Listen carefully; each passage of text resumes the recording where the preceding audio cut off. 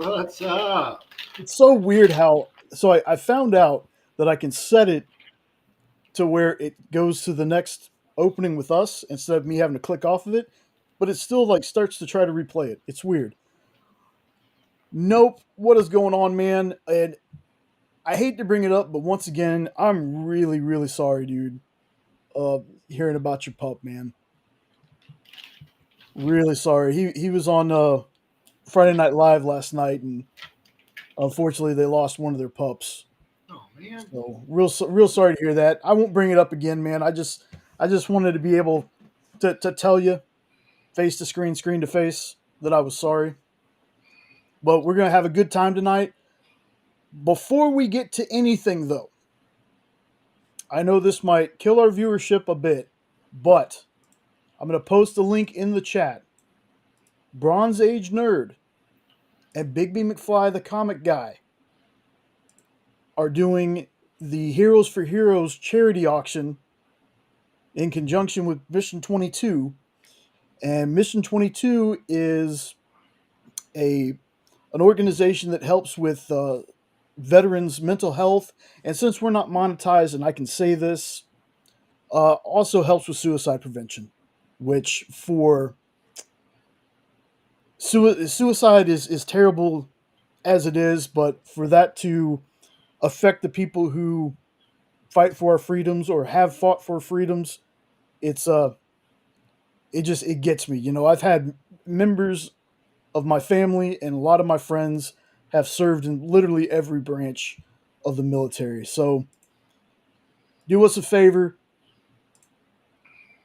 go check it out, hit the like, let them know Hydrasylum sent you. The other thing that I'm going to post in here, just in case you don't want to watch a stream, they're auctioning off a bunch of cool stuff, including CJ, our friend CJ. He did a Blade CCA. I don't know if they showed that off yet. I been kind of watching in and out throughout the day, but yeah, they got some really cool stuff. It's a great cause, but if you just want to, go right into donating, I'm gonna post a direct link to Mission 22. I think they're over halfway to their goal, so please go check them out. Like I said, let them know we said hi. The two of them, again, like I say with most people that I work with on the EXP, I talk to these dudes after their stream on Mondays at 11 Eastern, 10 Central, West Coast Comics. Both of these guys they're great. They're great folks. If any of you watch Bronze Age Nerd, you know, he's a great dude. So is Bigby. Bigby's such a sweet dude, like for real. Um, So do us a favor before we get started all the way. If you could, what is it? We like the video and the thumbs up and the buttons and all that stuff. All that stuff that they usually tell you to do with the videos. Like, share, comment, subscribe, all that fun stuff. Haven't seen or heard them put up CJ's. Okay. I'm really hoping that CJ gets something. Well, I mean, it's going to charity, but CJ getting the recognition is what I'm really hoping for. I hope more people see the art that he's done. Oh yeah, Big B. Yeah, you should see what he's drawing. It's an X-23 Man Thing sketch. Hmm. Hey Lorena, what's going on? Thanks for joining us. But yeah, those links are going to be in the chat. It's Heroes for Heroes. Just again, if it kills our viewership, that's fine. We'll be on for a while. But I just wanted to bring attention to that because it's a great cause. So just stop by, say hi, give them a thumbs up, share their video out, whatever. Um, but yeah, so before we get started, Sean, how you doing, man? Well, it's actually been a decent week. Battling a little bit of the upset stomach tonight, so if I have to drop out every so often, just putting that out there now so everybody knows why. Other than that, pretty decent week. Got to read a follow up to a comic that we praise very highly. So I'm Oh. going to talk about that. Heard you read some good stuff. So, and watched some good stuff. Hmm. I know you've been on like a Swamp Thing kick all week. Oh my goodness. Yes. Yes, I have. I keep preaching it to folks, but I'm gonna have to rewatch the series again. How many episodes Um, was it? it was only 10. Okay. Is When that when they dropped it, by the second episode, I went back and read a little bit about it. By the second episode, that's when they're like, yeah. What they said before it released was they taken it from 13 episodes down to 10, and then by the second episode, they're like, yeah, this is already canceled. So I'm hate watching it, but not in the way you would think that you hate watch something. I hate the fact that the show got canceled because in the opener itself, which I even shared the opener on Facebook today, just because I love the theme that they had for that show was just awesome. But the opening credits are so filled with like little Easter eggs in it. It was so great, and I got to thinking, you know, outside of something we're going to talk about, I have not read a lot of Swamp Thing. And it's strange to me because I loved the movies as a kid and the cartoon. And I had some of the toys that Swamp Thing had. see? I thought there was a show when we were a kid too. I just remember the cartoon. There probably was a show that I missed. I know there was 2 movies and a cartoon. There more than likely was a show. I can't remember because I thought the guy that played him was like the $1 Million Man guy or something like the whatever. No. No. Lee Majors? No. Oh, I'm now gonna look this up. Yeah, please do, because if Lee Majors was in a Swamp Thing show and I didn't watch it, and I'm still a big Lee Majors fan. I think that's why I haven't been able to watch the Fall Guy movie yet, because the Fall Guy was a show my dad and I watched with Lee Majors. Series been finished. Oh, okay. So yeah, it was in 1990. I'm surprised you didn't see it. It ran for 3 seasons. Looks like Swamp Thing was played by Mark Lindsay Chapman. No, Derek Durick is who played Swamp Thing in the show. See, and I saw him, and I thought he played him in one of the movies. He might have, but yeah, that's my exposure to Swamp Thing was really just that as a kid. Yeah, and excuse me, man, air got thick for a second. Yeah. Yeah, nope. Um, the thing was it was a DC Universe original. To me, one of the best things they put on that platform. And when the DC Universe app kind of and they switched it over to just comics, I think that's what they did with it. I think so. Yeah. They were going to put it on the CW. The problem is they had to massacre this show to put it on CW because it's horror, it's violent, there's language, but not so much like a Peacemaker or how Doom Patrol is or was. Yeah, they tried. But they tried with that. They tried with Stargirl. I think was the other one they moved over to CW. Yeah. Obviously, Stargirl works a little bit more on network, but I don't think that one lasted but 2 seasons as well. Yeah. So I had watched it while I was on the DC Universe app, and there's so much stuff out there. It's hard for me to do a week to week show. Most of the time it's like just like Penguin. Haven't watched an episode of Penguin yet. Keep hearing how amazing it is, but I can't do week to week things. Like literally the only thing we could do that with was Agatha All Along, and that's because Jenna was so invested in that that's how we watched it. Or But if Superman and Lois. that too, because I am not going to be. This is the last season. I'm not going to get spoiled on that. Yes, I will watch that thing with commercials on the CW app. Yep. But the thing that got me, like, I love the show. I never forgot it. I had some videos way back in the day with things that were canceled way too soon. I did a Swamp Thing video. I can't remember exactly what I talked about in that one. This was my almost Firefly moment. Was this show where 5 years later I'm still mad that it's gone, but for some reason I follow DC on Instagram, and they posted a clip from the show, and I'm like, I know that there was a movie announced that's supposed to be in this. They're not calling it phases. What are they calling it? Chapters. I think Yeah. it's called chapters. There's supposed to be a movie, so I'm guessing that's why they're showing the old clips. Well, I happened to find it on Tubi. Now the thing about Tubi was I watched the first episode on Tubi on my computer. Full disclosure, I thought I was going to be slick and do a screen record so I can record them, and it would only record the audio.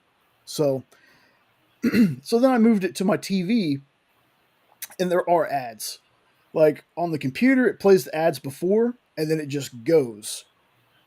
Unfortunately, on TV, it plays them at random times. It's usually only one or two, and it's not very long, but it's still worth it. I still watched all 10 episodes. I even started rewatching it again last night for a little bit, just because the show was that good. The whole cast is just amazing. Andy Bean should have been a bigger star. Crystal Reed, who played Abby Arcane, she was Sophia Falcone in Gotham. They had Virginia Madsen. They had I always forget this actor's name, and he's so great. But he was Remember the Titans. He was the coach in Remember the Titans. He was in Gone in 60 Seconds. He was in The Punisher with Thomas Jane. Something Patton, I think. Yeah, I know. Like I said, I thought I was being slick and trying to use my screen record. That's how I do my trailer reactions. If for some reason Tubi has it to where Will it'll let you do audio. Yes, Will Patton is amazing. Derek Mears is Swamp Thing. I love Derek Mears to begin with. Oh, okay. I think I know who you're talking about. He's oh god, I can't remember the name of him in Gone to She Says, but he had the limp, right? He came and found Memphis. Will Patton? Yeah. Yeah. Okay. Yep. Yeah, love that dude. But Derek Mears as Swamp Thing, the suit was so practical. I know a lot of people asked me questions about that last time. They were like, I don't want to watch a CGI mess, and it wasn't. The suit was so practical, and he just looked amazing. If you watch the short I did, I have a picture of the Swamp Thing series, Swamp Thing, in the thumb. And the suit looked amazing. And I'm waiting for Edward to get here. I might need to send him a message because I told him there was something I was going to do for him on the stream, but I can't do it until he gets here. But yeah, Swamp Thing is definitely a show that if you got to remember, folks, a lot of you that are in here, commercials were a thing that happened. I think a lot of us got kind of spoiled with all the streaming stuff, not having commercials, that some folks are like, yeah, I can't watch it because it has commercials. Do yourself a favor until this, for whatever reason, isn't on Max. Until it makes its way to Max, I'm telling you, the commercial, even with the commercials, it's so worth it. Tubi's a pretty good, definitely not sponsored. We don't have any sponsors, but Tubi is definitely got some good stuff on it. I ended up watching almost the entire Toxic Avenger series, the movies, and then the cartoon was on there, and I loved that cartoon as a kid too, because it was fourth wall breaking. It was funny. It was completely different than the movies. Obviously, those trauma movies, little intense, but yeah, that's my. I'm gonna rant about it a little bit more, probably throughout this entire stream. But that's my rant on Swamp Thing. There was Ian Ziering. I can never remember how to say the dude's name. He was Steve on 90210. He plays the Blue Devil. Like this, my goodness, my tall dude, Kevin Durand, who's like in everything, was in this as Dr. Jason Woodrue. The I can't. I think it's called the Floronic Man. I think is who he ends up becoming. But I mean, the cast was stacked.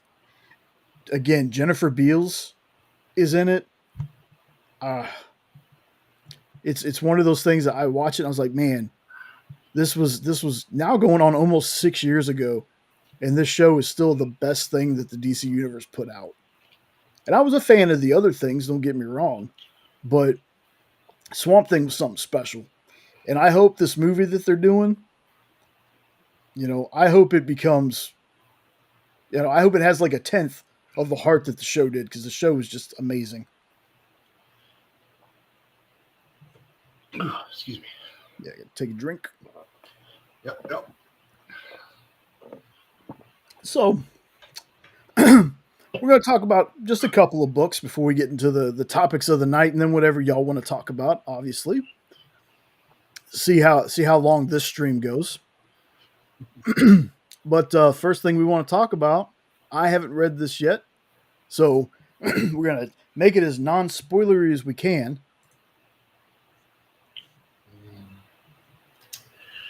Oh man. Yep. When I saw that I was able to read this last night, work was pitifully slow. I didn't have an email for like 4 hours. So, what better way to pass some time than to read a comic, folks?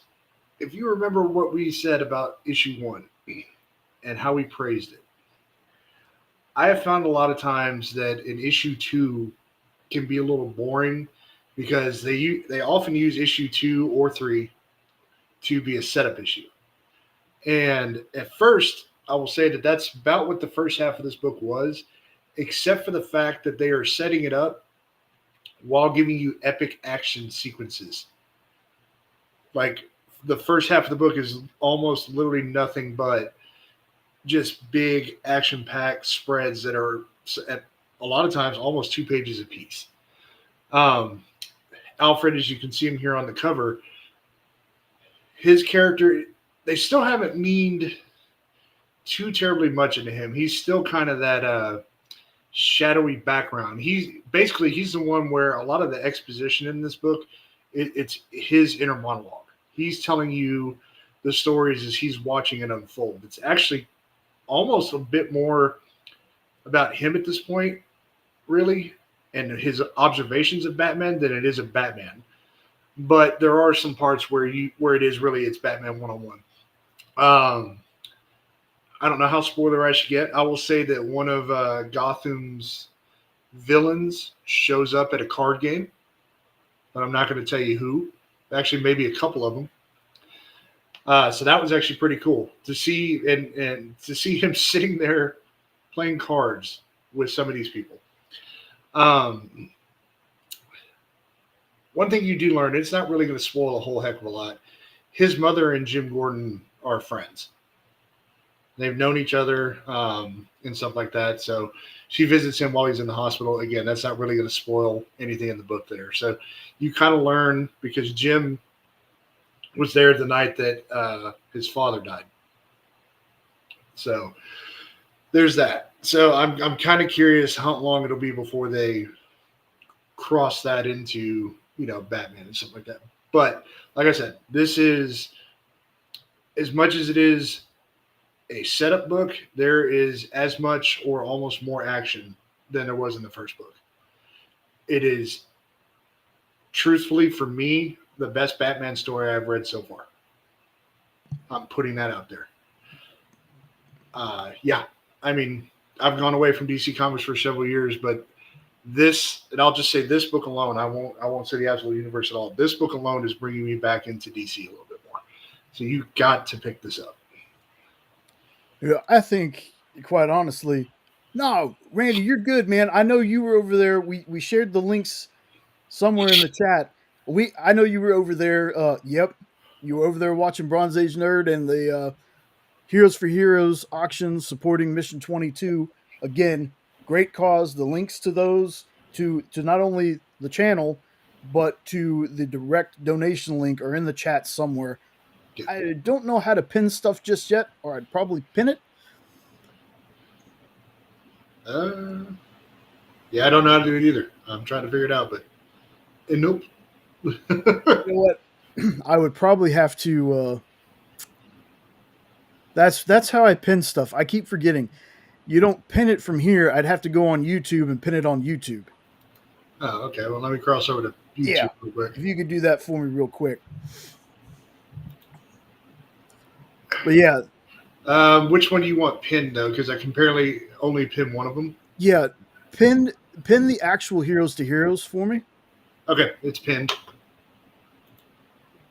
Oh, Randy, thank you, man. I appreciate that. What up, K-pop?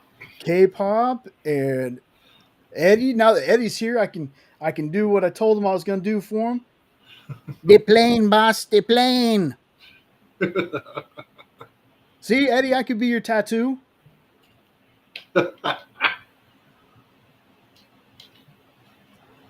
Yeah, Randy, I got to figure out how to. Yeah, if friend me on Facebook if you want to. Like, I'm friends with Lorena and Nope and Edweird.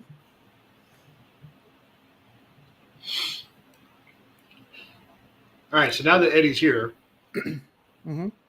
let do this. I don't even know what it is. So now I'm. I just did it. Oh, you did? Yeah. Oh. I did my impression for him. Oh, okay. We're talking about Fantasy Island. See, now you what? Come on, Ed. Also, another shout out while anybody's here, go sub to K-pop's channel as well. Does It's live not- all the time, practically every day of the week, sometimes twice a day. Always awesome guests. Just one of the best in the comic community. So go sub to her channel too. As I grab that link so I can drop it in the chat. We're going to be dropping a lot of links because there's some Kickstarters that are still going right now. We want to make sure get pushed out there. Hey, Lorena. Yeah, she was here. She was here earlier. You probably didn't see her while you were typing. Well, she said hello again to everybody again, so that's why I was saying hi. Okay, well, hello again, Lorena. She must be not too busy to pop some domes to come hang out with us. Let's see. It should say Jay Burns. I don't even know my own Facebook. Hold on. It's Jay Burns.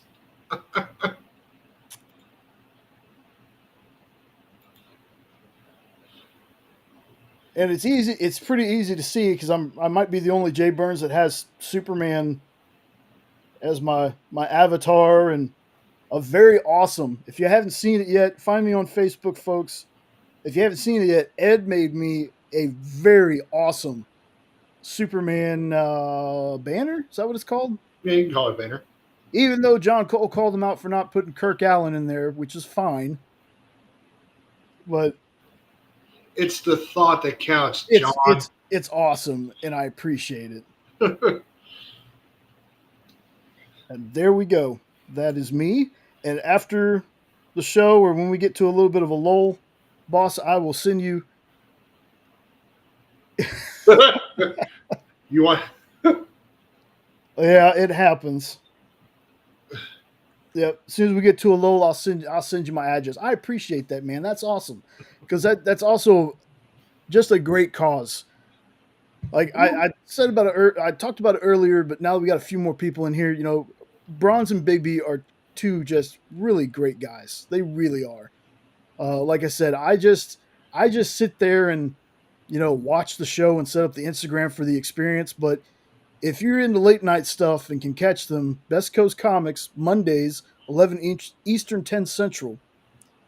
I talk to them after the show all the time, man. They're great. They're great. And Mission 22 is a very great cause for our veterans. So, like I said, the direct link is also in the chat. I'll probably post that again here in a little while. So if you don't want to buy any of the stuff that they're selling, you can make a direct donation to Mission 22.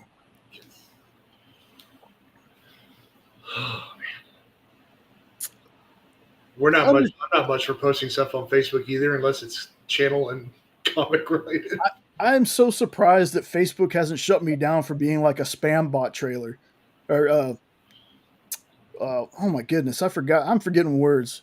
Just Just spam. a spam bot on Facebook, okay? Because it's usually experience stuff, Hydrasylum stuff, Kickstarters. Like And I hardly ever say anything, so I totally get that. Alrighty. So, for anybody who is new, we just covered my Absolute Batman #2 review. Kind of give you a brief recap. Every bit as action packed as the first book, almost better than issue 1. Gives you a lot of setup and a little bit more backstory. Alfred is very intriguing. That's about all I'm going to leave it on. And now we're going to move to Jay's book because he's been on a super big kick for a character all week. Yeah. So I completely forgot that I had this, but Swamp Thing Green Hell by Jeff, and I always say these two names wrong, Jeff Lemire and Doug Mankey, or Mankey, I mean. I think you got Jeff's name right. Doug's last name I've never actually heard pronounced before. Deep brow away from the But yeah, like I said, it all snowballed from seeing that clip of the autopsy scene in the Swamp Thing 2019 series that they had on the DC Universe Originals, right? Mhm. It snowballed because I saw that scene. I was like, you know what? Now I want to go back and watch the show. Then I'm watching the show. Then I was going through because our stuff is still so out of whack. I need to spend a day pulling all our trades and stuff off the shelves and rearranging everything. Autocorrect always gets you, Randy. It's okay. And I found this and I was like, oh, that's right. I had this. And I sat there and I read it. And for me, it's pretty close to what the show was in terms of violence and that horror element. That's a dope Think, cover. yeah, think John Carpenter's The Thing. Because that happens, I want to say, in the first or second episode. So I know Triple B is not here. He's probably busy, and that's fine. But if he catches on the rewind, and for Ed, if you haven't read this, Ed, on top of watching the Swamp Thing show, this feels like a book for you. I It haven't really read it does. yet. I want to read it. You should read it too. Everybody should read it. Yes, I agree. Especially with the cover. I just can't get over the cover.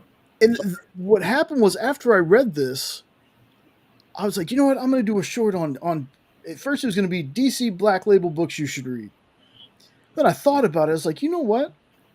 Outside of this, other than seeing Swamp Thing in movies and cartoons, I don't think I'd read another Swamp Thing book. So then, the short got changed to Swamp Thing books I should read, and I put it out there, and it got a pretty good response. And Nope said he had an Alan Moore run, and I'm going to make sure I go back and screenshot because there was a lot of great suggestions. I'm going to say what major character hasn't Alan Moore written before? He's done a lot. Well, the bigger question is, has he liked any of the characters that he's written? Fair point. So what I will tell you about this book, y'all, I'm going to go straight to League of Comic Geeks. I'm just going to read you the synopsis, okay? Lame. Oh, because I don't want to give you anything. I want you to really seek this book out. The Earth is all but done.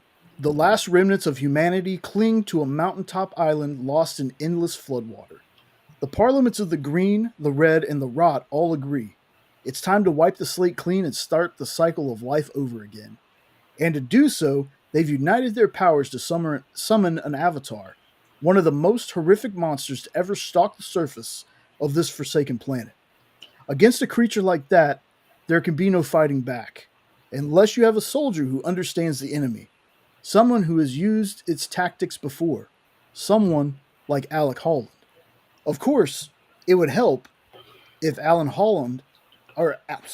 Alec Holland hadn't been dead for decades.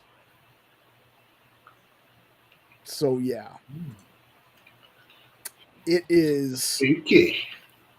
It is so good. This was only book one, and it's a. Hold on just a second, because I think I still got it pulled out.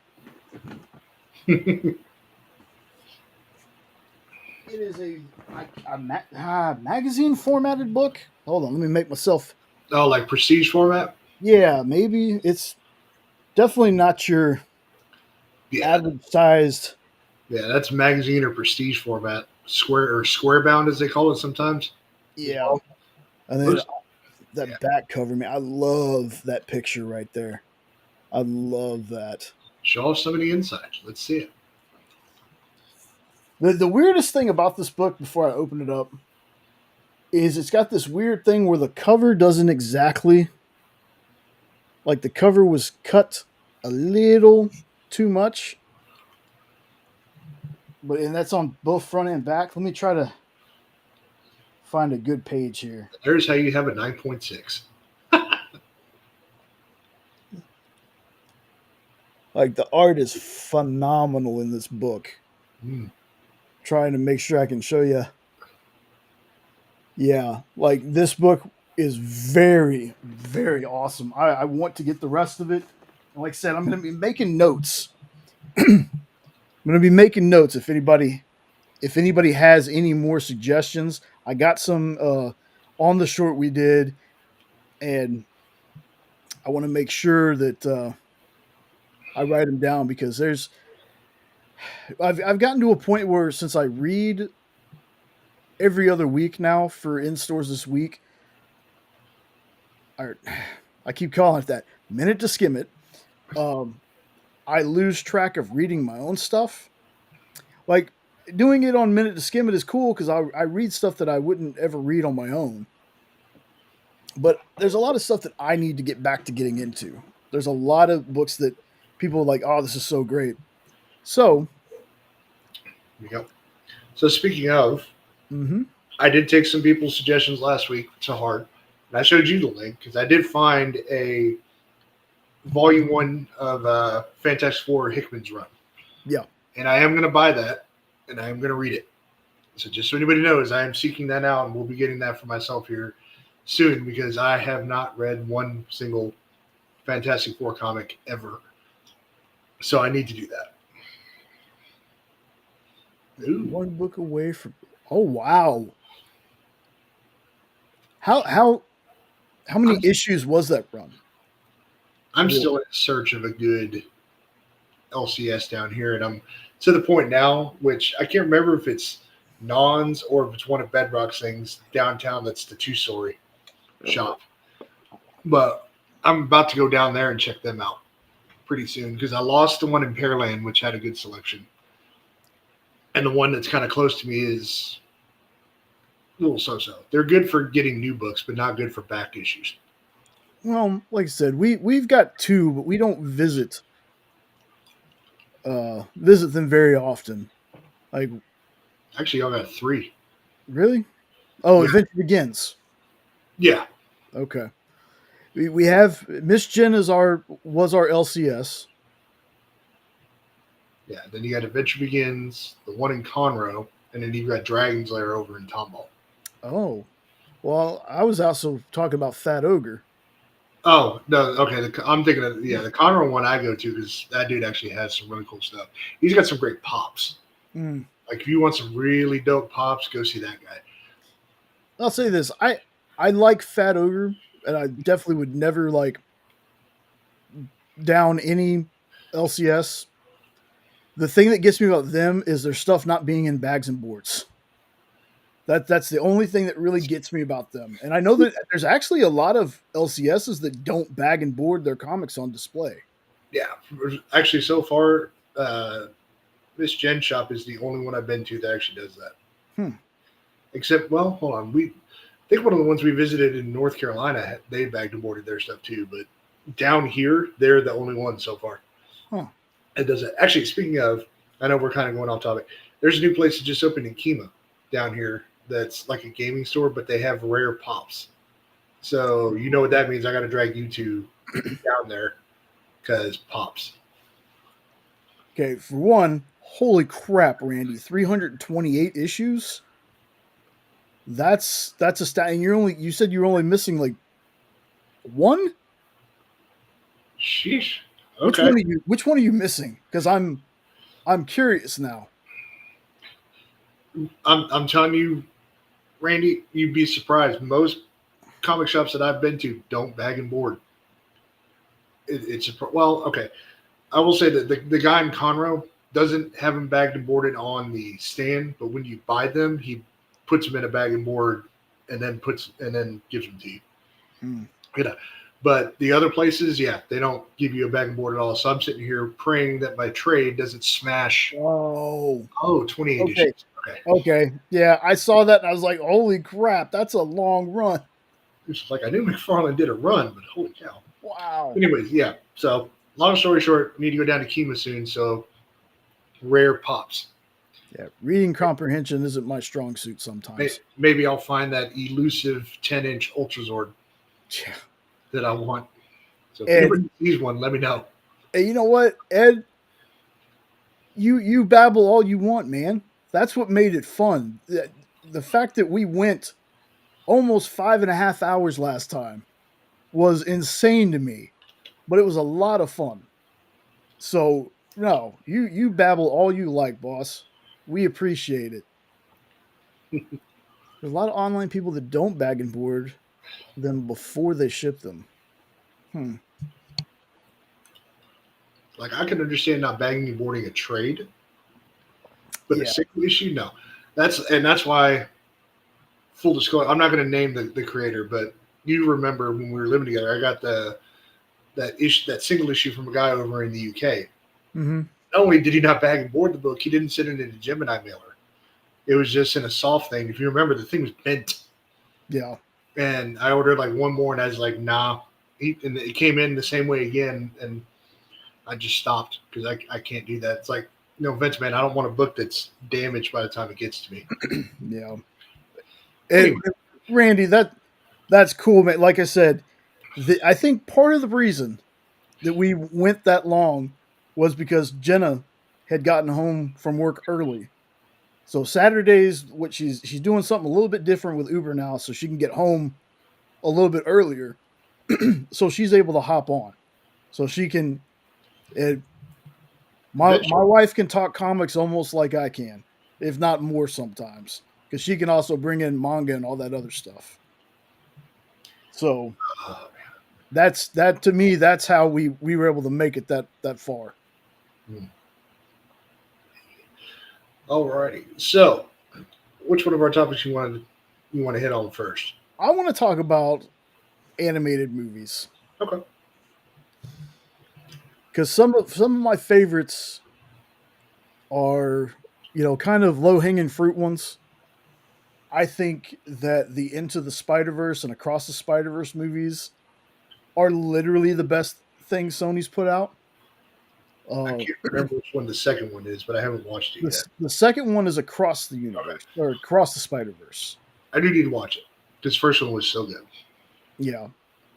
It leaves on a cliffhanger, and unfortunately, I don't think we're getting the sequel for like 2 years or something.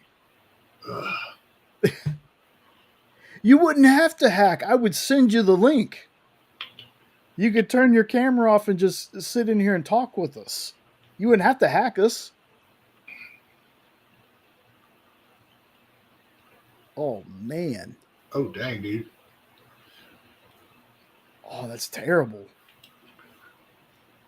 That's terrible. But there's people were talking about, well, what if they did the Batman Beyond cartoon in that style? And I was like, for me, it just doesn't work. There's something about that animation style that really works with the Spider-Verse stuff, but I can't really see it working too much out of the Spider-Verse. Because it's kind of like What If. I enjoy What If, but I'm not crazy about the animation style of What If. There's just something about that style I'm not big on.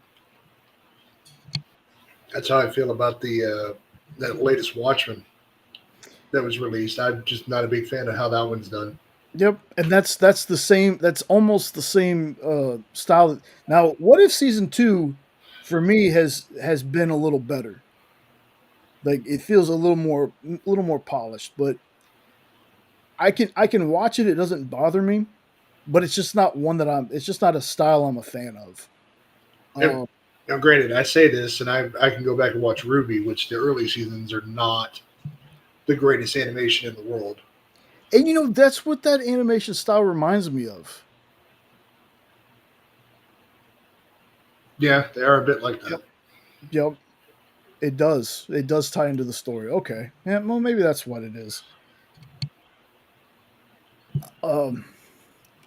But yeah, like the weirdest thing is, so what if I'm good with the Disney Marvel stuff that kind of tied together, like Ultimate Spider-Man. There was an Avengers show. There was Hulk and the Agents of Smash, which I loved. Hulk and the Agents of Smash. That was such a good show. I can watch those. I haven't been very high on the actual Marvel animated movies though. Like I think they did a Black Panther one. They did an Avengers one. They did one with Tony Stark, Iron Man.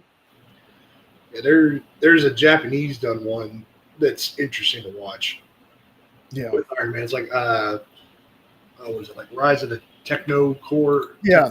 Well, that's the one I'm talking about. Oh, okay. There's also one I thought that was like a Wolverine anime style with Silver Samurai. See, that one was actually really cool. Yeah, that I like that. I like that style. And yes, Randy, we're going to talk about that one. We're going to talk about that one. The Justice League Dark.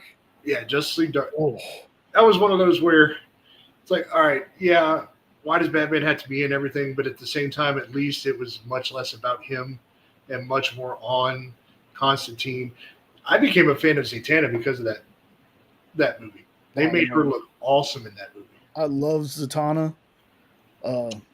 But I'm- yeah, I mean, that's the thing though. It's like everybody likes to hate on the DC live stuff, but if their animated universe, like, holy cow, what they did with that while Marvel was doing their live action stuff. Yeah, and we own, like, in one way or another, we own almost all the DC animated stuff. Mm-hmm. And there's a lot of stuff that kind of ties together, and there's a lot of stuff that's standalone. But you look at that, and Sean said it all the time, and I've always agreed with him. The DC had the blueprint with their animated movies, because their animated movies came out before the DCEU started, I think. Yeah, I want to say years. Well, not years, because Yeah, I mean, if you want to count Mask of the Phantasm, though. no, I mean, yeah, but if you're talking about like the actual the Flashpoint thing that what do they call it? The Dark Side War is what they call that whole thing. I think so. Because Man of Steel was 2014, 13. I want to say Flashpoint Paradox only kicked off a year or two before that. Yeah, I can't remember when it came out, but Flashpoint Paradox is amazing as well. Like what they did in that to kind of bring it into the New 52 part of it. Actually, my bad. No, Flashpoint Paradox was 2013. Oh, okay. So it came out at the same time? Yep. I think the reason why it feels more like it came sooner is because you got Man of Steel, then you really didn't get anything for like 3 years. It felt like until you got BVS, but we were getting 3 or 4 of the animated movies a year. It felt like. I think that's probably why it feels like that. Yeah, like, oh, cool. See, I've watched the Red Sun movie. I still need to add that. I have that added to my list. I don't need to add it. I need to add Red Sun to my list to finish it. And yeah, nope. Because we're gonna get into the Tomorrowverse stuff too. this is going to be kind of like a heavy DC animated stuff. Every stream we've done so far has been mostly DC heavy. Yeah, well, We that's haven't because really- it doesn't feel like there's a ton going on with Marvel right now outside of there's been like some pics of what Johnny Storm looks like in the suit. we've gotten kind of up until Agatha. It feels like we've gotten kind of The show, trailer. But we're fixing to get. Don't worry, folks. When Daredevil comes out, Oh there's yeah, going to be a very heavy discussion about Daredevil. Trust me. and Randy, 100%. I believe that so much because I was a person that was behind both companies. Like again, Civil War, I was a person that defended them. Then after I saw it, I was like, man, Marvel fans kind of will just go along with whatever gets put out there. They double down because I'm still, as much as I ended up liking Trevor Slattery. I was so mad when he wasn't the Mandarin in Iron Man. I was so mad. I was like, man, y'all wasted a talent on Mandarin. Now, granted, the Shang-Chi Mandarin is really good. Like, I do enjoy that dude. Still not Mandarin though. It just, I want to in the Iron Man cartoon, he was green and he had actual 10 rings. Mm-hmm. That show is so underrated too, man. God, we could talk about how great the Iron Man cartoon was. Both versions, because Yep. I think after the first season they switched the song. To the one that everybody knows. Yeah. Well, you see, I am Mr. Superman, but you know, if more people put out like Invincible is one of my favorite cartoons. Like that's a show, but Invincible is so good. You mean Ben Kingsley wasn't Mandarin? Or do you mean when they put Guy Pearce said he was Mandarin, and then later on there's a third guy that was actually Mandarin? Yeah. Or do you mean the cartoon one, the green guy with the rings? None of the live action stuff was Mandarin though. I think we can all agree on that. The reason I ask is because I didn't read a ton of Iron Man comics as a kid, so my introduction to Iron Man was the cartoon. That up until the movies, that was my only interaction with him. Bro, let me tell you something, Ed. I will not spoil this for you, I promise you, brother.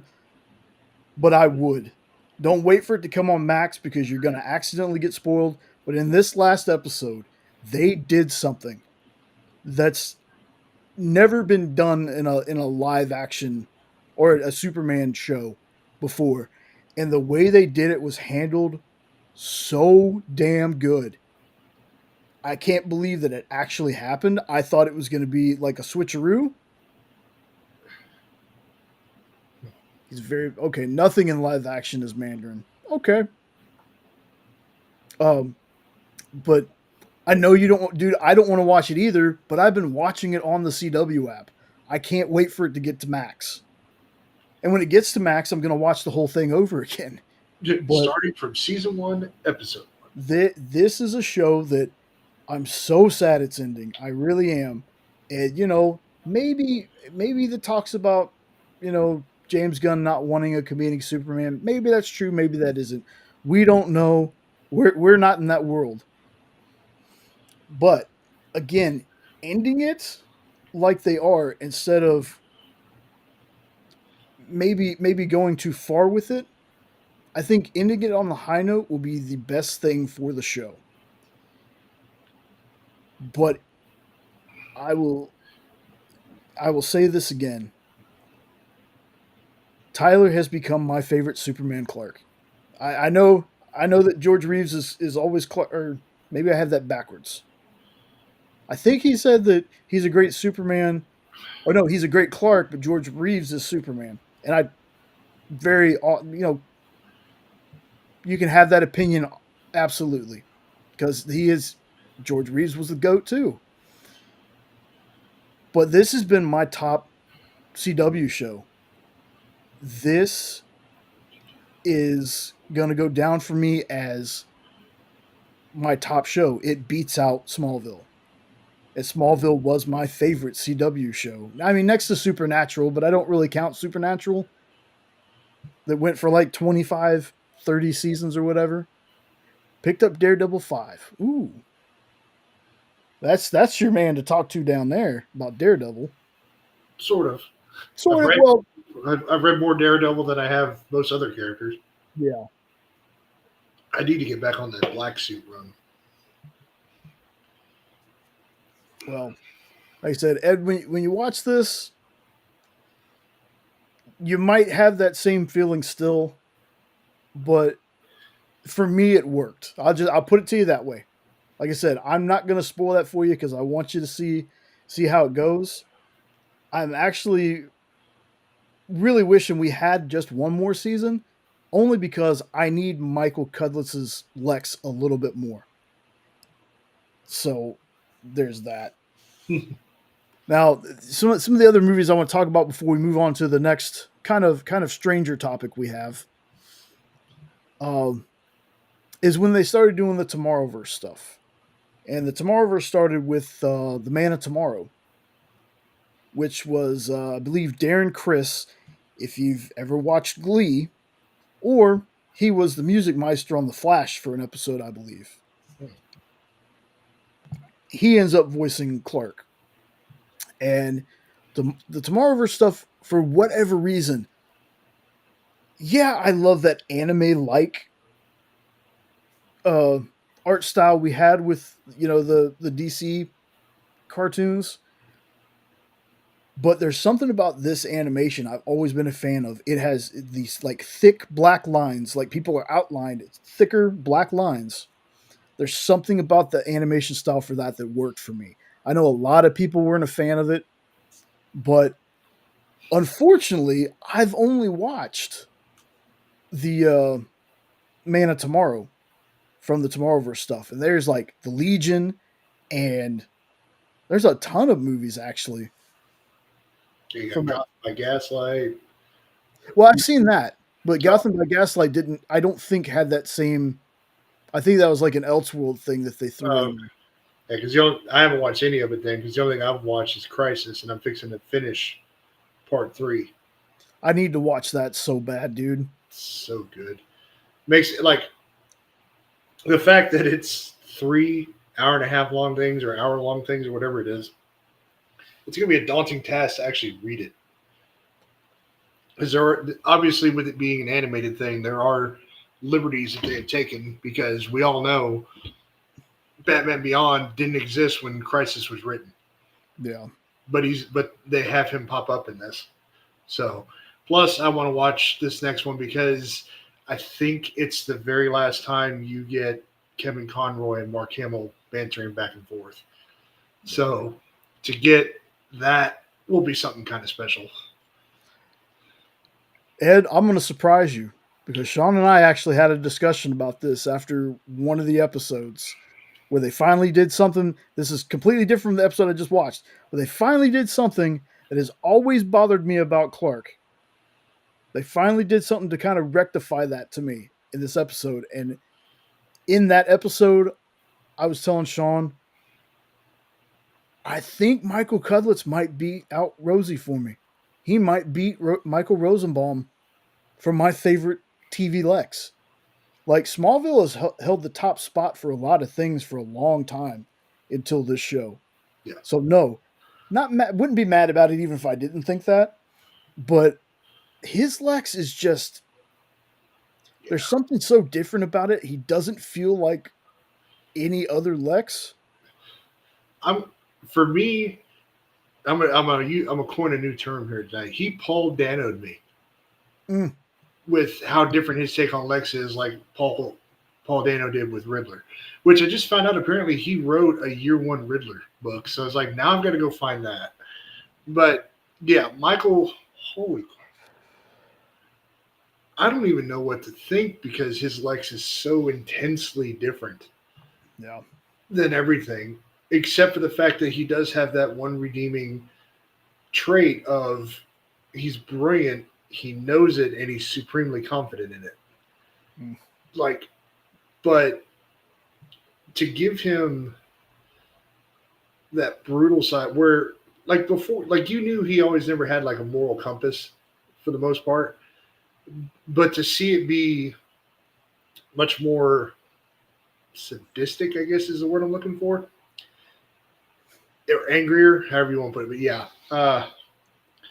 he for me is my favorite because I have not watched Smallville, all the way through to have that experience with Rosenbaum. So for me, like, yeah, because it's hard to compare him to anybody else that's played like because Gene Hackman's Lex was so 70s. So Yes, Ed, that was the book that Dan showed on Thursday. And yes, Nope, Abraham from The Walking Dead, Michael Cudlitz is Lex Luthor. He showed up in the last two episodes of season 3. somewhere around there, yeah. Yeah, and then he's been in this season almost every episode so far. Like, y'all know him as Abraham. I remember him as the enforcer from D3, The Mighty Ducks. I remember him on 21 Jump Street. Yeah. He was also, I don't remember the name of the show, but he was a cop. He was a cop with the dude who ended up playing Gordon in Gotham. Yeah. Yep, him and Ben McKenzie on the same show. Was it? Just cool.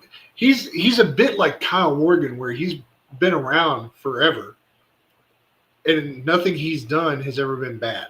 You mean Chandler? Kyle Chandler, sorry. Yeah. Yeah, but he's been around for so long. Nothing he's ever done has been bad. But this Lex is like a whole different level. Plus, the dude didn't age for like 40 years, man. Yep. Like, I saw him on 21 Jump Street, and then fast forward to the third Mighty Ducks movie, and I was like, bro, did you step into a wormhole? You look exactly the same. Even on the cop show, he didn't look that much older. The funny thing is, he looks his oldest when he was Lex, shaved with the beard. Yeah. Yeah, exactly. This is a show that I've been pushing, just like Swamp Thing, but at least this one was still going and hopefully doesn't end on a cliffhanger. Yeah. But this was, oh wow, Oh, Goldberg. Awesome. Yeah, I love that dude too, and I really liked him in heavyweights because it felt like they had most of the same cast from Mighty Ducks. Josh was bad. Josh is good. Yeah. But it is kind of a slow burn. It is something that, at first I had said I wasn't too wild about Tyler being, and that wasn't because I didn't think he could do it. It's just outside of Road to Perdition, I never really liked Tyler in anything I saw him in. I never watched the Teen Wolf show that he was on because I just couldn't see them making a Teen Wolf TV show, as much as I love the movies. But that first episode of Supergirl that he was in when he debuted, and I think one of the first lines he said is, something about they were shooting him. He's like, always with the bullets. They never work. They never learn, or something like that. And I was like, okay, this guy's going to do great. And then in his own show, he has just become my favorite Clark and Lex. Do it. Do it, Nope. That'd be awesome. That would be awesome. So yeah, haven't watched any of the Crisis stuff yet. A lot of this stuff you can find on Max, by the way, when it comes to the DC stuff. They got a whole subsection for DC. So now, Justice League Dark. It has been way too long since I've seen it. But I remember we had that talk about, wow, they really do put Batman in everything. Batman was unintentionally funny. No, you're good. You're good, Ed. Don't worry about it.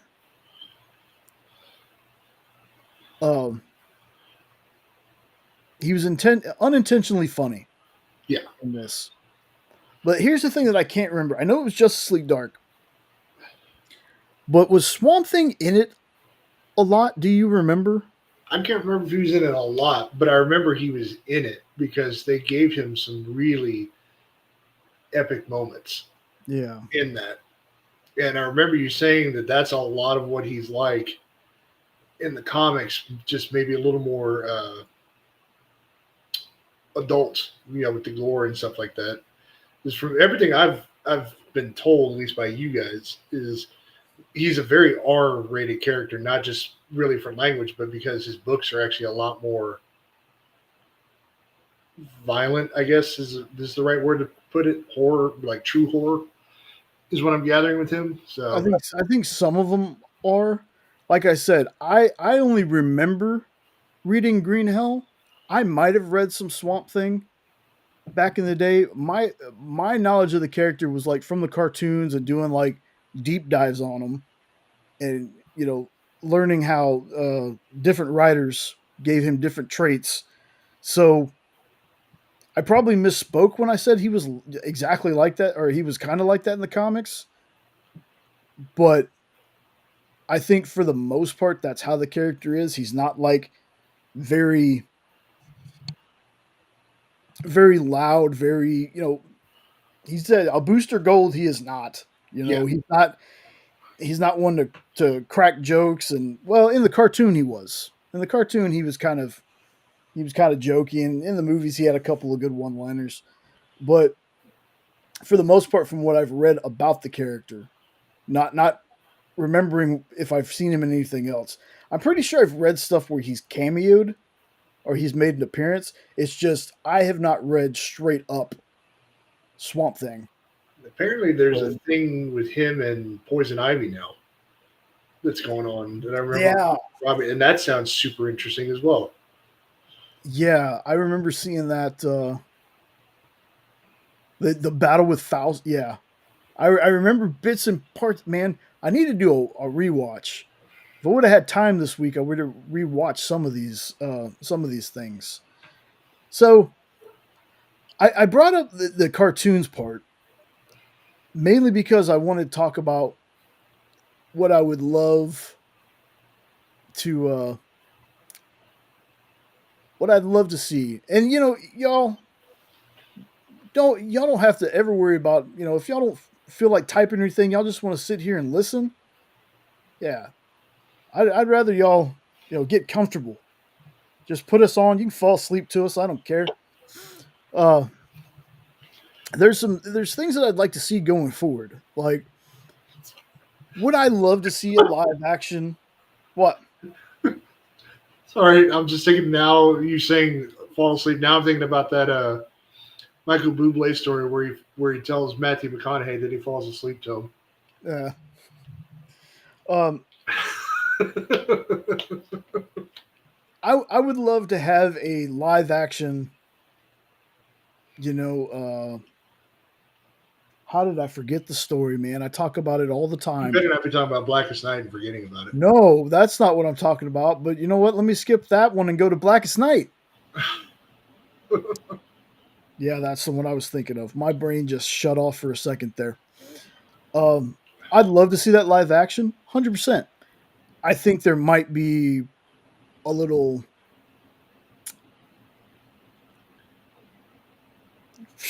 whatever, whatever, Ed. See, to me, Blackest Night can be something like I know they're doing Gods and Monsters is this chapter, but literally if they can get it working, you can make an entire chapter about Blackest Night and have all the movies tie in to a giant Blackest Night event.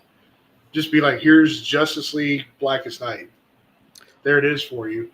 Sort of, I'm not saying that that's the title to go with because I'm not great with titles like Jay, but you can do something like that where you have the prelude coming up to the big event and whatnot. And it could work.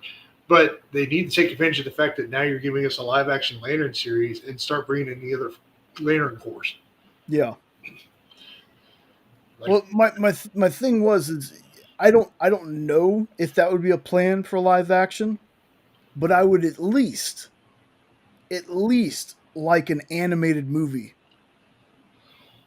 and you could do like a 3 or 4 part Hmm. Blackest Night animated movie. I would love to see it in live action. Don't get me wrong, but it's one of those. If I had the choice between, well, it's animated or we just don't do it, I'm gonna take the animated. Yeah, but it'll be dope. Either Yeah, way, they just need to do Blackest Night. right. There's a lot of things that were scheduled for the DCAU, and unfortunately, they never came to pass. There was supposed to be a Green Lantern. Green Lantern is one of those characters. There's many DC characters that need a chance to shine. Many of them. And the closest way they got to on those movies was the movies came with DC Presents, I think is what they called. And it was a bunch of short cartoons. The Spectre had one. Uh, Green Arrow had a couple on there. I want to say that's where I first saw Creature Commandos. I think I talked about that last stream, is I saw it on one of those. And come to think of it, I want to say I was just about to say they don't ever do anything with Deadman, but I think he was in Justice League Dark. I want to say Justice League Dark was my introduction to Doctor Fate as well. I want to Yeah, say he was in there at least for a part of it. But after that, he's a fascinating character that he I need to is. dive into more. But that's the thing that the animated movies do, though, is they introduce you to somebody you didn't know exists. Like I talked about, what is his name, Psychopirate or something like that from Crisis, and I'm like, boy, he would make a really good villain to show up somewhere in James Gunn's universe. Like even if it's just on Peacemaker or a TV show, but yeah, Yeah, there was like I said, there was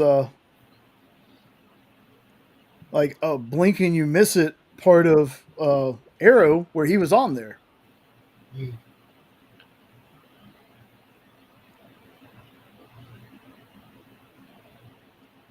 Oh, the Hydrasylum avatar? That was Sean made that.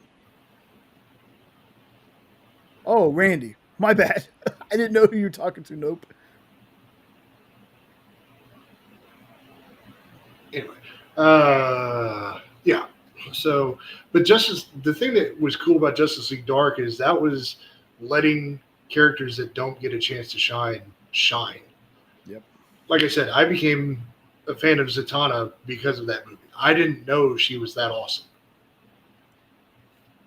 Frankenstein agent. Oh, she okay.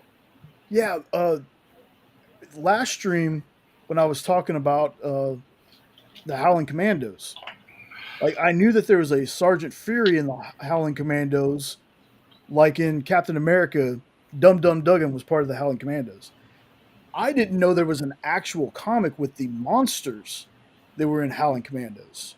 Oh, And Randy was telling me that there was, and he's been looking for some. And Frankenstein is one of them. And I think Randy said that they were called the Howling Agents or Howling Commandos of Shield or something like that. So that's awesome, man. That's something I want to look up. I need more monster books in my life.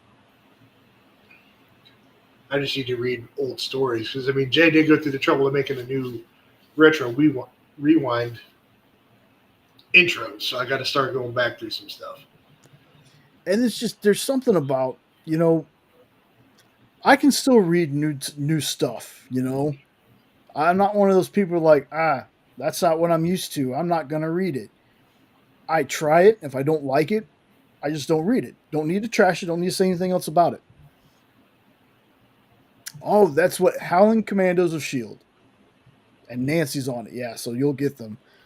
Um, but there's something about those older stories, 80s, 90s, 2000s. early 2000s, that you read those and you're like, man, some of these folks, their writing was on another level back then.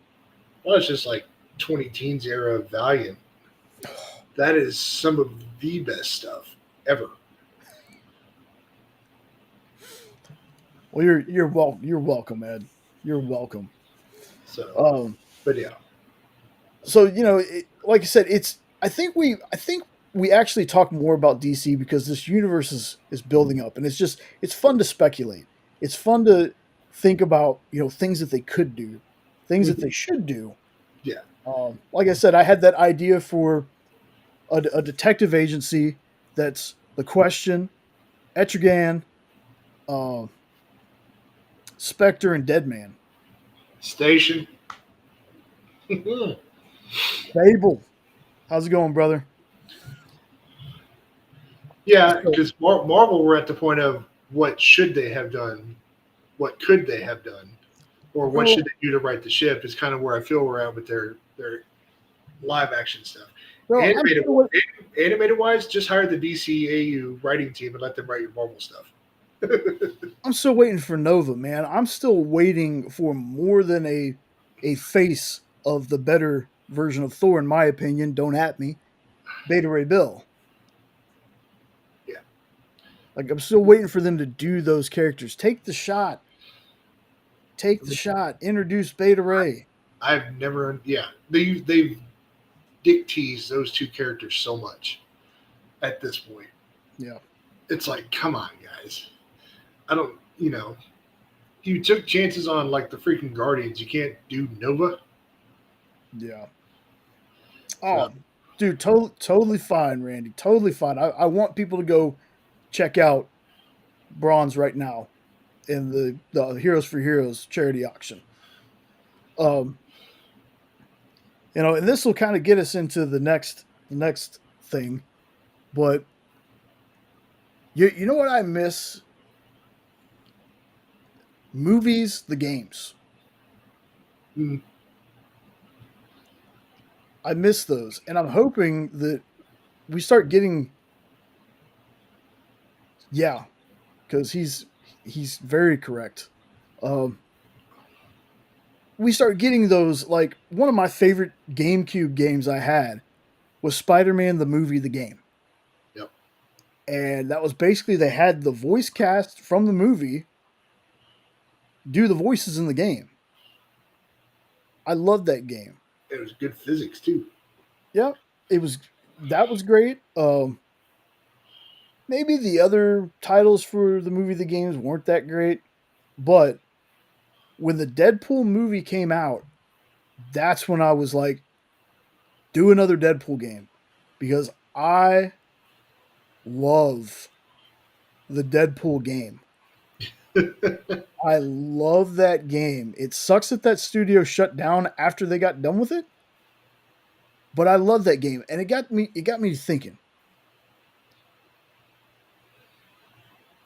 Yes, I do. Because after that, pretty soon I got a 360 and I ended up getting The Amazing Spider Man where you collected comic book pages. That game was awesome too. Oh yeah. Wolverine Origins, the game, you could dislike the movie all you want. The game was awesome. You The didn't they make a Superman Returns I had movie? that.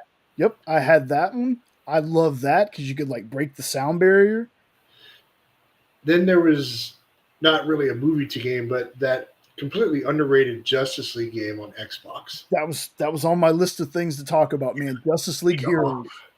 Justice League Heroes that is still backwards compatible. I need to. I got to see if I can find that because we only played a couple of levels on it. We never got to finish it. Oh, dude, you and I didn't get to finish it. Yeah, I know. Like, but I say we just on our playthrough. Yeah, So, but that game is so underrated. Just getting to use the various people. and since it's backwards compatible on 360, every once in a while, I'll break it out and play the whole game again. Oh, you I have it still on your 360? oh yeah, Yeah. I don't. I don't know if I still got a 360 controller. I'll have to yeah, look. I kind of miss the 360 if I'm being honest because some of the stuff you can do on the 360 that you can't do on the one kind of gets me. Like I miss kind of having the playlist so I could play Skate because I was a big fan of Skate. I just have a playlist going while I was playing Skate.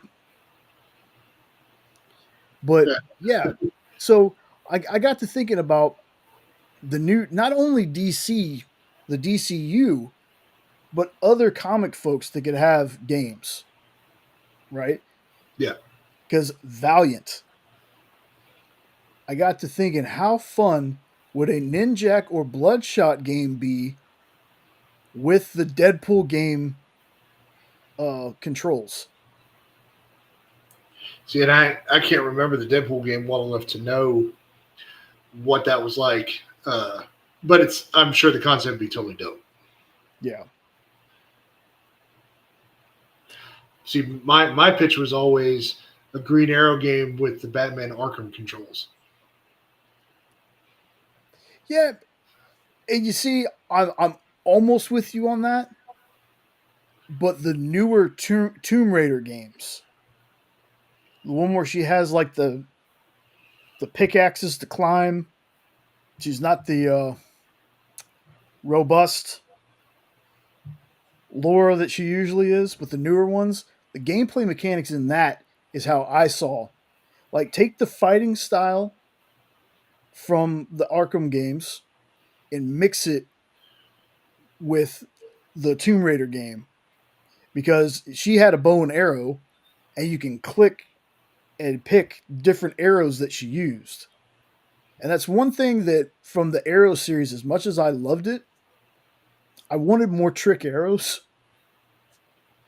but that was just a weird comic fan in me that wanted to see that, because I've always had a thing for the archers. There's something about the bow. Yeah, I mean, yes, she was pretty not as robust as the regular Laura, but the games were cool. I really love the games. And Fable, that game looks so good. I'm not usually a watch too many gameplay things on games, but watching the gameplay from that, I didn't even know they were doing a new one. oh yeah. Yeah, dude, I've been watching it. And see, we need the comic folks to get back into, let's put some games out there, because there's a lot of people that might not read comics, but they'll play a good game. Mm-hmm. Yeah, apparently they're redoubling down on they're going to give us a crap ton more Batman games. And it's like, that's cool, but I want other characters besides Batman. True. One of them's a Batman Beyond game. Yeah, that would be fine. But like we've gotten a lot of Batman. The Batman Arkham. One of the other ones is a redoing Batman Arkham Asylum. Mm. And I was like, okay, I'm not really sure what you're going to redo there. Yeah, but I came into that series with Arkham City. I didn't play Arkham Asylum first, so Arkham Asylum, going back to it, was a bit of a wake-up call, because in Arkham City you have the combos already.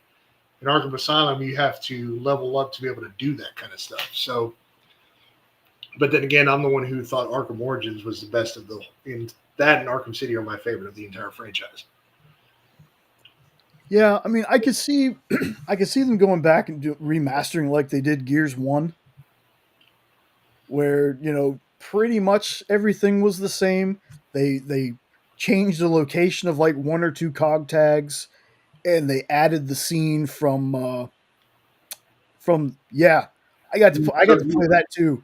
That game was good. I actually thought the Avengers game wasn't that bad from the little bit I did play of it. It was a shame that it wasn't the actual MCU actors and voice actors. But other than that, it was not bad. Well, I take that back. I only played through the prologue where I got to be like Cap and everybody else. That part was cool. Oh, dude, the Guardians game?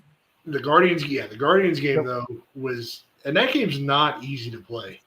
No, man, there was a part in there where I was stuck in something, and you had to use the toggles, like, to go two different directions or something to get yourself out. And I kept dying because I couldn't figure it out. Yeah. That game was super fun, and the soundtrack was pretty awesome too. Mm-hmm. Yep, totally agree. Yeah, that was one of Marvel's best efforts outside of like the early 2000s stuff that they did for a while. And then, like you said, the Avengers game, the prologue was great, but then when you're playing as what is her name? Kamala. Kamala Khan. Yeah, people say in that part it gets a little stale. It's like true because at the beginning when you get to use Cap, you can actually throw his shield and hit multiple enemies and get it to bounce back. So like, I get that. I get it. I get it. See, and he got how different is good? Okay, so Gears does a over the shoulder and cover based kind of thing. Yeah, So Gears. when you aim your gun, you're seeing over their shoulder. Yeah, Gears. It's third person. Gears is nothing like Call of Duty. Having kind of just recently started playing some Call of Duty stuff. I just finished Modern Warfare 3. Two very vastly different playing systems in general. I'm a third person shooter lover for the most part, like Jay is. So when it comes to shooting games, we've gravitated towards obviously Gears is number one. Sniper, the Sniper Elite series is third person. I've played one other. It's the Tom Clancy games. They're stuff like that. They're third person. Stuff like that. We've all, I've gravitated more towards you. Call of Duty, as cool as the experience was, it's still very much a video game. It's just weird running around the way it is, but definitely a very different gaming series. And story-wise, obviously much more grounded. You can see stuff like this happening like it does, at least in Modern Warfare 3. So you get these more fantastical elements when it comes to Gears as well. I think so. Fortnite's not considered a game. And Ed, the Gear stuff is based off of the Unreal thing. No, I'm just kidding. Like they were going to make like a completely different game at first. There's a whole like history behind it. But yeah, Gears is different in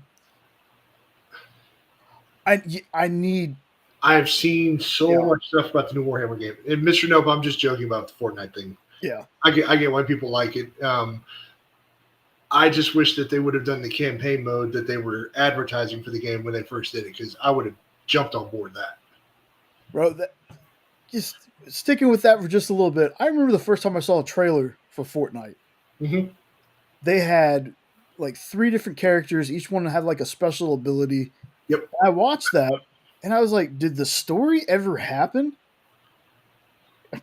No judgment, Bob. You're good, bro. I just Fortnite is not that I hate the thing. It's like Jay was explaining, we got this trailer and then none of that ever happened. It's just disappointing. And then they stuck with the what is it called? The Battle Royale? Yeah. But yeah, no, I've seen clips of this Warhammer game. One of my coworkers, he's who I've also been giving comic suggestions. He's a big gaming guy too, and he was watching videos on this game for like 2 weeks straight, and he finally told me what it was. I'm like, oh, that actually sounds really cool. So I would legit want to check that one out. Yeah, there are some games, because if I remember correctly, Sniper, when you aim, doesn't it go to first person? It's been a while since I played. You figured out how to do it to where you learned how to do like the half aim, like where it's just over your shoulder with the square, and then if you actually aim, it's in the scope. Yeah. From there, so it does that so well between the two. At the very least, so I'll give them credit for that. But it's weird because you go like play Sniper Ghost Recon, and it's like playing Call of Duty. So they're the two very different franchises. But yeah, Gears is, again, we've probably talked about this before. I was not a shooter, like except for Perfect Dark and 007 GoldenEye. I was more a comic book games and wrestling video games. But my friend talked me out of getting Facebreaker, the boxing game. I still never played that game. and he picked up Gears, had to go to the bathroom, handed me the controller, said, "Here, play." First time I chainsawed a grub, I was like, "I love this game." And we have the comics, all the games, a lot of the books. Don't have all the books, but Yeah, it was because I'm trying to remember. Was it one or two that RK had that you started on? we got one because after I played one, I went and I pre-ordered Two. Okay. two along with Skate 2. And because I didn't come into the series until two was already out, right? Because you were Yeah, playing it when I came over one day. yeah. And it was the same thing with me. I was like, "What is this?" And Jay, over the years, Jay has learned how to sell me on something because he'll go, "Dude, I don't like this, but this is awesome." And if he says that, then I'm like, "Well, got to give it a shot now." So that's how I did it. And I started on two, but then he goes, "All right, we're going to go back and play through one before you ever play two." So we did that. And then three, we was when I was living with my ex. Anyway, so I didn't get through that until I was living with my dad until I could get back to my apartment because she had moved her boyfriend in. But anyway, so I had to play three by myself. We never got to play a game through the first time together until we got Judgment. Yeah. But three was fun because, of course, at that point you had already turned Jenna into a Gears head. So we would play Horde like it was going out of style with three. And the sad thing is, she played Gears before she met me, but she played with our mutual friends. Before I met her, Jenna and I were friends with the same people.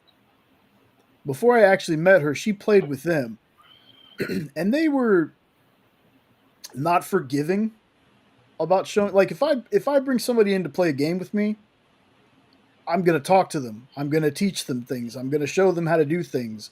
If you get downed in the game, I'm going to come pick you up. She played with them. She'd get down. They're like, "Well, you're the one who got downed," and they'd let her die. So after a while, she stopped playing. But when she found out that I played it because I got them into playing it, that's weird small world thing. Most of her friends that played it is because I got them to play it. She started playing with me and realizing that, hey, I'm going to pick you up. We're going to work as a team. She got back into it. Yep. So then we started playing, like Sean said, we started playing Horde a ton. So, and then they started adding classes. Like in 4, they added classes. So Yeah. she was the engineer who would fix all the turrets and the barbed wire and all that other stuff.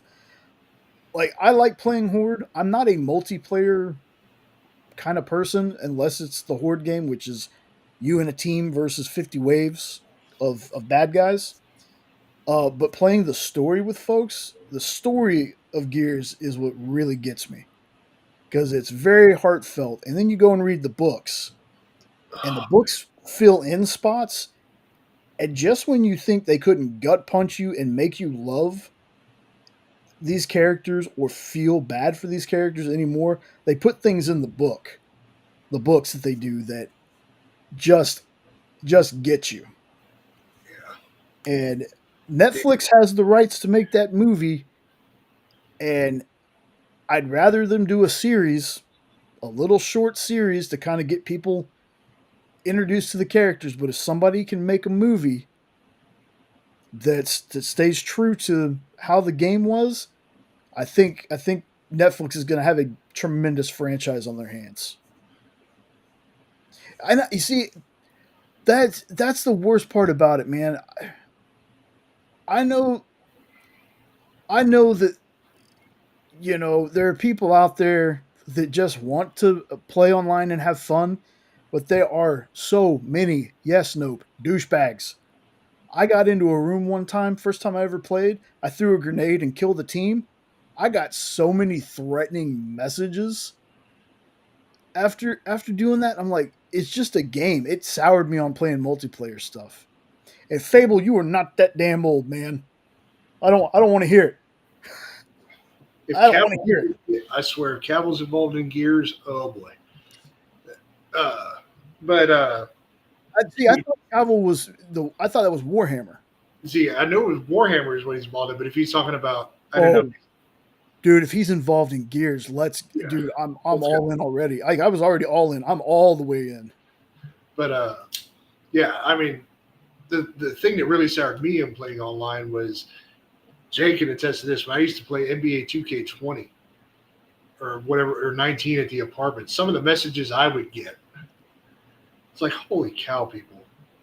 Like, but it's like you gotta be kidding me. But Gears is one of those, man. I've not been into a video game franchise like that ever. Yep. Really, like even more so than Mortal Kombat. Gears was 20 years, man. It's been one of the just best gaming. And rest assured, we're going to figure out ways to put ourselves in more debt. Oh, he just started there. You got me. But I'm going to figure out how to put myself in debt to get a new Xbox so we can play Gears E-Day. 100%. And role-playing games, there's one that I played that was kind of a hybrid. Brutal Legend.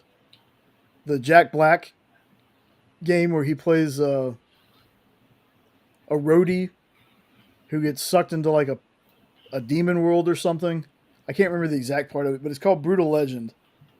And you had like a guitar and an axe. Like so, Jack. yeah, RPGs for me is like, I'm going to go way back for some people here. And I still have not beaten this game 30 years later. Shining Force 2 is the RPG that still gets me. And I had the game, and I've gotten all the way through towards the end, and guess what? I had to play the whole game over again because there are things I haven't done to level up to be able to beat this game. I'm getting my butt handed to me in every fight. So, but yeah, it's one of those old turn-based ones where it's like you got the squares here and this and that, you can shoot there, but that's kind of my RPG is the Shining Force series. Was that kind of like how Gears Tactics is that?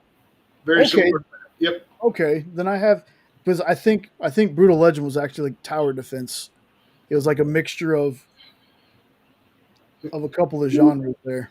CJ stuff is up right now. Awesome. Hell yeah! Let me know. Let me know what it goes for. Yeah. Decapitation. Yeah. Brutal Legend was a game that once I finished it, I was sad I was finished with it. I shall show you the ways of the French. And Sean's the younger one. Yeah, by like 6 months. Fable, dude, I had Sega Channel. There, I'll date myself. That's how I got to play Shining Force as a kid. I had Sega Channel. I also had the NES. You can ask Jay. Up until recently, I still had the original NES with the power pad to play the track and field game. Yep.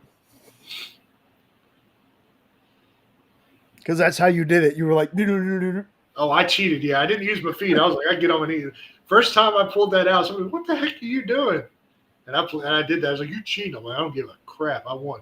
What is SC? StarCraft. I think Ed's talking to Nope.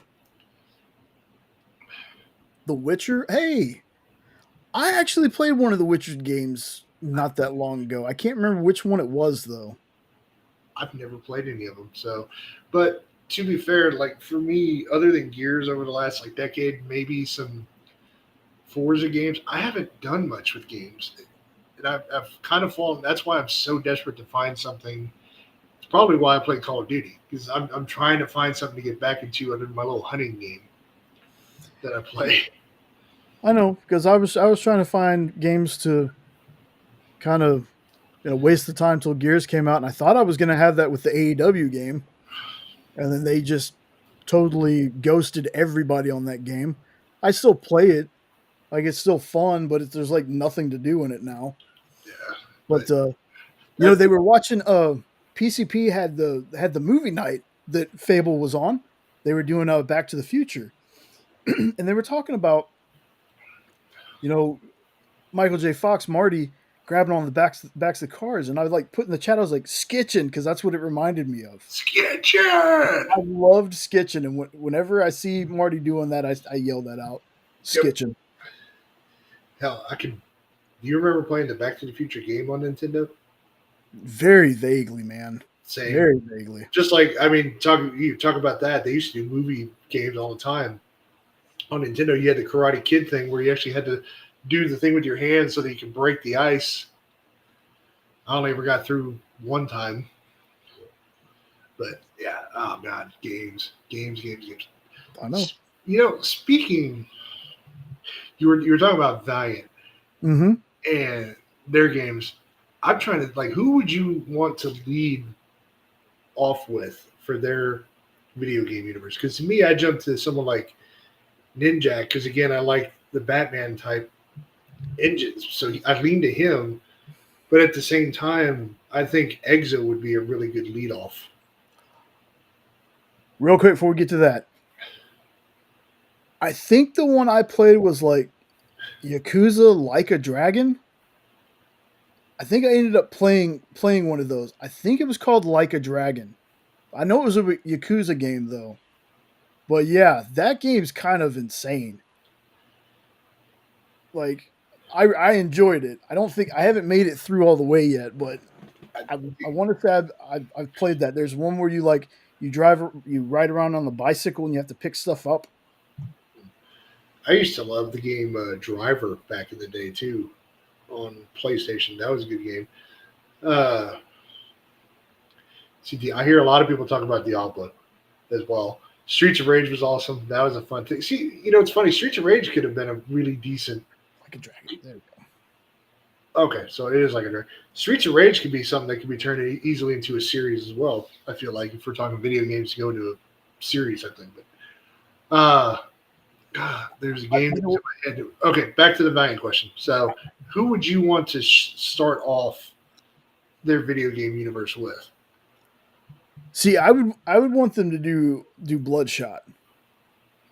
I'd want them to do Bloodshot only because I'd want to see how they would handle Bloodshot if they would do it like there was a game that I played for regular Nintendo. It was called The Suffering 2. And the way that it played, I think if they updated how that went, that would make a great Bloodshot game. But also use the regeneration stuff from X-Men Wolverine Origins or Origins. God, man, I cannot talk tonight. Origins Wolverine. I can't remember the damn title now. Or the one from Deadpool, the Deadpool game. And the reason I say Bloodshot is Bloodshot was the first character I remember. And I just want to see how they would handle doing something like that. And then doing Ninjak, I'd want them to find something between Arkham and Deadpool. Because it's when you get too close, it'll just feel like, well, this is just Batman with a Ninjak skin. Or this is just Deadpool with a Ninjak skin. So Yeah, that's fair. and Exo's been in a game before. True. It was a terrible game. Yeah. But he's been in a game. It was Heavy Metal, X-Men, or Iron Man and Exo Manowar. Yeah.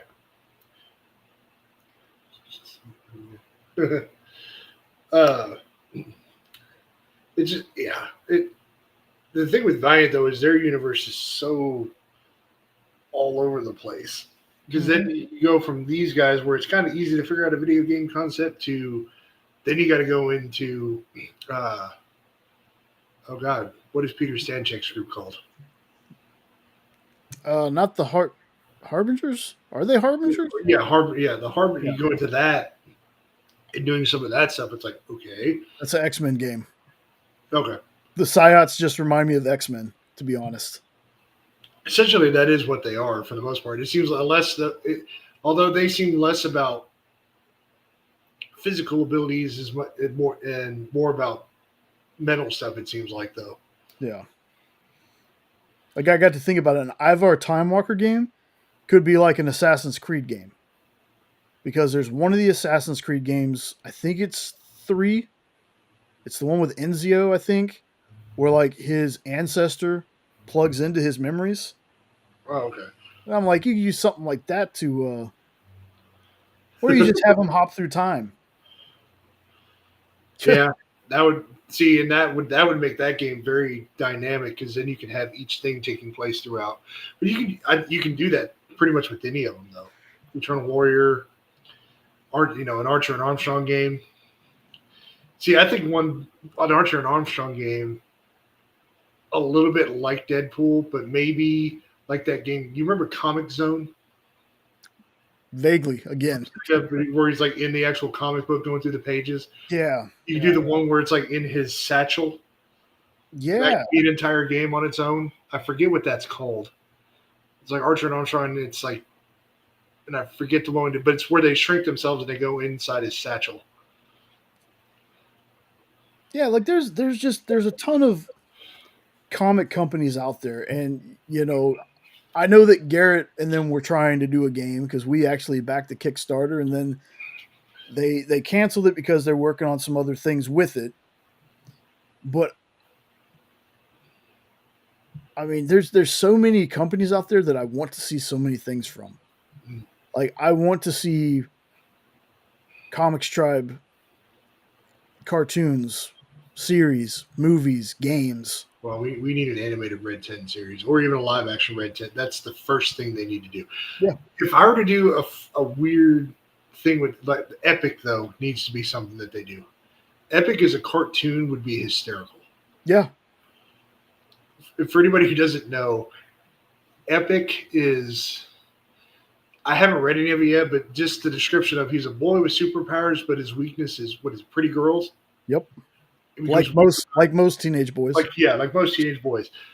If I were to give you another one that would be cool, it's oh my god, it's from Upshot, and it's their kind of like big. Excel? No, not Excel. It's a kid that only has his powers for 15 minutes at a time. And I know it if I saw it because I've got the trade because it's got some of the best art ever. Oh, I know what you're talking about too. Give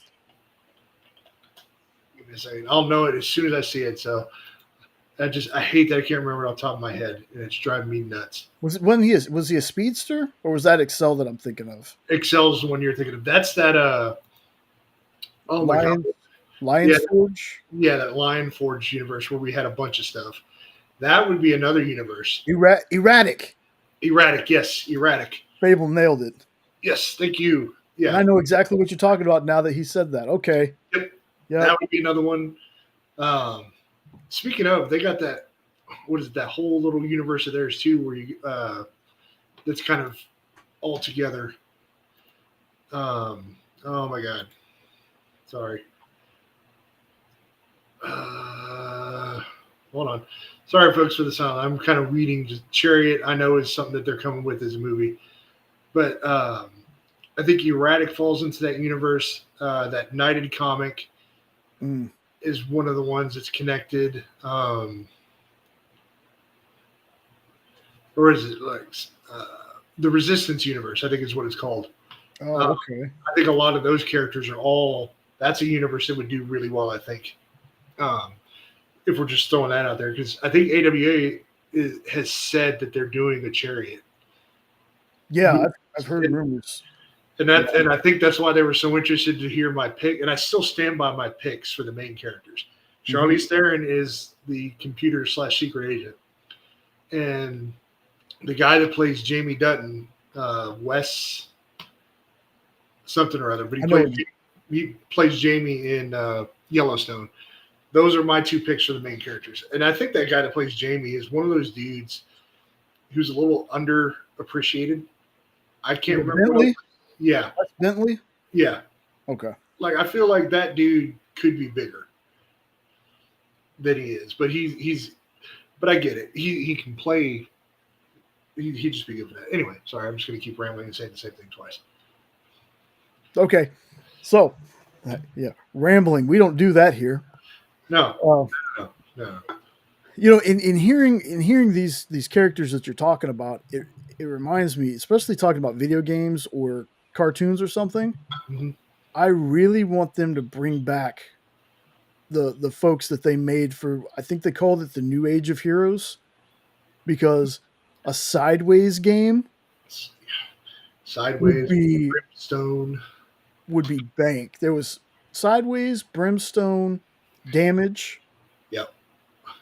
Damage was like the reverse, or not reverse Hulk, but he only had the Hulk like powers for like 15 minutes or so or something like that. He was on Yeah. a countdown. Those New Age of Heroes stuff, man. I was so sad that we didn't get any more of Sideways. I really really dug that character. I was really sad that they kind of shelved him. Yep. What is it? Yeah, Damage. I'm trying to remember who else they put in that universe though. Silencer, but Silencer's always been there. Yeah, and Mr. Terrific was the leader because it Yeah. was. I think they culminated with everything called the Terrifics. But yeah, Sideways was the most intriguing one of that group, and I remember that because we all were collecting most of those series that were going on. I'm pretty sure if I go through my DC box, I've got the number ones of everything. Yeah. Kind of like how we got like 4 different covers of a lot of the DC dark metal stuff. Yeah, that's true. But yeah, those are characters that I'm like, you know, I love my Trinity, man. And there's, ones that are kind of, up there on that scale for me.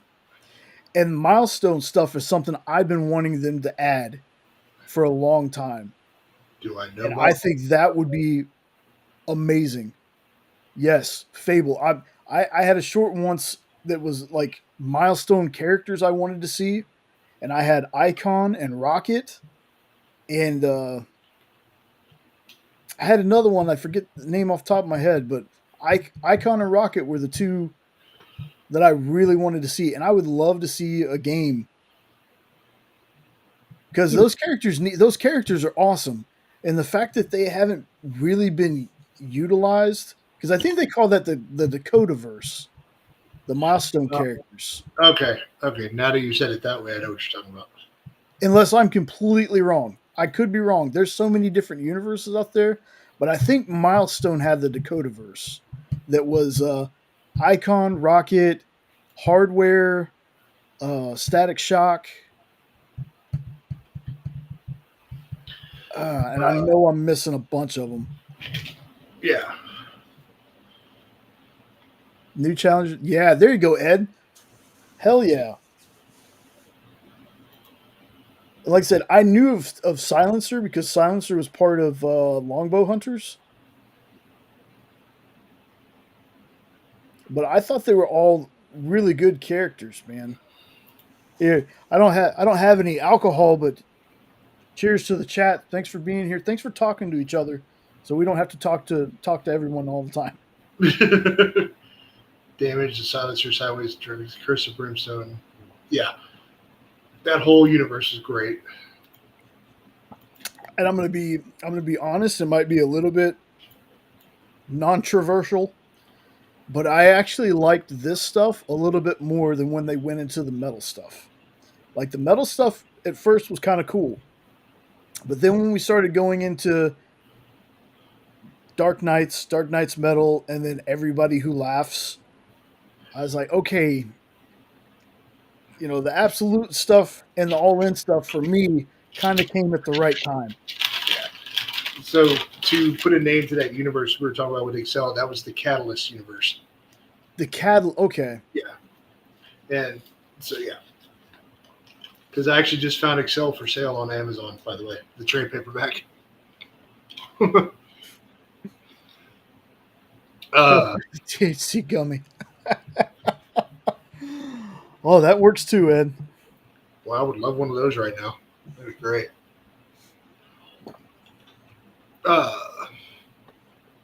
Yeah, see, I feel like video games are such an untapped source because it's easier, I think, to put a video game out and you don't have to worry about it failing quite as much. So you can experiment quite a bit more, I think, with them. I'm trying to now, because now that we're going to this deep dive, I'm trying to think of other universe because there's so much more stuff that would be great to see as a game. It's like if we can get Mortal Kombat and DC together, this is how we can first get a game that has DC and Marvel characters joining forces. I would love for them to go way out there and do an amalgam game. Could you imagine playing as Dark Claw? Dark Claw? I feel like everybody would just fight to play as Dark Claw. I don't know, man. Because if they had I think the Joker's character was like the Jekyll or the Jackal. Hmm. Trust me, I'd want to play with that dude. See, unfortunately, Dark Claw is the only one I really know from that universe. So I don't. I'd have to actually look up the amalgam. I'd have to let you borrow my amalgams. Let you read the amalgam and the crossover because I have the crossover classics, and I have and I want to get the collected because there's collected amalgam stuff. That reminds me. Yeah, I think right, that too. Just that other thing that the other night when I was reading earlier this week, I didn't know that there were a couple of Batman and Daredevil crossovers. So I was like, oh. So for anybody who doesn't know, I learned about that and I read an entire comic. I want to say that it was a Grant Morrison written book too. Yeah, there's Batman and Daredevil, Batman and Spider-Man, Batman and Spawn, Batman Predators, probably Batman Aliens. Yeah, I mean Batman, but I was like, okay, so I got a Batman Daredevil one. Then that was a really, not gonna lie, I would take that book as a drawn out video game. Didn't mean to blow that right into the camera there. Yeah, like I that book. I'm glad though that I took that book for what it was, and not trying to make it something that it wasn't. Because I could easily take a book. Years back, I could have easily taken that book and said it's the most boring thing in the world. Because it's Daredevil and Batman. It should be something big. But the way that it was actually done more on a street level, the way it was actually what made it intriguing for me. The language, though, the campiness of the language was ridiculous. I hadn't heard of that fable, but I'm writing that down right now. Yes. We'll look it up. Yeah. And if anybody in the chat has heard about it, talks amongst yourselves. The secret level is neither a secret nor a level. Discuss. Just if anybody knows it all. What's up? Spoil it all, why don't you? Yeah. If anybody knows what that is from, put it in the chat. I'll give you a hint. It's a famous Michael Myers skit that he used to do. But anyway, I just didn't do it in the terrible New York accent. A video game? See, okay. There have been, so I'm glad we're on the topic of video games. I've been watching a lot of stuff lately where apparently there's a lot of really cool horror games that are out that I've missed the boat on, to the point that some of these have genuinely scared the crap out of me with jump scares in these clips that I'm seeing. So now, God, I'm trying to, what would be a good horror? He talked about Trick or Treat. What's a good horror game or good horror franchise that would make a great game? If you can think of something. Ash and the Evil Dead. They did do a game, but I'd want them to do something different. Just like with the Friday the 13th game, where you either play as Jason killing counselors or the counselors are trying to escape you. I want them to do games like that, but I want there to be more of a story and make it a single player mode. Like you can have friends join in, but there's too much like they do good games and they make it online only. Yeah, that's my big thing. And Trick or Treat is awesome. I would love to be able to see the game that I remember playing. That was it was like horror and Call of Duty came together. There was I think it was that video game called Fear. Oh yeah. That the first time I played, I was like, "What is this?" And then the first time I got the big horror thing right in front of me, and I jumped. I was like, "That's cool." And that's a lot of what I'm seeing nowadays is people doing stuff like that. And it's something that keeps following them and can't be killed. Yeah. So, yeah, I think. I mean, I know people. I harp on that I'm not the big horror guy, but horror video games I think are an untapped thing that should be done more. Wasn't the recent Aliens game supposedly pretty jumpy? Or one of the Aliens games on Xbox? I think so. I know they released two. They had that firefight one that was like, Gear. Oh, the one that was like Gears is a blast to play. yeah, But there was another one that I think it was more first person like that was a little more you had to yeah, hide. yeah. You're trapped on a spaceship. Yeah. Oh God, High on Life is so good, dude. Yeah. Have not played The Last of Us or Fallout yet, though I have been enjoying, like, I did enjoy the Fallout show, and we still need to watch, I still need to watch the rest of The Last of Us. I've never played those, but they have looked good. And High Okay. on Life, dude, Not I, only is the oh, video game good, yeah. Mr. Nope, if you didn't know, there is a comic series that it happens just after the video game that's just as good. Yep. Yeah. I watched Jay play most of High on Life. Yeah. That And game is again, that is about one of the only first person games that Jay ever liked. yeah, it's been a while since I found one that I like so much. That one I loved. And the comic has two of our people that we've talked to before. Dave Lentz does the lettering and Kit does the art. Kit Wallace.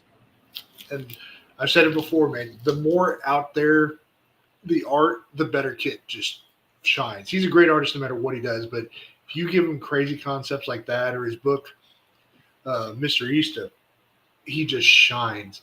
And I feel bad too. I saw somebody the other day asking him about a follow up to Mr. Easta, and he can't do anything with it for several years because he doesn't have the rights. Oh, It sucks when you get him back from Scout. So, but anyway, on an upper. Let's see. There's a few comments in here I wanted to talk about. Let's see. Dead Castlevania. Space is See, good. I remember the OG Castlevania games, the side scrollers. I haven't played any of the new stuff. The Castlevania anime TV show, that was awesome. Not gonna lie, I haven't watched any of The Last of Us or played the game. Don't know what that's about. Is The Last of Us like a zombie It, thing? it's a zombie game, but here's the interesting thing about it. And yes, Dead Space is awesome. The zombies in The Last of Us are so horrifying because it's kind of based off of something real. There's a fungus called the cordyceps. Yeah, I remember Okay? That's the one thing I remember you explaining to me that makes the game freaky. Yes, because this has been shown to like take over and zombify ants and stuff like that, and they just took that to the next level. Yeah, because wasn't it? Didn't the whole game start around somebody that got that was it was a deer or something like that? That part I can't remember. It's been a while. Like when we go to mushroom zombies, yeah. When we go to rewatch or to watch the rest of The Last of Us, we're gonna have to start over because it's been so long since we've been able to watch it.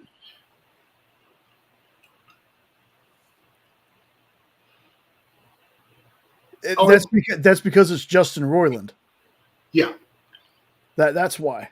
It's Mr. Nope. It's Justin Roiland, and he's doing most of the voices for the guns, or at least he voices one of the guns.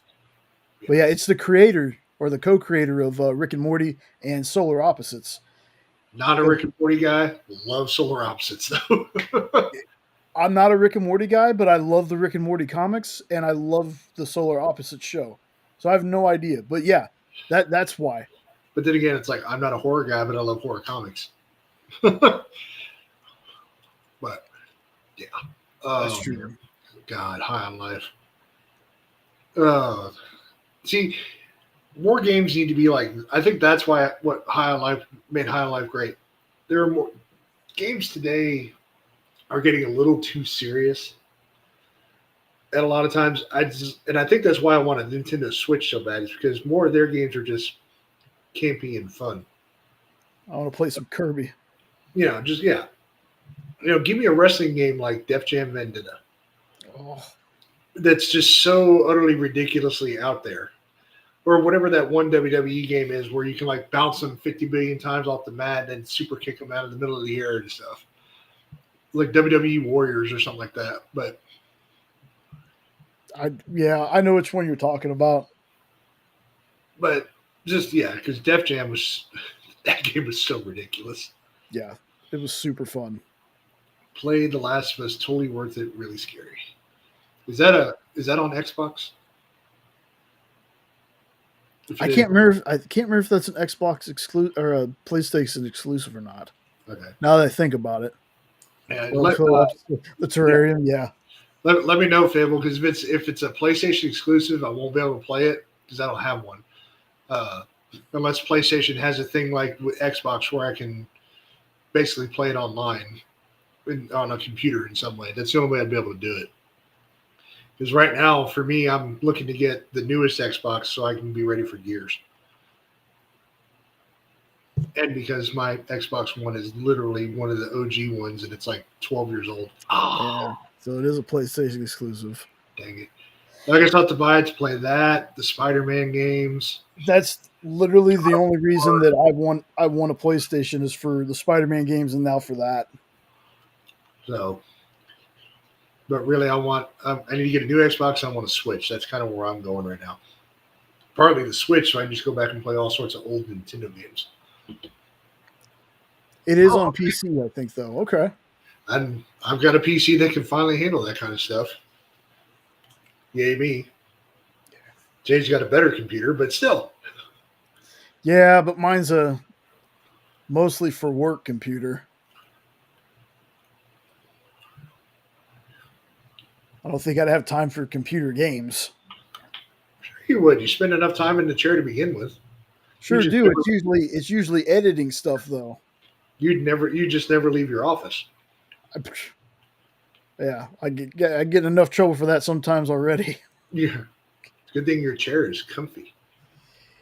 It is, but there are times I got to get up and walk around because I'll be doing this stuff is kind of I love it so much that You forget. just like reading comics, I lose my track of time. And next thing I know, I've been sitting in this chair for 10 hours. All I'm going to tell you, Eddie, is PS2 has got so many great games. It's not even funny, man. NBA Jam. Yeah, bro. The Spider-Man games look so freaking good. Like I said, the last time I had a Spider-Man game was The Amazing Spider-Man for 360. I love that game so much, and I don't know what happened to it between all our moves. I might have traded it in and forgot it, but that was one of those games that if I traded it in, I'm kicking myself in the ass because it's been a while since I've checked. But I know there's one time I was like, well, then maybe I'll just rebuy it again, and it was like $60, and I was like, what? And it's because I guess they switched the rights exclusively to Sony. Yeah. So I was like, damn it. Well, that's like the other day. I mean, we've got old Nintendo games laying around, but like I've got actual playable copies of Final Fantasy VII, but I had that unopened, like completely unopened, still in the plastic wrap copy. Like, can you imagine what I could sell that thing for? Because that's one thing where I'm like, I don't give a crap if I sell it. If some poor idiot wants to pay me several $100 for that, go ahead. Yeah. But yeah, PS1, PS2. PS1, when I discovered that, because Mikey got one, it was playing a racing game. When I discovered how different PS1 was from your cartridge consoles, that changed video games for me. Like things from that point on were just different. And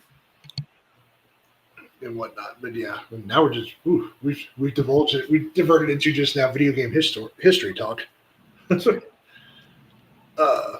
But yeah, so I don't know. Do we have any other video? We can keep going on the video game thing, but yeah, I'm like now that I've brought up the whole open Pandora's box of horror stuff, I'm like now I really want more horror games, or I'm just going to go seek out horror games for me to play.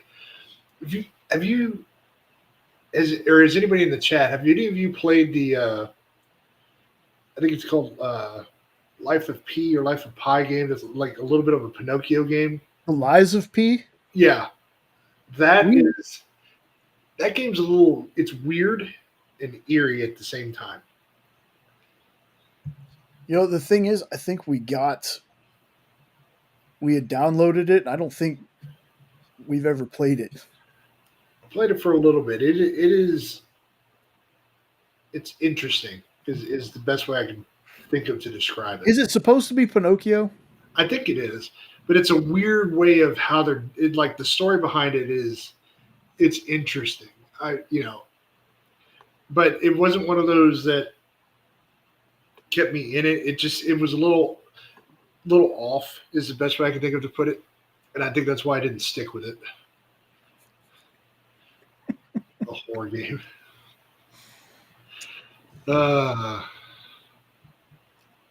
Pretty good twist ending. Oh, okay.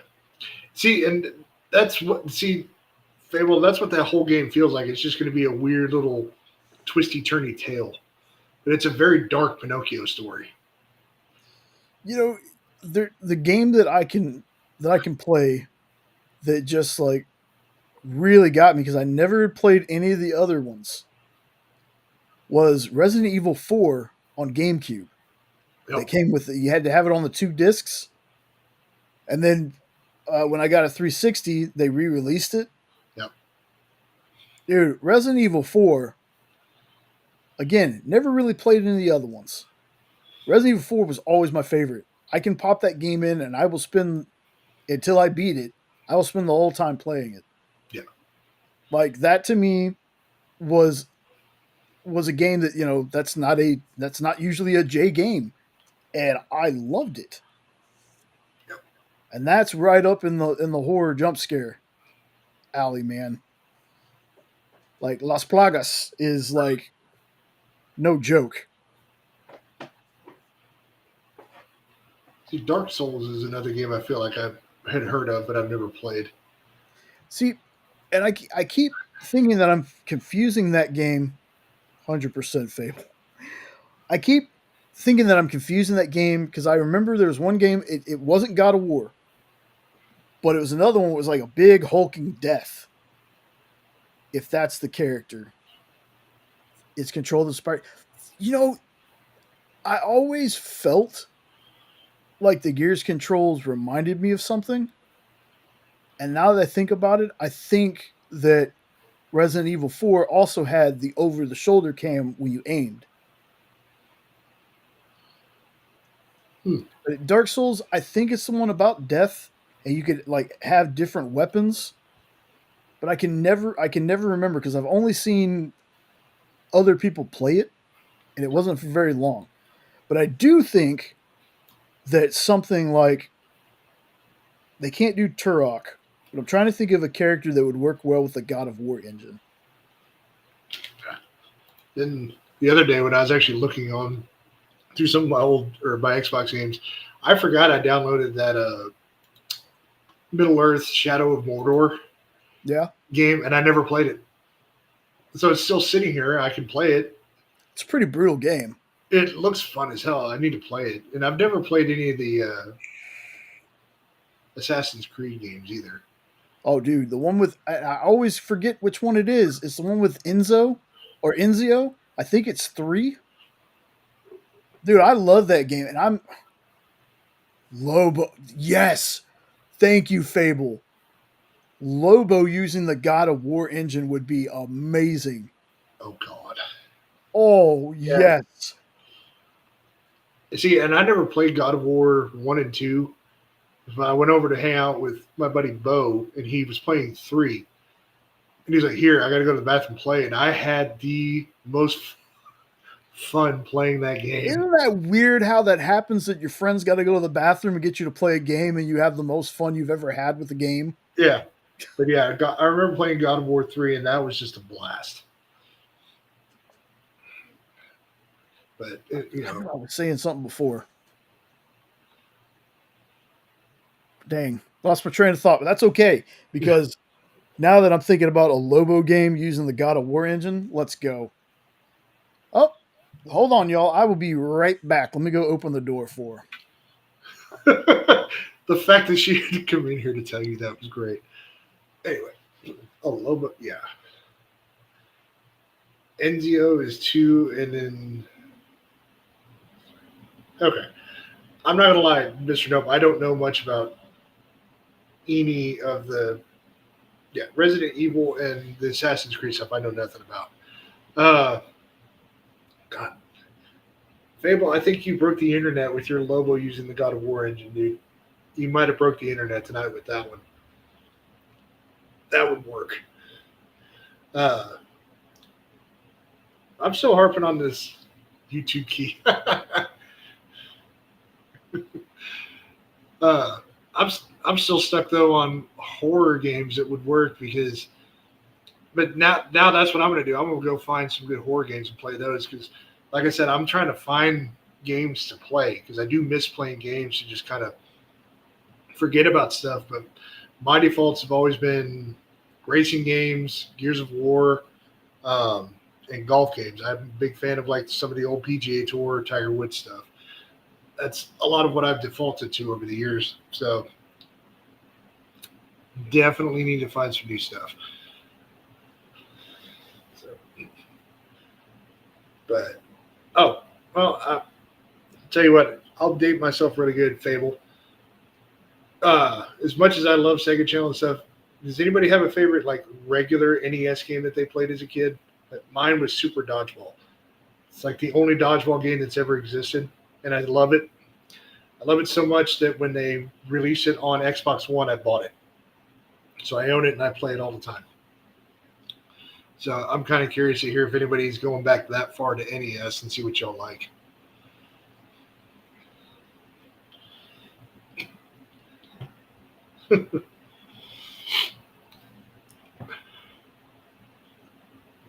Also, while you're here, guys, put some reading suggestions in the chat for some older comics, bigger stories, or stuff, because I need to go buy some new stuff.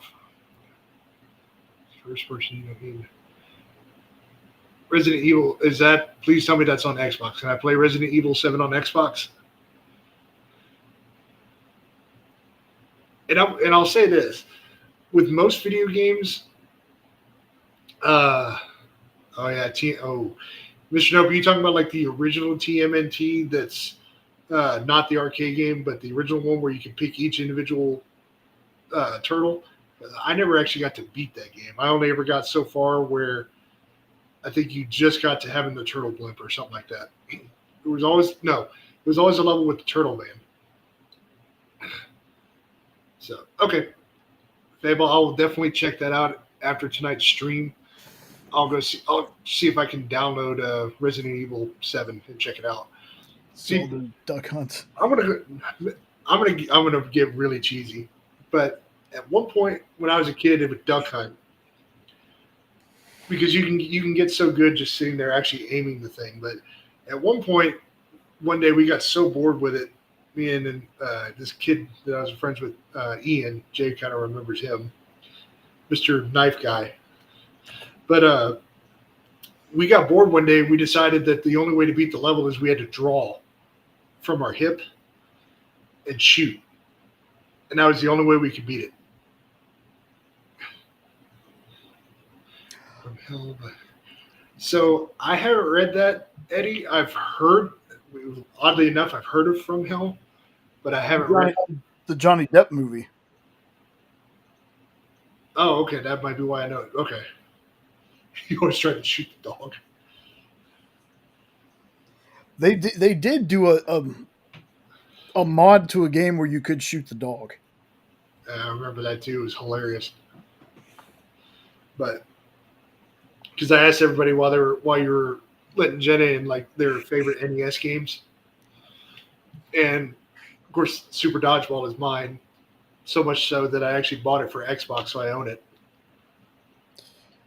Let's see, comic is better than the movie was, but it's about Jack the Ripper, though, right? I don't know. I've never. Well, that was more of an Eddie question. Sorry. You know, Jay. I'm just kidding. Hey, I've never read this before. Hey, is it about this? No, I'm definitely writing that down because I've never read it, and I haven't. I've seen parts of the movie, but I want to say it's about Jack the Ripper. Something I have read that was completely, you want to talk about completely different than the comic, or a comic that was completely different from the movie. League of Extraordinary Gentlemen Yeah. and the Mask. Real quick, Mm. Lorena, if you are a big fan of like Jack the Ripper, um, there was an aftershock series a few years ago called The Heathens, Oh yeah, where they brought back a bunch of historic characters from hell, and they're hunting Jack the Ripper. So that might be like a 4 or 5 issue series that you might like as well. All right, now back to Jay's topic. yeah. League of Extraordinary Gentlemen. I know that movie was panned. That movie was the movie that Sean Connery was like, "I'm not acting anymore." I kind of liked it. I kind of liked it because I had never read the comic. In fact, at the time, I didn't know it was based on one. I went back and read some League of Extraordinary Gentlemen stuff. Holy crap! Wow, just wow with things that happened to characters in that book. Uh, just it's crazy. I always liked the guy that played. I think was it Huck Finn? Was he American in the movie? No, Huck had died, so it was Tom Sawyer. No, not. Okay.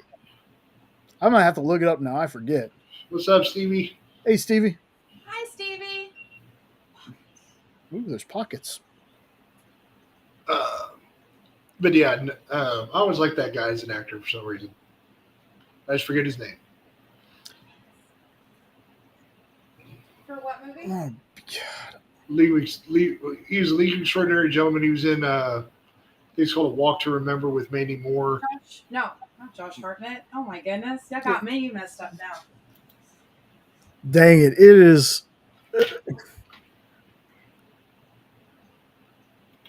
It's gonna make me mad because it's one of those. It's right on the tip of my tongue. Love you too, Stevie. Shane West. Shane West. Yes. Love you too, Stevie. He's Oh, also. it was a little one. Didn't he appear Randy just in had an earthquake. She's All That? No, that was a different guy. I can't keep all those '90s heartthrobs together, early 2000s heartthrobs together. Yeah, I think he was like an FB or a marshal or something, but I think in that version, Huck Finn had been killed. No, that's Oh, okay. I'm thinking of. I'm sorry. Oh, Gotcha. Just Matthew Lillard was in She's All That. Matthew Lillard's in everything. He's amazing. Oh, I know she's talking about the one with like Freddie Prinze, Matthew. She's all that. She was talking about She's All That. Okay. I know the words to Mandy Moore's song.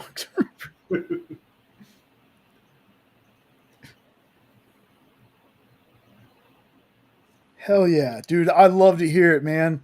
I love to hear. Thank you for taking a chance. Thank you for taking a shot. Stevie, tell Jay how much you hate Luther right now. Already? You remember season 1, Luther? Unless he's made it past that point. I haven't talked to him in a while. Oh. But it's the other Luther. Oh, okay. Yeah. I got you. Yeah. He doesn't like him, and he doesn't like Kyle. So. Hey, funny story. Not that long ago, I was actually on a live. Or not on a live, but I was in the chat of. I can't for the life of me remember who they were, but they were interviewing Eric Valdez, who played Kyle. Okay. Shane West did play Tom Sawyer. Okay.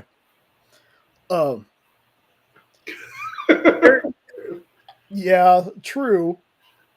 But just wait. But Eric Valdez was on there, and Yes, we were faithful. Thanks, Yeah, man. because I thought it was Tom Sawyer, but I couldn't remember 100%. I just knew that Huck Finn wasn't in it. Uh, yeah, Eric Valdez.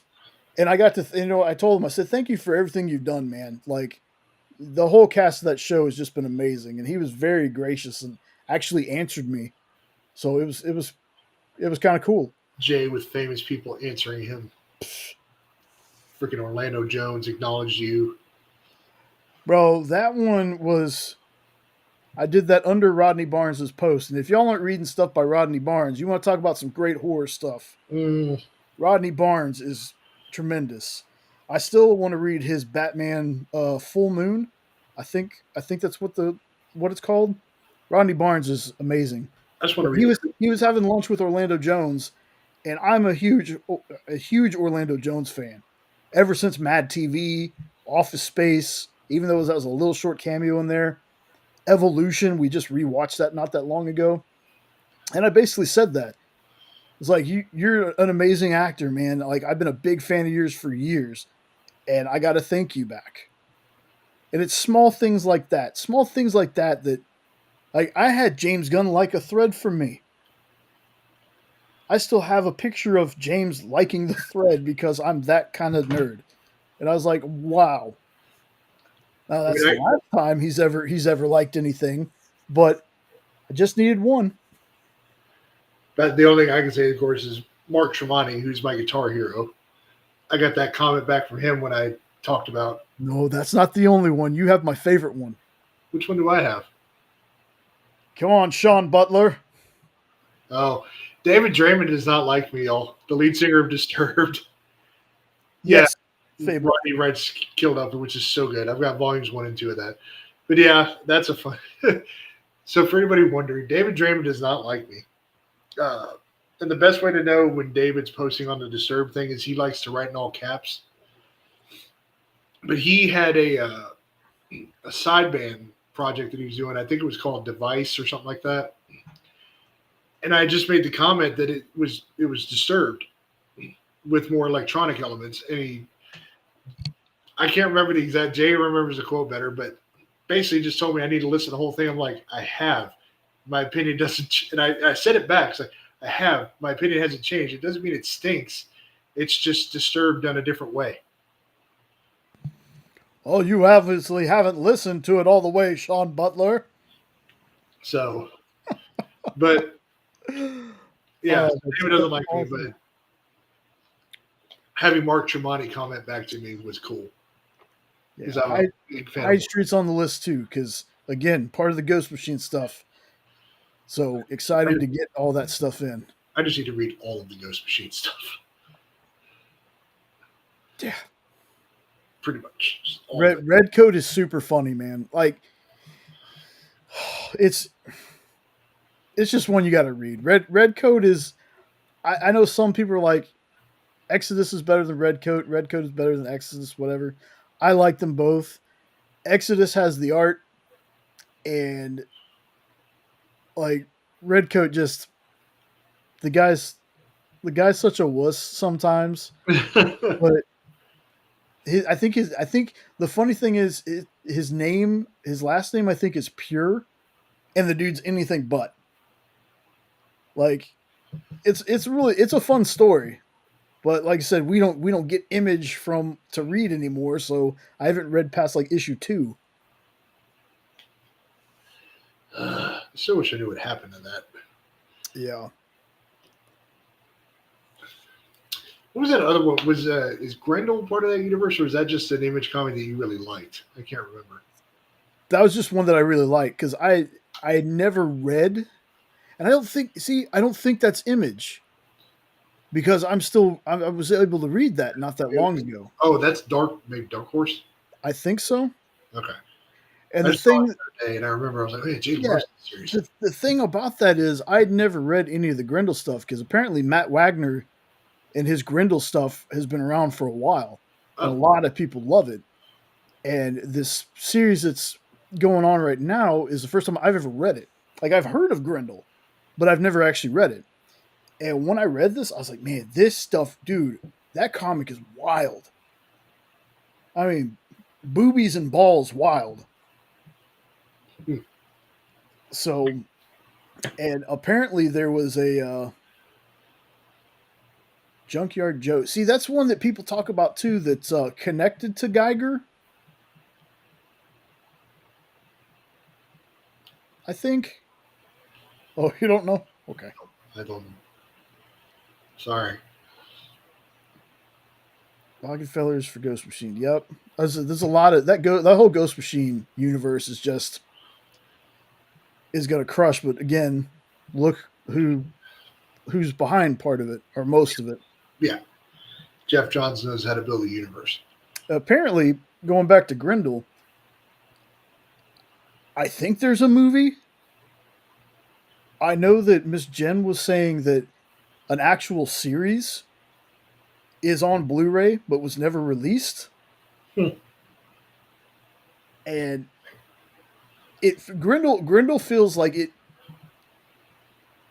was a Spawn dropped off in the middle of the boys universe. Hmm. The suit reminds me a lot of Spawn, but it's super, super awesome. And Junkyard Joe, I think I have an issue of that somewhere because I think that was back when we were getting Image because I got that and like Petrolhead and stuff like that. But that's another one that I need to read. Oh, excuse me.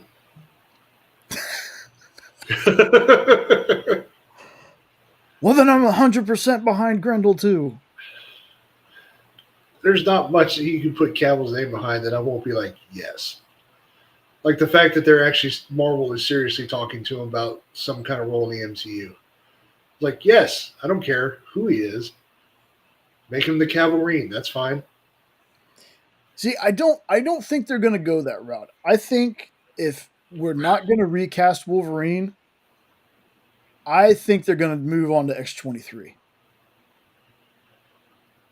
I think that's what's going to happen. And I like Daphne works. Yeah. Put Cavill. Yes, exactly. You know, like I said, I'm bummed he wasn't Superman anymore, but there's other things that he can do, and I like him in. The next Howard the Duck, why not? Could you imagine listening to Little Howard the Duck with Cavill's voice and be like, yeah. But I always said for years, if you just wanted to bring in big name stars, like just let Cavill be Marcus Phoenix for years. Do I want that? Not necessarily, because I think the casting that we came up with for our shorts was actually really good. True, but even though I still had Batista as Marcus, right now with the muscle mass that he's lost, like he's not sickly, but the muscle mass that he's lost, more and more I see him, the more and more I see Hugo Strange. I see Hugo Strange so bad right now after he Buck Rogers. No, he'd make a great Hugo Strange. I agree totally. Which opens it, but him doing that opens it up perfectly for my Marcus, which is John Bernthal, because that's who needs to play Marcus as far as I'm concerned. No, like, yeah, he's still a big dude, don't get me wrong. But he's definitely not Batista the animal.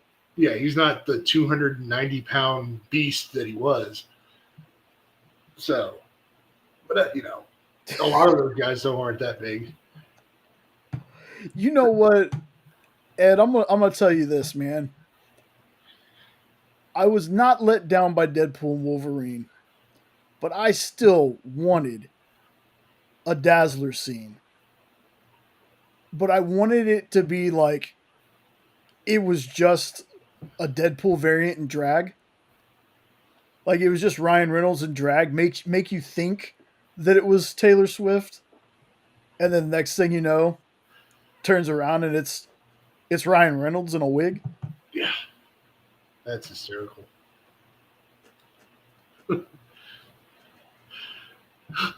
Are those gold plated? Are those 24 karat gold plated Desert Eagles? Pistoleros. Yeah. Oh man. And and I know Ed's not a huge fan of the Deadpool character, and again, it's fine. Um, but I think he was asking on Dan's show. He didn't think the Calvarine thing was real. He thought people were just saying it. So did I until I actually sat and watched the movie. Yeah, a lot of people thought that was fake. And bring back nice hash. Yes, yes. The proposal. Bitch, is that what you think I do? But So you did want Taylor Swift? Well, maybe a little bit. I wanted those Taylor Swift number ones to sell that everybody was buying up. oh man. All those dazzlers that people were buying up, man, and it wasn't even. It's crazy that the people that Ryan couldn't get in the movie that he tried, because he tried to get Ben Affleck, he tried to get Nick Cage, and just scheduling conflicts and just not wanting to do it. There's a bunch of people he tried to get. So some of those rumors about people he was trying to get for the movie are accurate.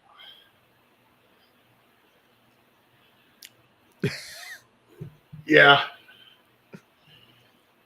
They did. I didn't even think about that. Yeah, I forgot about the fact that there were a lot of airsoft guns that looked like the actual pistols. If there's one movie prop that I could get, before I get my own Superman suit, it's always a toss up between Cap's shield and Deadpool's guns. I would want, and having actually seen Desert Eagles in person, I understand that. I would want the RoboCop gun. That'd be the one I'd want. I swear, if I shaved my head bald, I could probably pull off Kingpin pretty easily. That's so good. That caught me off guard. Are you? Which movie are you talking about, Ed? Just randomly have Adam West in the movie? Probably Deadpool. An Adam West Deadpool? That'd be hilarious. A Batpool? Yeah, Batpool. It would be the old school Batman 66 costume, but in Deadpool colors. Yep. And he could do the Batusi. The Batusi. Yes. Yes. But yeah, that'd be fun. But yeah, as far as like movie props, if keeping realism, well, I don't know, because Deadpool's guns technically are real. They are Desert Eagles. Yeah. I'm obsessed with all the John Wick guns. All of his Glock, his Combat Masters, and the Pit Viper that he had in the last one. I'm obsessed with most of those guns. But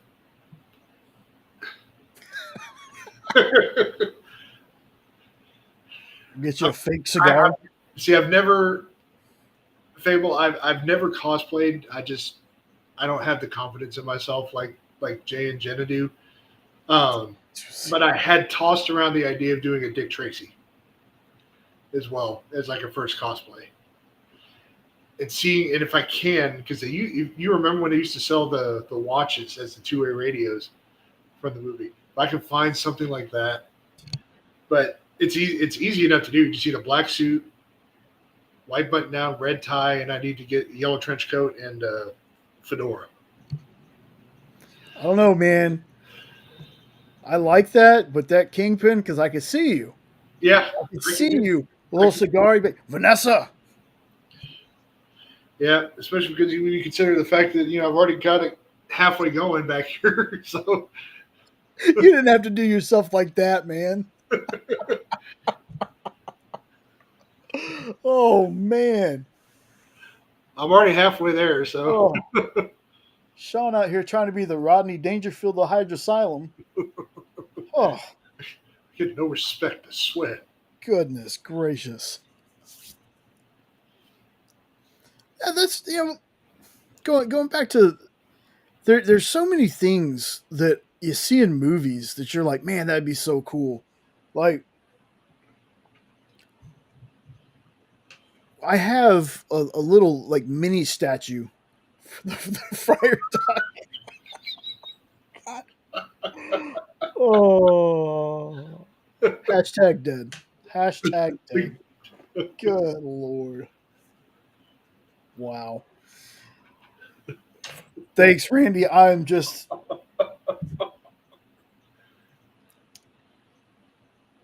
That took me out.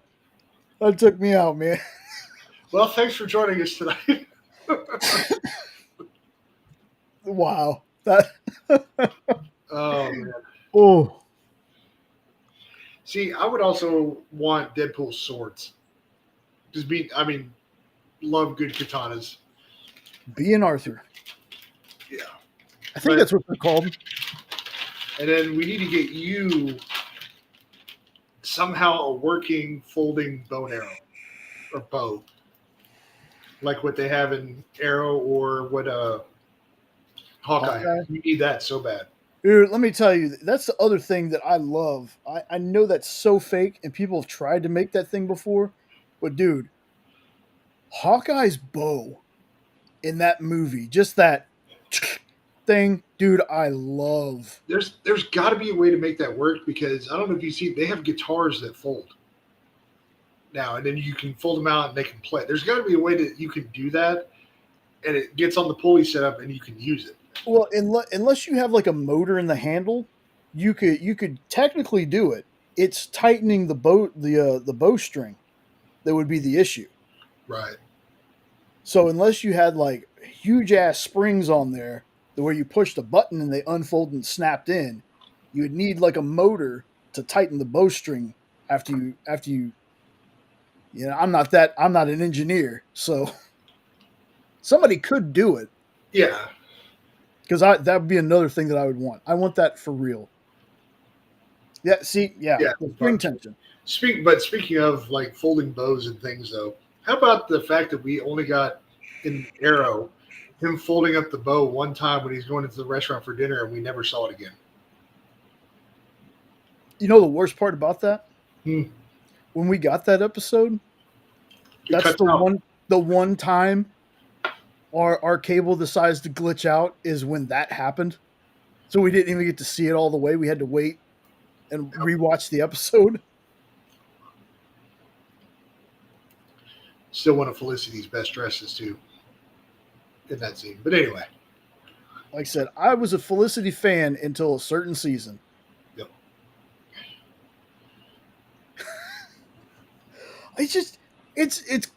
For some reason, I am into, like, I have a few characters that I've created. And one of them I did was an archer that used nanotech. I love Guitar Hero too, Lorena. It's fun to play. Yeah. So trust me, when it comes to things like that could never happen, like I used a lot of inspiration from the Bloodsport suit with all the nanotech. And I liked how they did that instead of how Bloodshot. What's up, Triple B? Good to see you, boss. How they used the nanotech instead of like the. I think in the comics he had some kind of device that just like he had a warehouse somewhere and it like transported the weapons to his hands. I can't remember which version of Bloodshot or Bloodsport did that. I am pretty sure maybe all of them did that. All I know is I remember there's a racist one because I have two the little issues. Man, Eddie bringing that up. He on Henri's show he had a couple of comics that had some not nice guy stuff on it, and Lorena ended up buying it. So they got it picking on been picking on Lorena a little bit for that. But yeah, like I like how they took going back to that. I like how they made it not really it wasn't really practical because it's nanotech. And it feels like nanotech has been kind of used in an overabundance a little bit. Like they turned Iron Man's suit nanotech. Uh, Ant Super, Man's helmet is nanotech now. Supergirl's last costume. yeah, was nanotech. It's like, all right, guys, we get it. Nanotech's cool.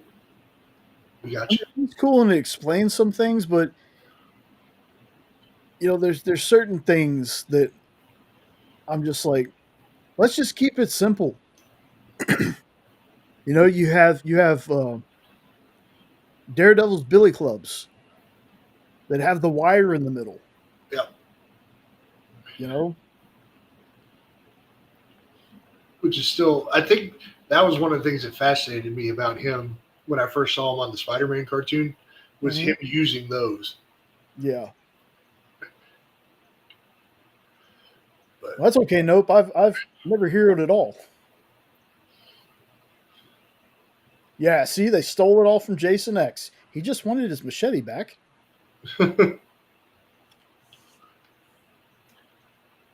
we spilled so much drink. Oh man. Yeah. Nanotech is kind of like the Batman of weapons in comics. It's like, all right, guys, let's see some other stuff. Yeah, that's what it was. It was a Justice Society Hitler. Okay. That's pretty cool. See, Well, Justice Society is another one of those things that could be interesting, especially if they do like the World War One and Two era Justice Society stuff in live action. That could be really cool, or even that as a video game. I know Castle read it because he did a short. Excuse me, he did a short for it. But did anybody read the new JSA that came out? I didn't even know there was one. Honestly, Yeah, they did. They did my man Wildcat kind of wrong on the A cover at least because he's like this big compared to everybody else. He's like way in the background. Then again, I'll have to admit when it comes to the big groups, it's like outside of the Absolute Universe, I don't know. I still don't know much about what's going on with Marvel and DC. But apparently, Marvel's got a couple of good runs going right now too.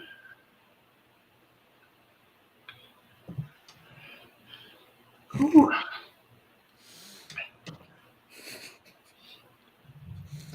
Oh, God dang, Eddie's just ready to go. yeah. He's drinking a cup of awesome, is what he's drinking. Yours is still at Nancy's. What's still? Oh, Excuse me. eventually, I'm going to go on there and buy something from Nancy because you keep talking about these covers that she comes out with. Speaking of, who was it that got the sketch cover? Is it Round? Is it the Reverse Flash sketch cover? Who got that? That was Nope. Dude, have you got that yet? Because I need to see that thing for real, not the still image that they put up of the thing on the screen. I want to see that thing for real. But anyway, back to Nancy. With, like, it feels like every week you tell me, it's like, dude, you should see these covers that Nancy had. I was like, dude, maybe I just need to sit there one night and just watch Nancy and buy a cover. You should, man. It's a lot of fun. Hold on a second, y'all. Papa wants to go outside the room. Hold on. Oh, because his human is home.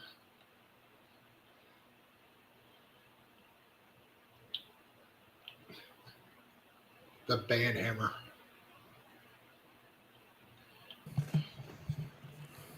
Ain't no fun till 911. Oh man. Yeah, I'm pretty sure that was Nope that got that because he was in the stream when I showed it to you. Yeah. but I want to see the real book now because I've only seen just the thing that's on the screen of it. Yeah, it's something nice. Hold on just another second. See if I can find it.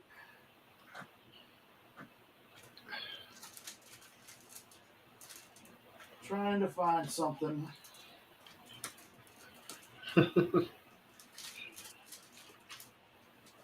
Dude, Triple B, from the stuff that I have seen Mog draw, because I want to say that when Jay and Jenna went to Dallas Fan Expo last year, they got a couple of art things from Mog, and holy cow, her stuff is amazing.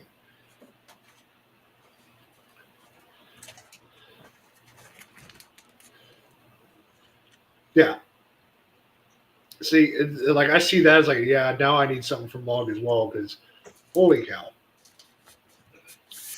And I've watched a little bit. I've heard she on her show, she's hilarious. Yeah, Mog is great.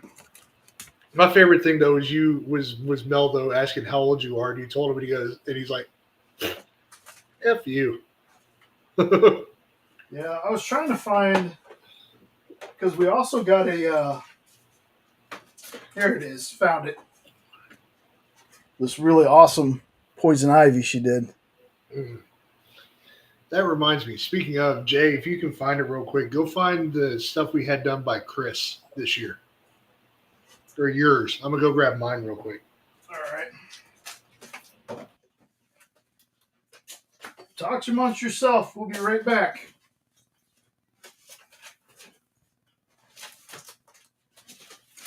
There we go. Found mine pretty quick.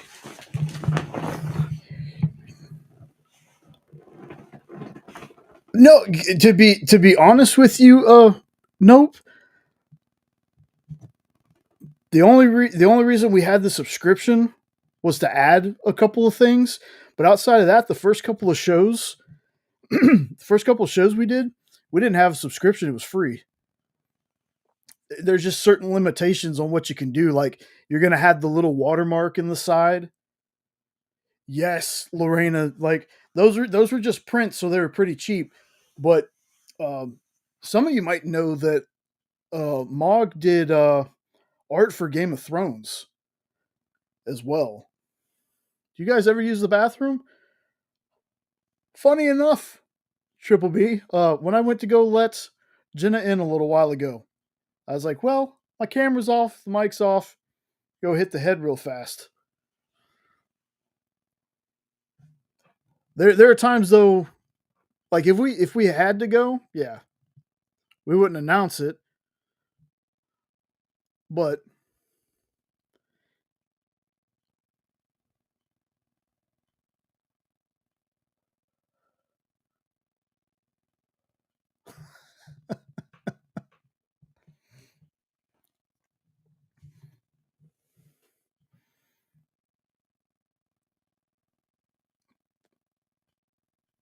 like last time I was like, okay, Jenna's gonna talk. That's when I went.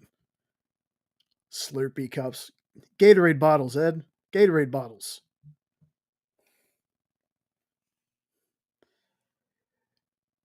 Yeah, Fable, it's crazy. Like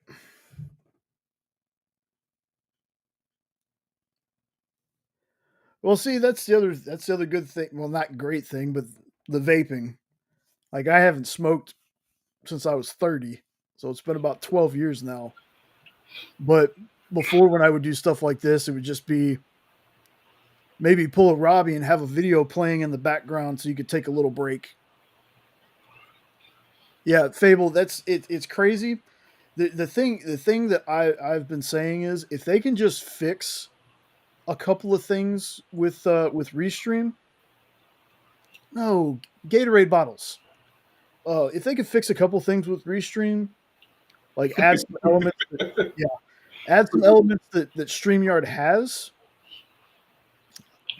This to me is the much like I said, my favorite thing about this is having the chat up on the screen.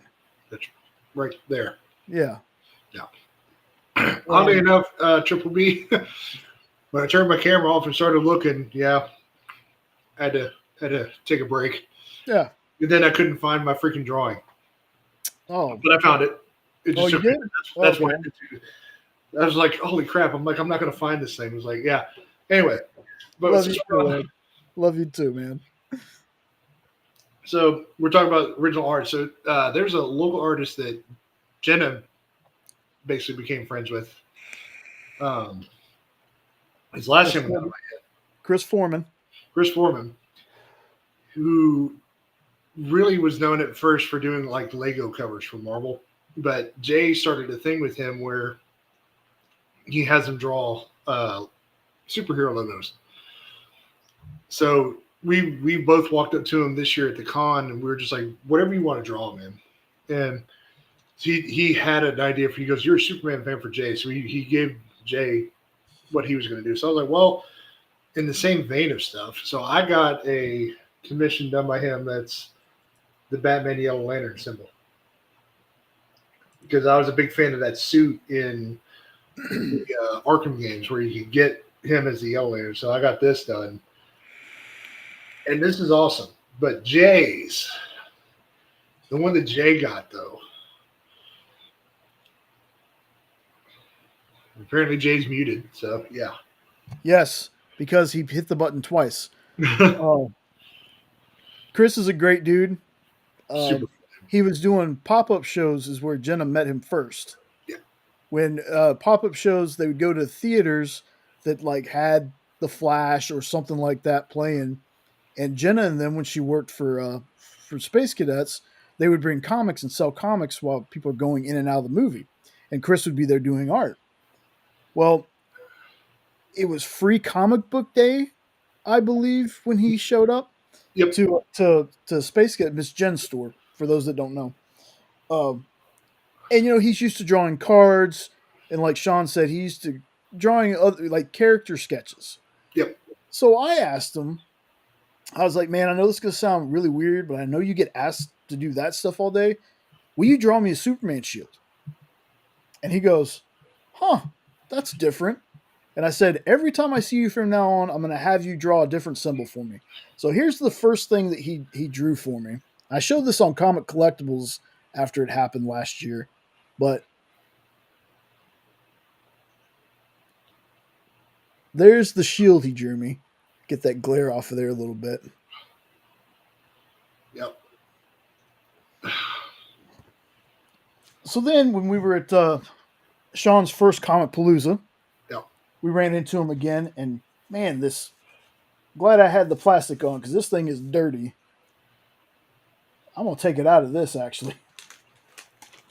This thing has gotten dusty because once I get things like this bagged, I don't like to take them out, and I don't have a frame or anything for it. Ooh, this one is on here. Hold on. If you start drawing again, Mr. No, I've got a request. Do a really cool Daredevil logo for me. And I'll pay you. Trying to get this thing out of here. Maybe. It'll eventually come out. There we go. So I was like, okay. So Sean had gotten that, and I can't remember if I went first or Sean went first, but either way, he did this for me.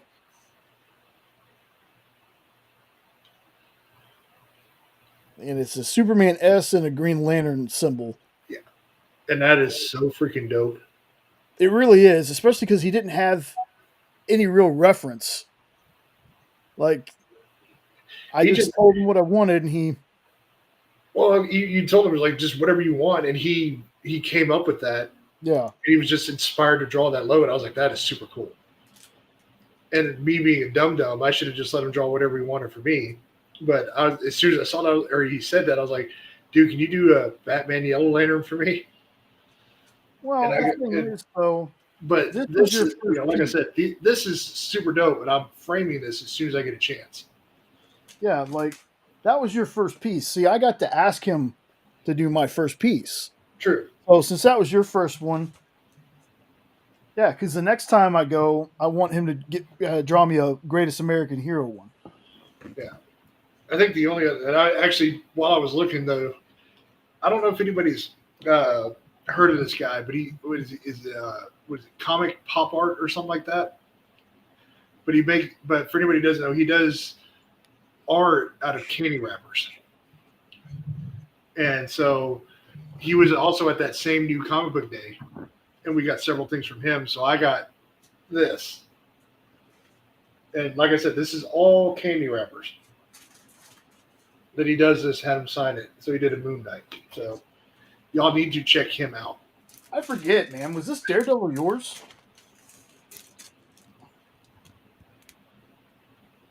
That might be mine. And then the Spider-Man inside, I think, is y'all's. So we got a bunch that day. Yeah. Because I want to say I got a Green Lantern we got that. There was didn't Jenna get a Green Lantern? Probably. But yeah, that dude, if anybody ever gets a chance to meet him, he does cons a lot too. He's just like Chris. He is super awesome. Here's another. When we went and saw The Flash. Yes, we saw The Flash, but we got to see it for free. Chris was there, and we picked this print up from him. Oh, nice. I understand where to do that. I got the Lego covers I got from him. I know where those are. We have so many by him. Hold on. All right, now we're doing this. Let me go find mine. Well, while you're doing that, Y'all talk. Howdy. I heard my name a few times, and that's not fair because I was out there paying bills. I was like, man, I do keep hearing my name, but that's not fair. I'm sitting down in front of the computer paying bills, man. I hate bill paying. Yeah. I was like, oh, all the money's is now gone. and for those that weren't with us earlier, because Triple B wasn't here, I went on a little, not rant, but thing about this. This is definitely something that is up horror fans' alleys. Oh, Black Label? Yeah. Well, Swamp Thing Green Hell in general. So here's another thing I got. This is from the first time I met Chris. He just had this sketch that he did that day. Oh, yeah. He's good people.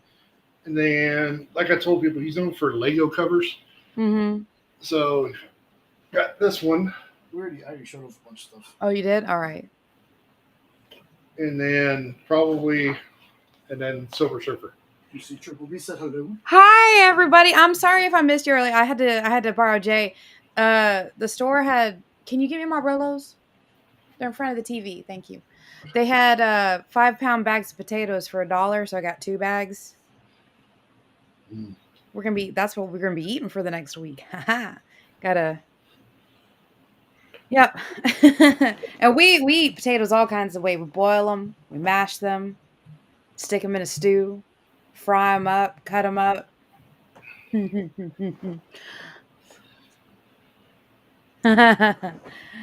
Hey, Triple B, what's up? I don't think I saw Triple B last weekend when I got on, did I? No. You here? Yeah. No. Hey, nope. What's up? The double hands. I know people miss that. One collection down, that's Fable. Oh, I love Fable. Wait, are we talking about the game or the comics? I like both. I'm talking about a person. Yeah, there's the gentleman here. And Fable's not here. Okay. Sorry, I hear Fable. I'm super excited. Have you guys seen the trailer? That's Texas, baby. That's what's up. Did you guys see the trailer for the new Fable game? No. Oh my gosh. It's got the guy from the IT crowd in it. What's his name, baby? Something Dowd? Oh no, I feel bad. I can't think of what's his name. Something O'Dowd? Where it's the guy who he's got glasses. He's in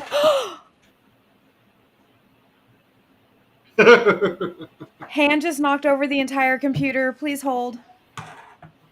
We're good. He's like, hey, I haven't been shown on stream this week. I'm sorry, Hand Puppo. Can I have a break? I'm very tired. I did a lot of work today. I ended up in Lufkin. That's 2 hours away from here. 2.5 hours away from here. 2 hours by the crow fly. All right, let's try not to do that again, huh? Mm-hmm. Puppo don't care. Puppo does what Puppo does. True that. I'm back. Chris O'Dowd. Chris O'Dowd. No. The one with glasses? Is that his You name? talking about Richard? And just like You're that, talking about- show's over. You're talking about Richard. Richard Ayoade? Yes. Okay. She was like glasses. Where he calls 911. He's like, yes, I'd like to report a fire, but he couldn't call them. So he ends up on the computer like, hello, to whom it shall concern. There is a fire here. Help, help. No, that's too much. Richard Ayoade. Yeah, he's in it. I'm super excited. I'm wondering if they're going to do kind of like what 3 did, where it picks up like 20 years after the second one. Oh hell yeah! You got to go to the right Buc-ee's. Me and Sean made that mistake one time. We went to the closest Buc-ee's and it was a small one, and they didn't have no barbecue. They didn't have no burritos. They ain't had none of the snacks that we needed. You got to go. I'm still sore at Buc-ee's though. Why? They got rid of our granola. Oh, that was rude of them. I'm still mad about that. I'm still mad. By the way, this is the only Rolos I found at 3 Walmarts. I've been craving Rolos for months, and we've been looking. You have a hard time finding Rolos, and I can do nothing but find Rolos. Show off. Huge. The brag. The brag is real over here. Yeah, it's not like I'm buying them and eating them. So buy them, give them to me to eat. Maybe if you ask nicely. Please, oh please, big brother, please buy me some Rolos and bring them to me so I may eat them. Probably here on camera as I am now. So what's one of your favorite DC animated movies? Oh, good God. You're going to ask me that? Yes. That was one of our main topics. Oh, Lord. Flashpoint, probably. Okay. What? That's a popular one. I love Flashpoint. There was another one.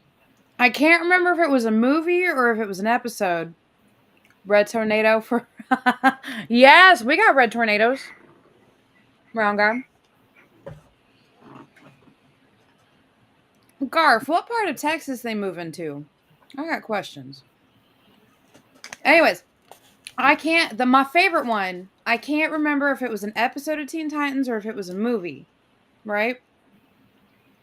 Where Raven's dad possessed Superman. Oh yeah.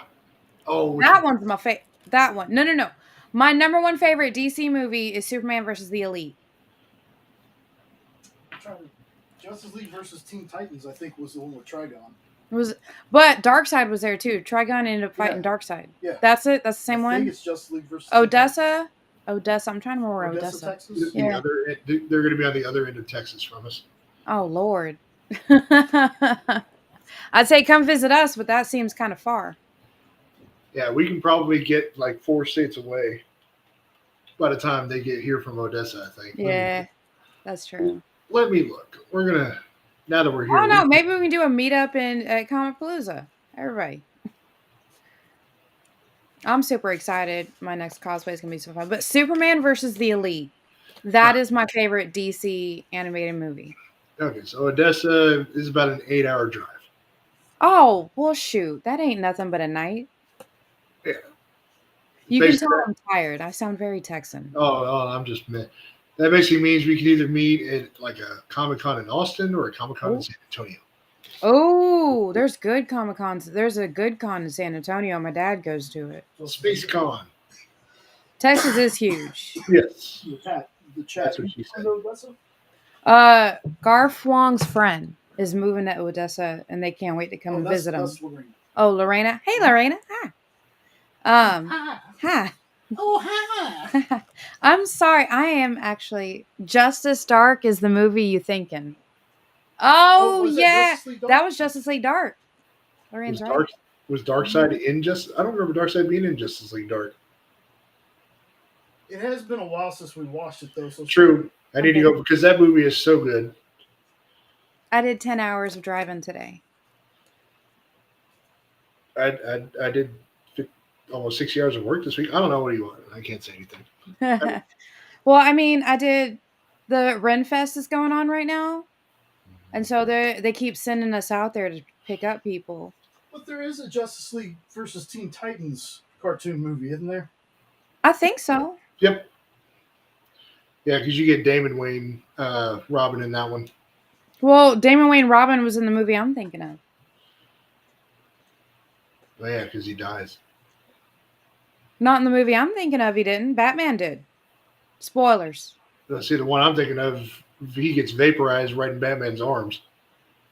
No, the one that I'm thinking of, Batman's in a coma, like pretty much dead. And Trigon took over Superman.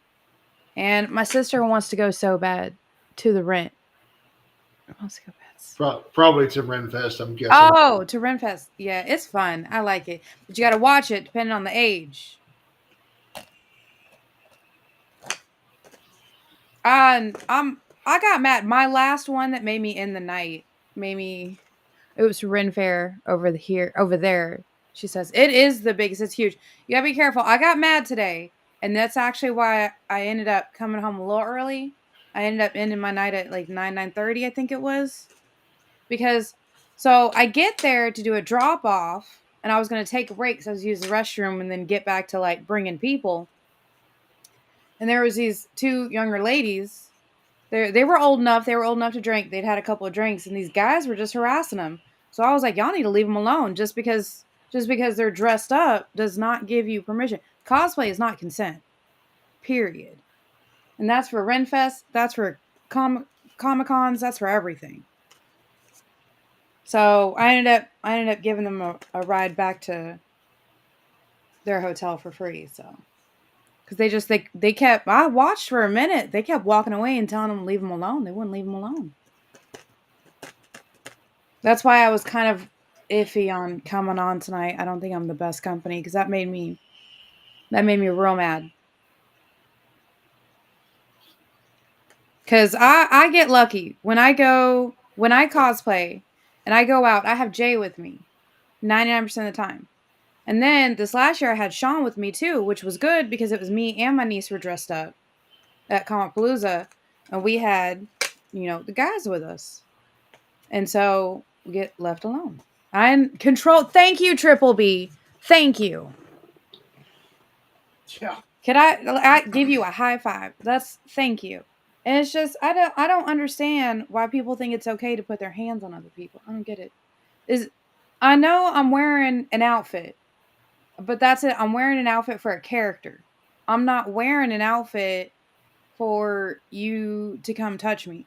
And that's happened before in the past. And that's why I almost stopped cosplaying for a little bit.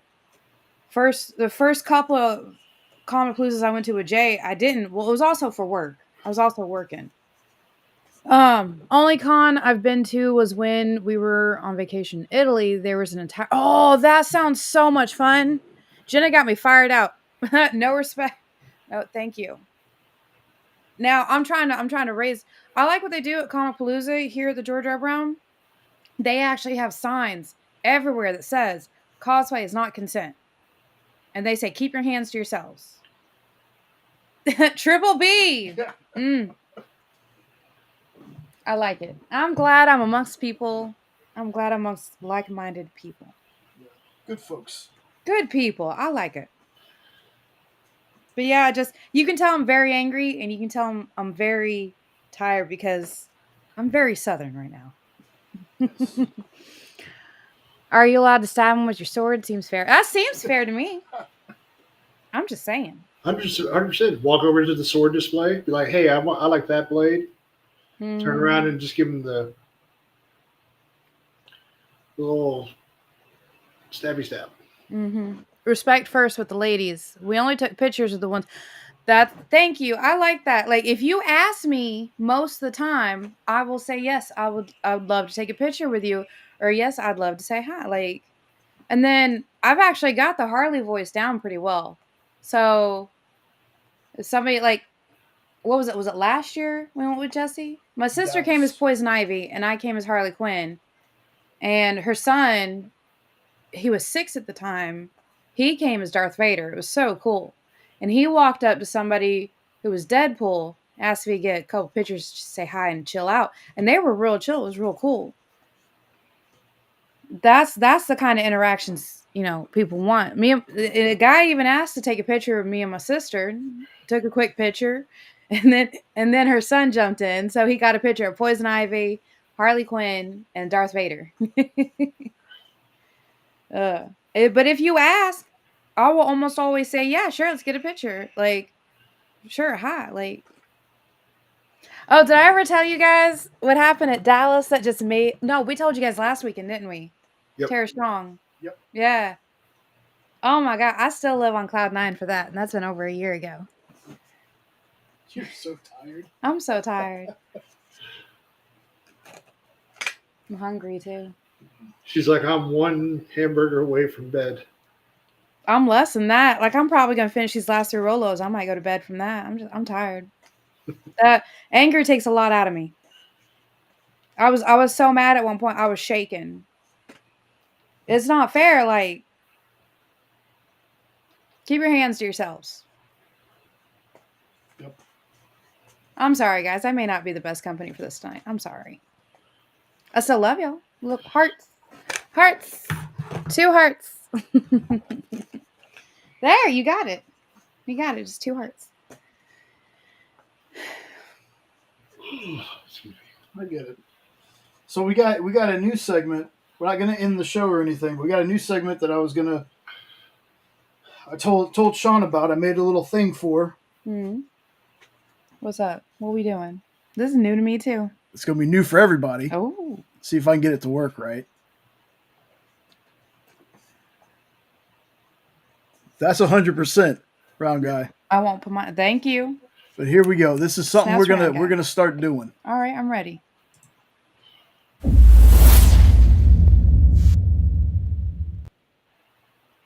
List of what? What the list is? I started this yesterday. The Swamp Thing short is y'all have been giving us suggestions. Now we're really going to open it up. If you have any character or favorite run of comics that you have, let us know. I'm gonna write it down, put it in a document, and we're gonna try to start reading. What like I already got From Hell. I love From Hell. That's a good one. From Alan Moore. I need to go back check the comments of the short because folks had some good ideas. Oh, I think you could. I think you could, Triple B. Triple B, you probably get frozen. Freeze up. If only we can grab a clip of freaking Christian. Go, you just made the list. Also, Jenna, I brought up a thing earlier that apparently now a couple of people in the chat want me to do, but I brought up was like, I probably could pull off a Kingpin cosplay if I shaved my head. And now several people are like, I want to see that. Now people are like, I want to see Sean as Kingpin. I do. Next year for Compalooza, you'll be Kingpin. I'm going to do my cosplay, which I'll announce later on. And Jay could be Superboy. You got the shirt. You got the arms. You got the hair. Have y'all seen his hair? Yeah, I'm at the point now. My gauge for a haircut is usually what can be kept under my hat. And my hat's not containing the hair anymore, so the haircut is in the future. As Dave Lentz would say, Jay has a mighty cloth of hair. He does. It's true. That's true. Man, he wakes up in the morning, and it's like he looks like he's about to go Super Saiyan. I'm saying, yeah, I was going to say, bro, we just need to dye your hair. Pick Super Saiyan. Do you want to be like Super Saiyan? Do you want to be Super Saiyan God? That'll make your hair red. Do you want to be Super Saiyan Blue? Yes. Nope. Recommend anything you want to recommend. We're here for it. I have just Yeah, go ahead. We follow so many fellow YouTube channels as it is. Triple B being one of them. Yep. Mm-hmm. I have just descended into small town Texan, haven't I? Yeah, you have. Okay. I don't know if y'all know this, but I'm from a very small town in Texas of 22 people, 2,000 acre ranch, buffalo, cows, guineas. Jenna is one bless your heart away from just going full Southern. Bless your heart. You ever seen the cat video with the person coming around the corner and the cat meows, it sounds like they're saying, "Oh hi." That's what Jenna's kind of sounding like right now. Jenna, what's been your favorite cosplay that you've done? My favorite one? I think this was before Jay. I actually did Supergirl once with the skirt and everything. That was a lot of fun to do. Of course, I had long hair back then. It was easy to dye blonde. It was from the early movie version. The one with Christopher Reeves. She had the skirt. Oh, I know who you're talking about. Yep. I can't remember that actress's name. Hold on. I'm doing the goggle. Who am I thinking of then? It's Helen Slater, Yes. Oh, but she never showed up in the Christopher Reeve. I think she was just thinking in that time period for the most part. Yeah. I did do that once. I've done Pinkie Pie. I did Power Girl. I have not done Power Girl. You got the right length hair for Power Girl now. I do. I could, if I just dyed it blonde, I could do Power Girl. Still 35 Oh, cents. still, yeah, I've heard it's still 35 cents from because they were nominated for a few of the CBC awards. He's writing it down right now. Yeah, there's a few things I remember that because he won a CBC award this year. Nice. Yes. I recently started following him. All right. Yep. Which, speaking of the CBC awards, Jay, and both of y'all, they inducted. Was it Comic Historian? Is the big Yes. one? Yeah, him and one other person that they inducted them into the Hall of Fame. I really like Kevin Garcia. He's mostly on TikTok, but he's also on. Ooh, what's this? I don't know. What'd you do? Click the button. Don't click no buttons. I like Kevin Garcia. We met him at Compluses last year, and I've gone back and watched all his videos. Y'all are cutting out real bad for some reason. Not sure why. Kevin Garcia. There we go. Did you guys get that one? Yes. Hold on. Let me see. Maybe Jay can find him real quick. I got him on TikTok.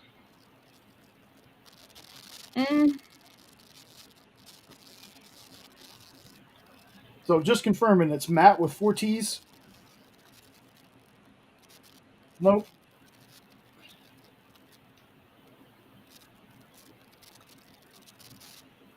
Where are you, Kevin? You know, it's very weird that a lot of the experience stuff got posted today. There we go. That's who I'm trying to. Is that the guy we met at Complusa? Yeah. Kevin Garcia. It's on TikTok. You got an Instagram? I'm looking. Hold, please. Do do do do do do do. Do do do do do do do. Do do do do do do do do do. He said yes. Okay. All right. I got that one down too. I'd love to show you, but it's not letting me. All lowercase. Okay. That's.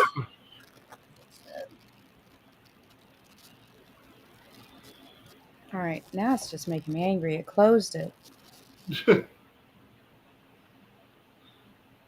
don't want to open it. Oh, I also like Fair Square Graphics. I like that. They just finished their Kickstarter. Yeah, isn't that the one that Fabrice Sapolsky's a part of? Mm-hmm. Hey, no, did you happen to see if anybody like how much CJ's cover went for? Mm-hmm. What you love about Texas? Well, us obviously. Oh, all right. There it is. That's his Instagram. Kevin Garcia _ well, so I can type it into here. Oh. Aw.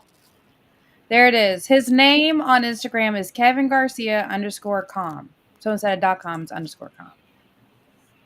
I like his stuff. He's interesting. I think he used to work for Marvel. You want me to do it? Nope. _ Nope. What? Kevin Garcia _? Uh-huh.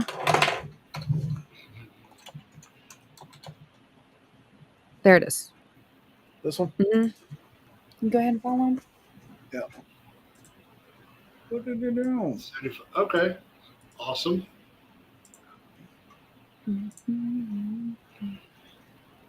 52, but I forgot to mention. Let's watch him. I think it was at 75.8. That's awesome. Heck yeah. Here's Kevin Garcia. We're gonna have a lot of links tonight because there's still some Kickstarters. I was watching wrong book. Oh, still some Kickstarters. Yeah, we still got Throw out there. Alan's new project that he's got coming December 1st onto Global Comics. That'll be live. That was a good read. That was a Boogeyman story done right, in my opinion. I don't think Warcoins is launched yet, but we still got the pre-save. No Heroin 2 is still going till the 26th. Wait, Afterlight's finally in the previews. I'm so proud of them. They come such a long way. Afterlight is in previews. I know K-pop was in here earlier, but she probably bounced.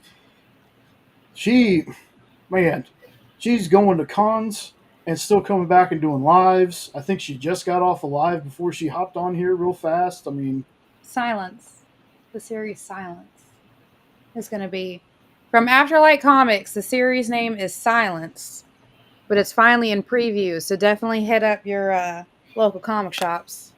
That's going to be on the list. It's on the list. Everything from that company I've loved. Is that the UK one that has like the Wendigo? Mm-hmm. Yeah. We still got to get you the one shirt from them. They still have that shirt, by the way.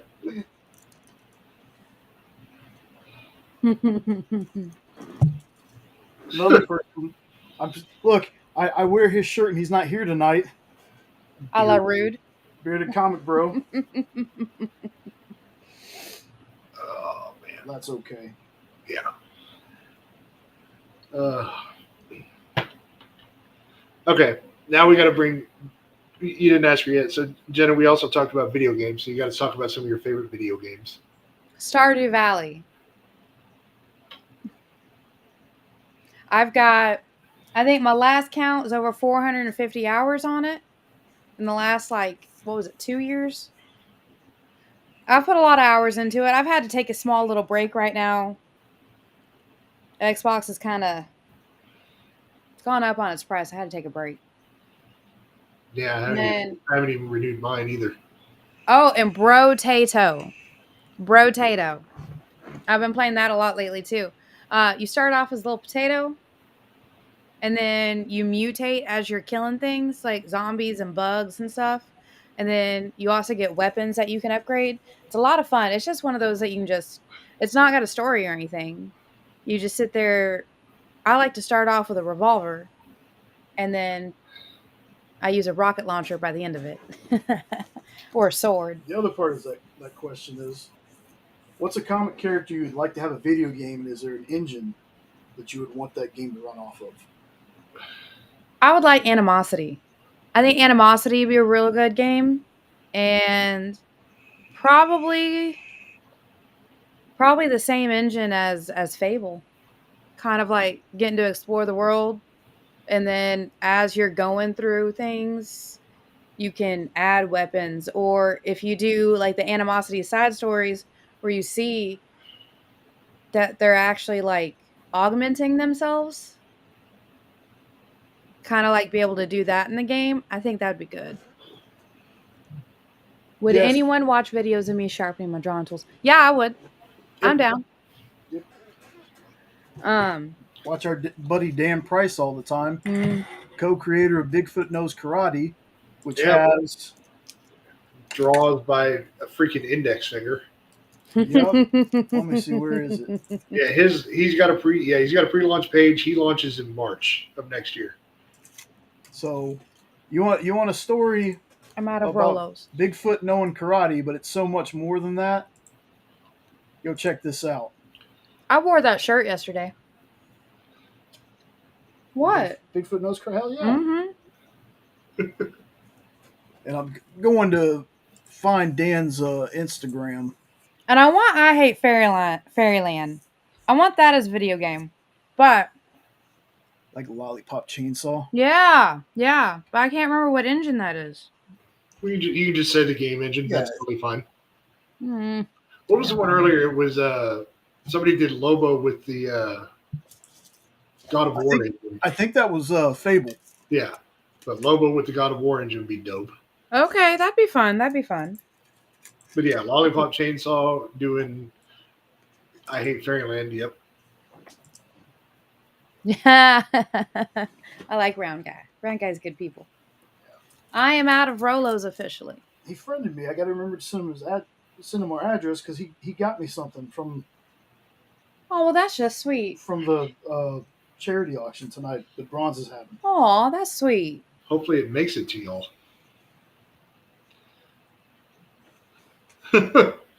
Yeah, we got to figure out lost package that has an internet box and 2 covers. I figured out the problem, though. I got that fixed. 3 covers. Hell yeah. Nope. I'd be right there. We're going to make it co-op. Me and you going to play.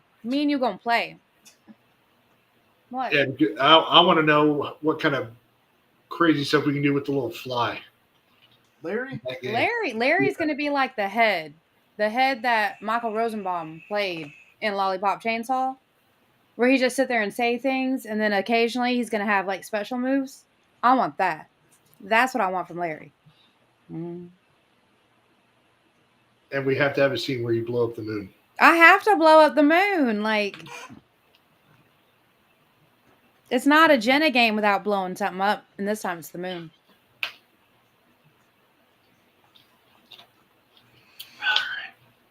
I'm trying to think. We also talked about horror franchises that would make good video games. Ed said Ain't Trick or from the Treat. Zenoscope. Ed said Trick or Treat. Oh, Trick or Treat would be good. But I think I want a Zenoscope game.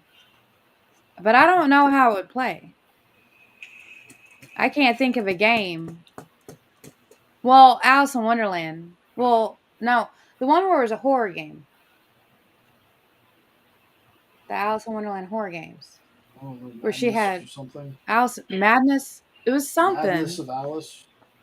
I played both them games. Why don't I remember them?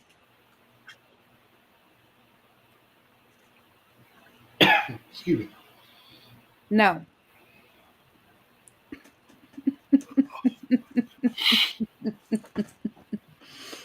Oh, I can't think of.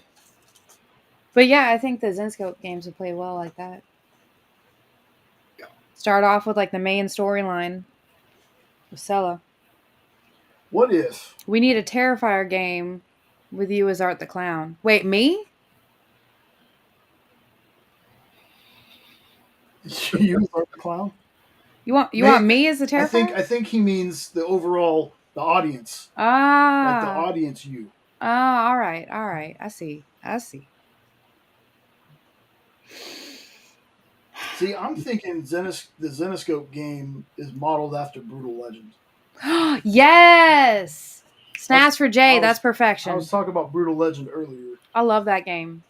I've got almost all the achievements in that game. Why not? Why not me as Art? Oh, why not you? Is it? Do I give off a scary aura? Usually only when I'm angry. Usually when I'm a certain level of angry, do I give off that kind of aura? Sorry, aura. No, I think that's a good idea. Like we were talking about earlier, I think it might have been again before Triple B got here. Is there's a Ash versus Evil Dead game. Mhm. You good, bro? Yep. No.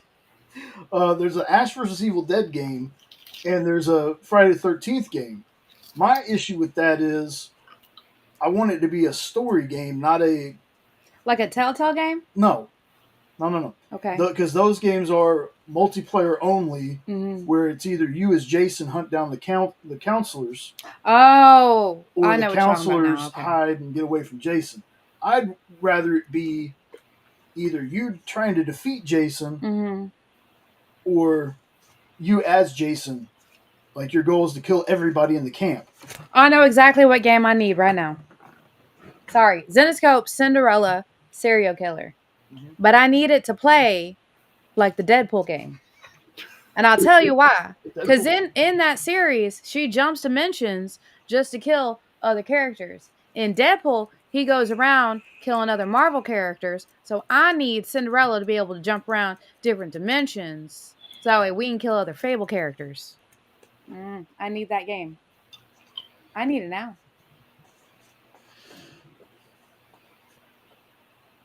Yeah, exactly.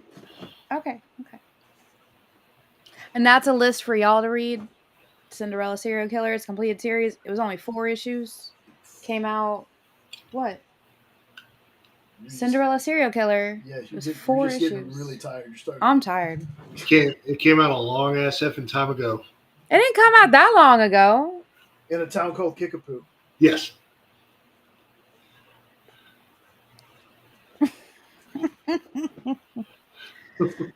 I just need this Red Bull to kick in and this caramel that I just ate to kick in.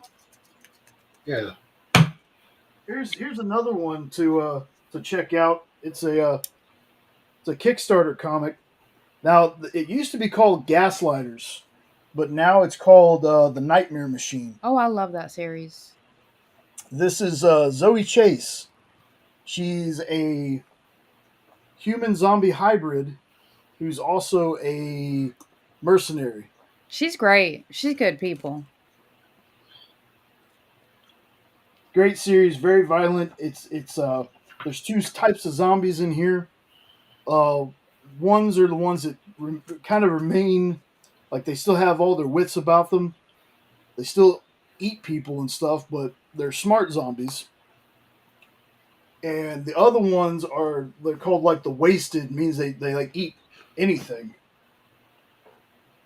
Thank you, Triple B. 2007's not that long ago. Yeah, no, 2017 is when Serial Killer came out. Now, you see, that wasn't that long ago. I'm just saying. Good series. I'm just saying. Sure. I think I should take my bath and go to bed now. Okay. Unless everybody over here being entertained by very sleepy Jenna, very southern You know Jenna. they are, but if you don't, you won't get your bath in. My back does hurt. I need some Epsom salt in that bath. Ugh. I had a train of thought I was going to say, but I got distracted. You had a train of thought you were going to say. That's what I said. Not just a thought, a train of it. Train of thought. I did. Those are called cannibals. Yeah, I know. Oh, I remember what I was going to say. I thought I heard. Hey, Ed. It's a very angry, very tired Jenna. So I have lost all my train of thinkings. No, that really means she's going to take a bath so she can go to sleep. That means Jay come to. No, that really means I'm going to go sit in a very hot bath with some Epsom salt so I can relax my back. It's 10 hours of driving, especially on them dirt roads. Kind of hurts my back a little bit. Just a little bit. The green steam coming from under your armpits suggests a bath is a good idea. What are you? Oh, Ed, you something else. Okay, I remember my train of thought. Speak it before you forget it. Stop talking, and I will. And she's already forgotten it. Stop talking. So my biggest fear of zombies is the 28 Days Later zombies. And that is even including the World War Z zombies. But if you talk about comic book zombies, I want to say that it's the Marvel zombies that scare me the most. Like, what are your favorite zombies to like read in either comics or like what movies? Mine is I like the 28 Days Later ones because like a rage virus, I could do that to people. I could see that happening. And that's why I like reading them. We have all of it somewhere, don't we? I got That and the mushroom virus from The Last of Us. Mm-hmm. The Cordyceps. I don't always talk like this. It's only when I'm very angry and very tired. As most y'all know. I'm going to start declaring stuff here in a few minutes. Well, I do declare. I'm getting the vapors. I do declare I'm getting the tireds. But those 28 Days Later zombies were fast. They were, because it was a rage virus rather than zombies. Would you consider them zombies? I consider them zombies, but it was a rage virus instead of like death. Z Nation was my favorite. Didn't take itself to. I thought it was funny too, and it was based off a serious comic. But Z Nation was fun. It had DJ Qualls. DJ Qualls. That's his name. Thank you. I always think when I think of him, I think of Faith from Buffy. Z Nation yet. It was fine. I don't know. That one baby zombie in Z Nation, that was terrifying. Get out. If you can't stop laughing at me, get out. I don't want your life. It's not fair. It's not funny. Now hold on. When Jay gets tired, when he gets this tired, you can hear he's from North Carolina. It's a whole different accent, and you can hear it. It's not fair. Because you never hear him like that. No, because I got to put on my radio voice.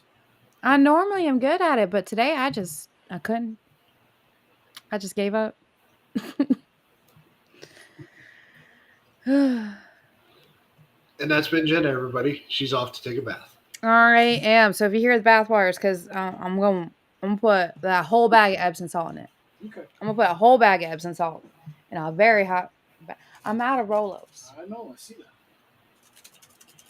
I need more Rolos. And also, the lesson we learned today, ladies and gentlemen, is keep your hands to yourselves. Good night. Here's Jay. I love y'all. Bye. I love you too. I'm tired. I know. Go to bed. Get the dog. Hand. Okay. Not really sure why I don't remember the movie October Sky. That's the one with Jake Gyllenhaal and they build a rocket, right? What was that one? October Faction. That's what I'm Yeah, October Faction. Hey, go. No, that was from Varsity Blues. Y'all making fun of me? No. Oh. Love you too.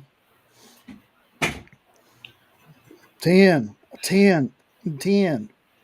Yeah. Even 10. Miss So-and-so, will you go to prom with me? Yeah. So, man, we talked about pretty much everything we wanted to talk about tonight. Yes. Like I said, all I had left was the recommendations, and absolutely you can recommend channels, but if you got any comics, by all means recommend those. If you got a character you think people should check out, let us know. Because I think some of my shorts for a little bit I'm going to alternate between, because I've kind of gotten out of the casting stuff because I'm waiting. But as far as the shorts go, I'm gonna keep suggesting, but I really would love to hear suggestions from folks because I have not read everything, and I haven't read a lot of there are certain characters I've read very little to nothing on. So I love reading new things. Now I want to go find a freaking Sideways trade and read that whole run. Or Sideways, whatever. Is it Sideways? I'll put it on the list, Triple B. But I've read Sweetie. I really liked it. Animal Man.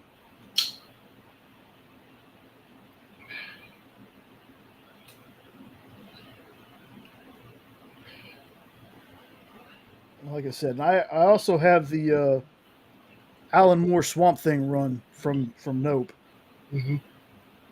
That he answered on the short. H for Hero. That's another one that I had written down, but I'm going to add it to this list. H for Hero. I want to say I've read one issue of East to West. That series is supposed to be really, really, really good. Let me see. Round Guy, have you ever read Middle West? Scotty Young's run? That's actually a really good book if you've never read that. But I remember East to West, or is it East to West or East of West, something like that. But that's supposed to be a really good one. Yeah, I know there's a Middle West That's Scotty. by Scotty, and then I think Garrett had something. No, Garrett's was Go West or Go East. Yeah, Oblivion. See, I've heard of Oblivion song too. Is that part of the Precious? No. I can't remember which one that's part of, but I've heard of Oblivion song. You can write that one down too.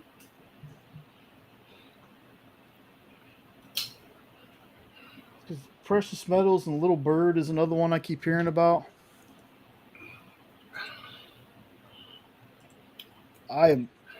That is, yes. Let's go. Hold on. Hold on. Let me see. For my retro rewind thing, does anybody have like any big event type stories that I should go back and read a volume of, and I can talk about it? Other than the obvious stuff like Secret Wars, Saga, Invincible, Let's see.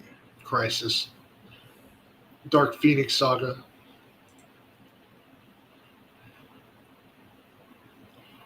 Let's see. I'm gonna do something. Let's see if it'll.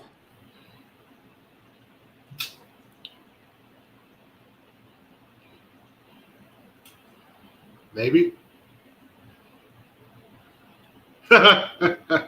Ed, I love this so much. I had to show everybody. I hope that's okay. I love that. Arena Murder World. From Dennis Hopeless. Okay. Yes, I love that.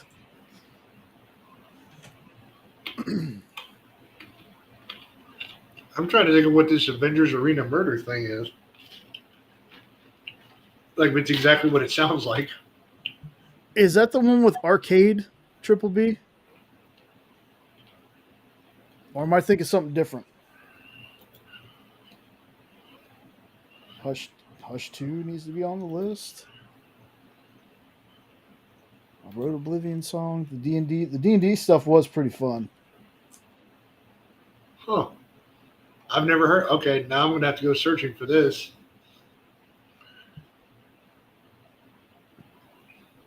Okay, yeah, so it was the one with Arcade. Okay. Huh. Arcade is an interesting villain.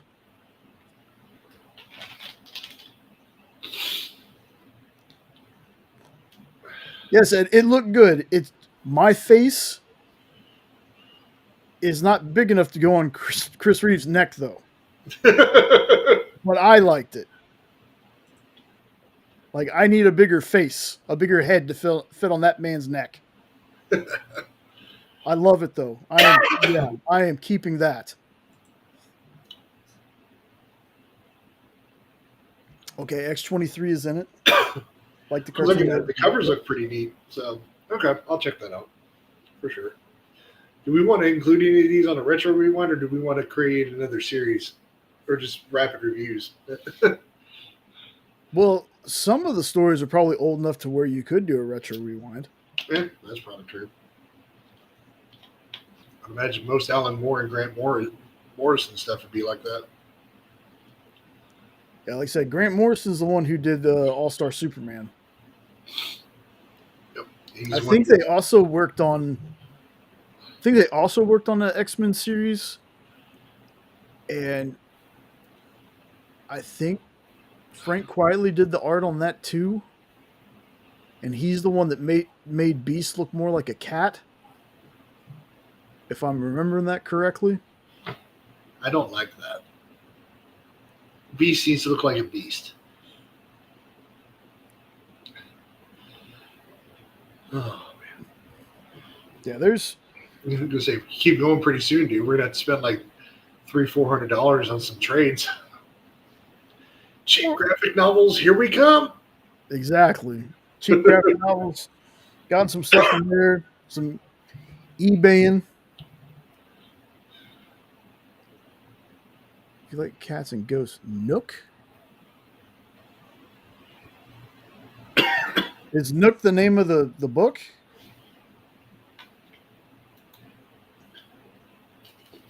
now that we're in the part of the day where I need to start doing a lot of Google searching, I'm gonna push my mic back. So hopefully I still sound okay. Yep, Nook is the name of the comic. Okay. From Source Point Press. Oh, okay, cool.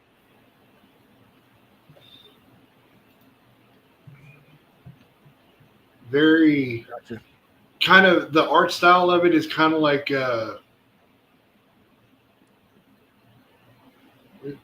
definitely more kid based. Hmm. Yeah, okay. But it's got some interesting bits. Okay, that could be a good one.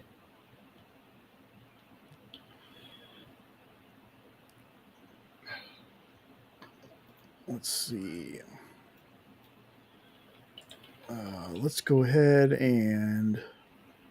So Pocus is done, right? Yeah, Pocus is done. The only thing running right now, I think, is No Heroin.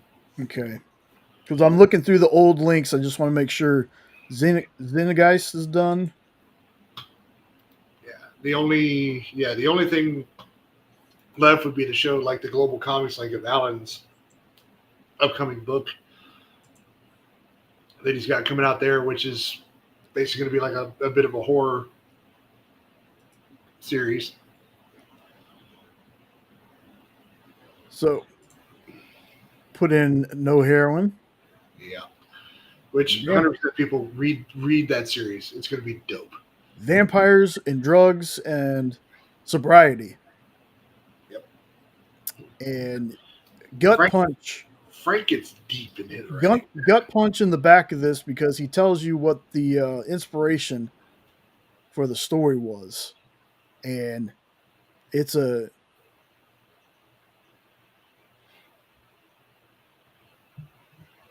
Hold on.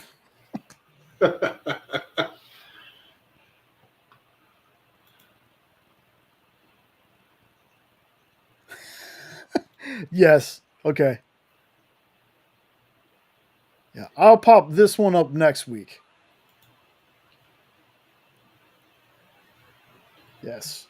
One day I'll be 6 foot whatever Christopher Reeve was. Pretty sure he was 6'3", 6'4". He was a tall guy, pretty sure.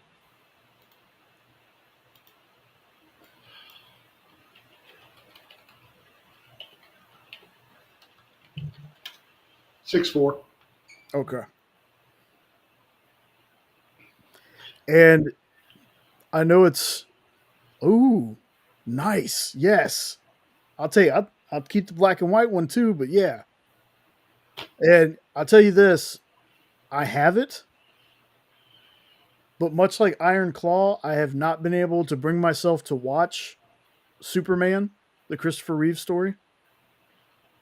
I have it.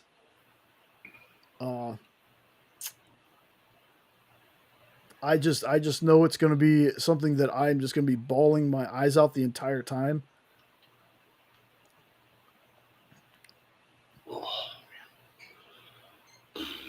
Yeah, that's really weird. The really weird thing to me about Dynamite is I know the characters. I know Vampirella. I know all of them. But other than the Vamp and maybe Vampirella versus Project Superpowers, there hasn't been a story yet from Vampirella where I'm just like, oh, this is the best thing ever. Like, I don't know. I don't think that's Vampirella's fault. I think it's because there's Draculina and like all these other kind of spin-offs of Vampirella. Oh, dude, I already know. I just from watching. Look, the trailers and me knowing the story and being a big fan of the Texas tornado when I was a kid. I already know. That movie's gonna wreck me too. I want to watch it though because I heard how good it is.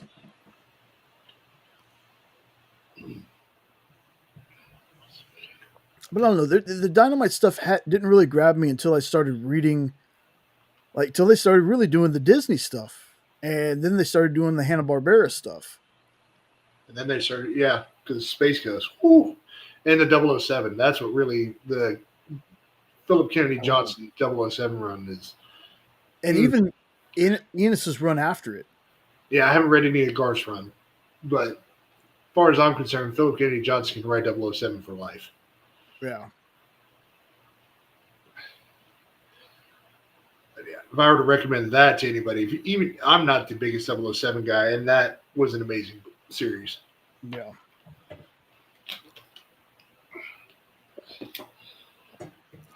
Ooh. Like I said, that's kind of the best thing about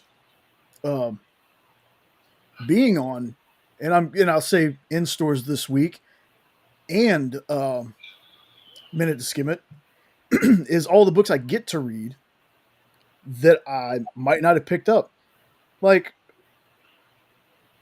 where. Oh, cool.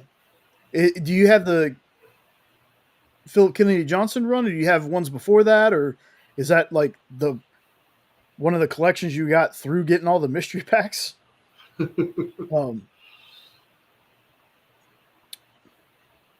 had it.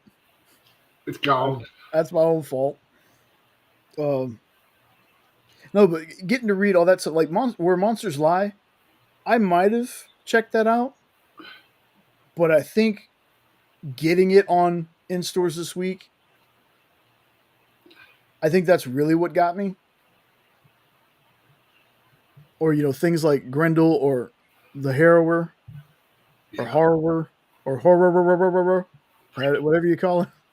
Which one is Brindle? Hmm? You said Brindle. I'm trying to remember which one that one is. What? You just said Brindle. Like in between, right before Horror. I don't remember saying Brindle.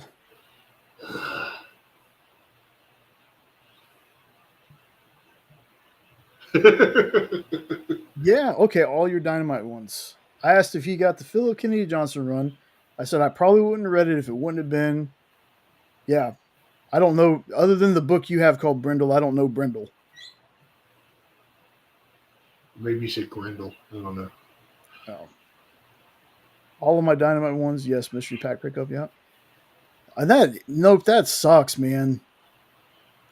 And apparently though, that wasn't, that was kind of like a thing that happened. A lot of people didn't get, a lot of stores didn't get, wherever they get because I know it's not just Diamond anymore. There's like Penguin Lunar or whatever. A lot of stores didn't get all their books.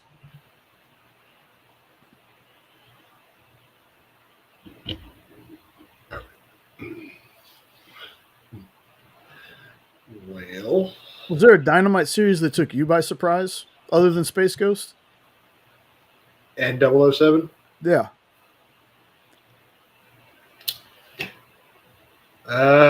Like an actual series? Just anything you might have read from them. Well, the Vamp one is one. No, that Project Superpowers one really took me by surprise. And then there was a Red Sonja run that got me, and I can't remember which one it was. There's one that I really dig, and I cannot remember because I can't. There have been so many freaking runs that I just know it was a run from the last couple of years because y'all were reading it on in stores this week, and I got to read a couple of issues there that were good. Wait, I think you just mentioned it. It was Vampirella versus Project Superpowers, where she's like a secret agent. Kind of. Yeah. Absolute number 2. We're missing all. Yeah, that's right. She was missing all the variants in hers. Man, and I like the name is on the tip of my tongue because the last name starts with a G.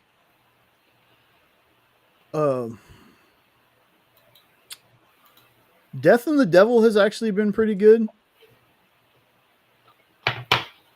The Torn Grombeck and Walter Giovanni series of Red Sonja was my favorite. That was my favorite one. I read a little bit of Empire of the Damned. But it's weird.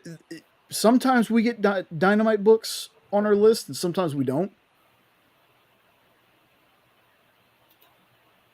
So some of those series are harder for us to keep up with. Yeah. Like it's weird that I got just about every issue of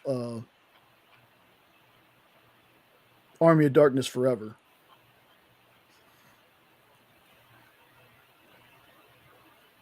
Let's see here. But I'm also on the list now, I think, to get Dynamite books. The only unfortunate thing is they come out after we do the show. Immortal Red Sonja was an interesting one where it was like the King Arthur type story. Okay, That was another one that actually kind of took me by surprise. that was pretty good. The Torn Gronback, I'm probably butchering her name. That one has been my favorite. The art and the story were awesome. But the Death and the Devil, that first issue that I read, that was actually really good.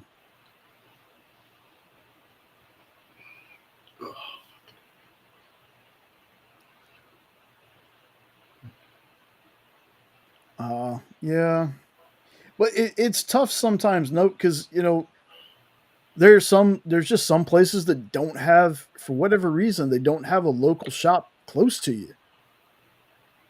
Yep. Or you end up with one of those. Here's the thing about comic stores for me. Miss Jen moved Space Cadets, so it's not in the location that it used to be. We haven't been to the new store yet. But what I can say about how Miss Jen's store was at the time with the people she had there was I'm an extremely socially anxiety person. But if I can go to a comic shop and just feel comfortable, that's the place I want to be. The people there make me feel comfortable. That's the place I want to be. Yeah. It's usually for me, it's the people. Oh, okay. All right, that makes sense then. The other big thing though that Miss Jen has compared to almost every other store we've been in is the variety of comics she carries. It's not just Marvel, DC, and Image. She carries a lot of the like indie down into the indie stuff, and that's spoiled the heck out of me when it comes to going to other places. But she's also got one of the bigger backlog sections too. It's like that's what was great about that.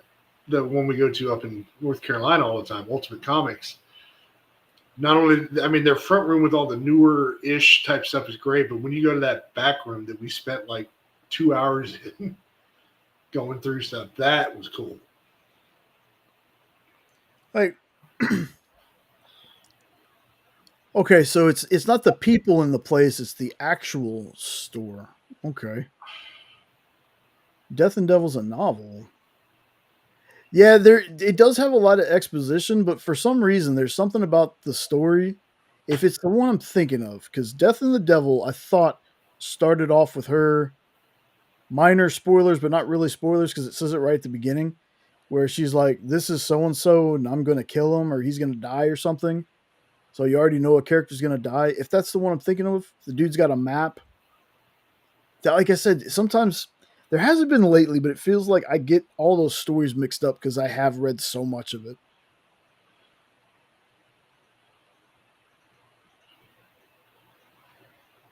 Oh, it's long. Okay. Yeah. Yeah. Okay. I see. I see what you mean.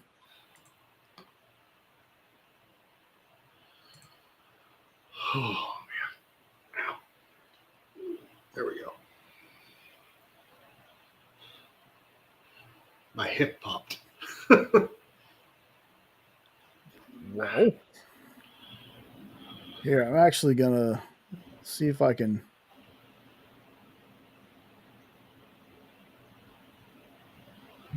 See, I have so many red Sonias here.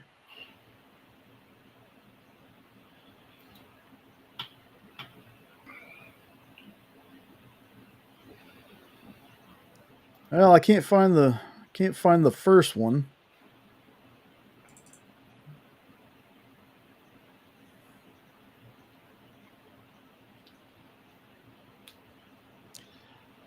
But the art's really good too.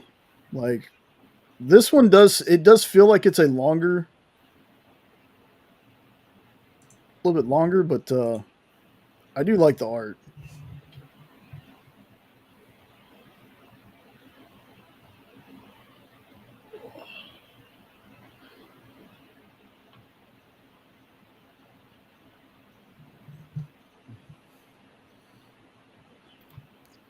So anything you're excited to read, Sean? Anything you've been thinking about reading? Is there a character that you've been wanting to get into you just haven't yet? That's a long list, dude. Like that is a long list. But yeah, no, I mean, a lot of my stuff right now has just been kind of coming from somebody sending me something, or I just like the Batman Daredevil thing the other night. I haven't really been. I don't know. I've been kind of off my computer a lot, not really looking at stuff. So, Well, I mean, is there a character in general that you've always been interested in and just never yeah, like got I said, around? that's a long list. Okay, There's a pick lot of- one. Pick one. We got time. Yeah, because like I said, I'm gonna try to read a little bit of Fantastic Four. I've never read X-Men.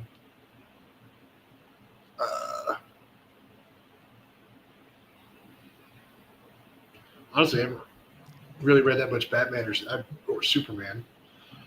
So pretty much just name any major comic book character. There's not a lot I've read. Might be a volume here, a volume there, and that's about it. Well, So, I mean, outside of Fantastic Four, is there a character that you want to learn about? not really. No? Not that I can think of right off the top of my head, anyways.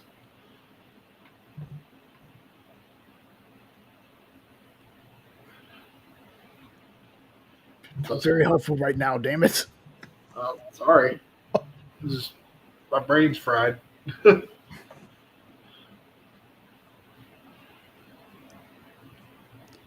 Okay, well switch it from comics. Let's do this then. Is there a superhero movie that you have not seen yet that you are interested in seeing, but for some reason just haven't had the time to see it? Yeah, drawing a blank there too.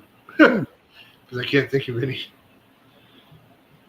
Like my mind is literally like, I don't know what happened, but my mind is blanked. What superhero movies haven't I seen?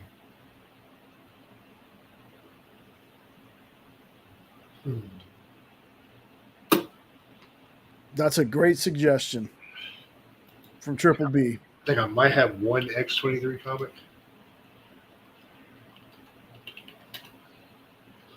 Let's see. This is what I'm going to do. I'm going to Google superhero movies, and let's just see what I have not watched that I need to watch.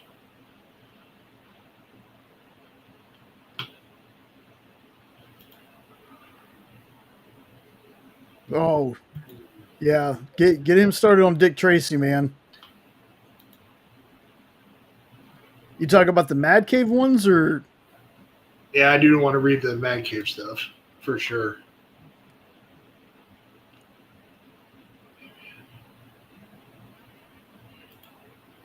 oh wow.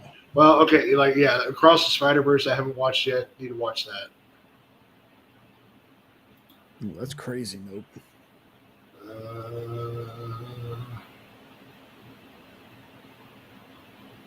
I don't know if you count Free Guy as a superhero movie.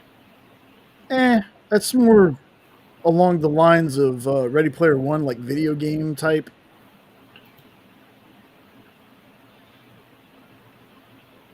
Let's see. Samaritan, I have not watched that one yet. The Sylvester Stallone one. That's one I want to check out. That's definitely that probably would be number one on the list. Because I've actually sat and watched Brightburn. As crazy as that sounds, but I did watch Brightburn. Dick Tracy started everything for Nope. That's awesome. Round guy doing his own pressing.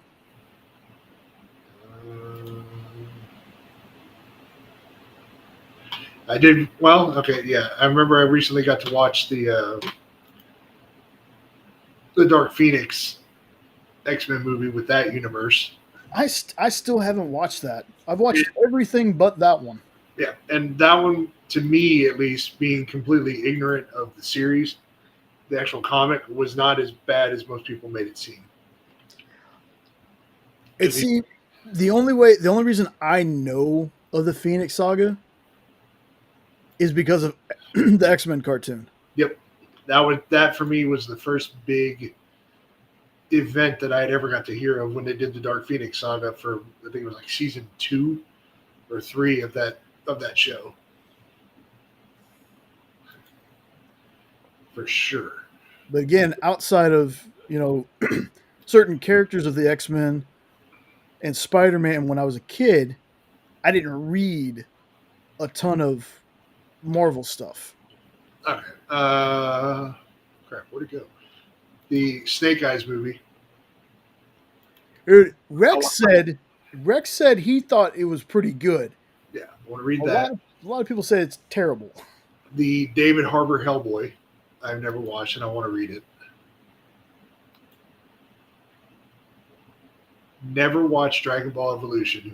Anybody, just don't watch that. Sorry. As I'm going through, this is going through New Mutants. I never watched that. Man. And I do want to see that. New Mutants we thought it was good. We think they should have stuck with the rated R, like a rated R, because it was, the Demon Bear saga I did know.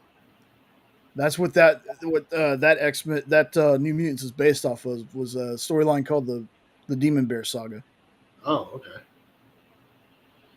I did not know that. Let's see.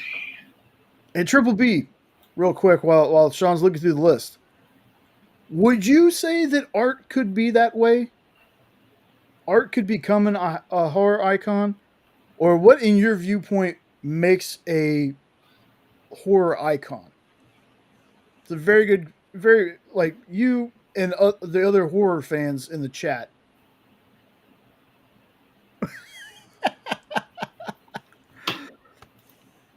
See, I liked it, Randy. It definitely could have been better, but I also think part of it was, I don't want to say he felt like Ron Perlman, but in a way, his Hellboy reminded me of Ron's. I think that's why I'm a little more skeptical of the Crooked Man one with Jack Casey. Or Casey. I do have that one. I haven't watched it yet. I was a little bit negative about it. But, hearing that Mike Mignola was behind it, kind of lifted me up. Like, I don't listen to other people's reviews, really. I'm going to watch it for myself. I heard it wasn't that great, but I'm still going to watch it just because. Now, if we want to count animated stuff, pretty much on any of the Tomorrowverse, I haven't watched any of it. So that's a big chunk of stuff. Art is a new icon for the 2000s. Okay.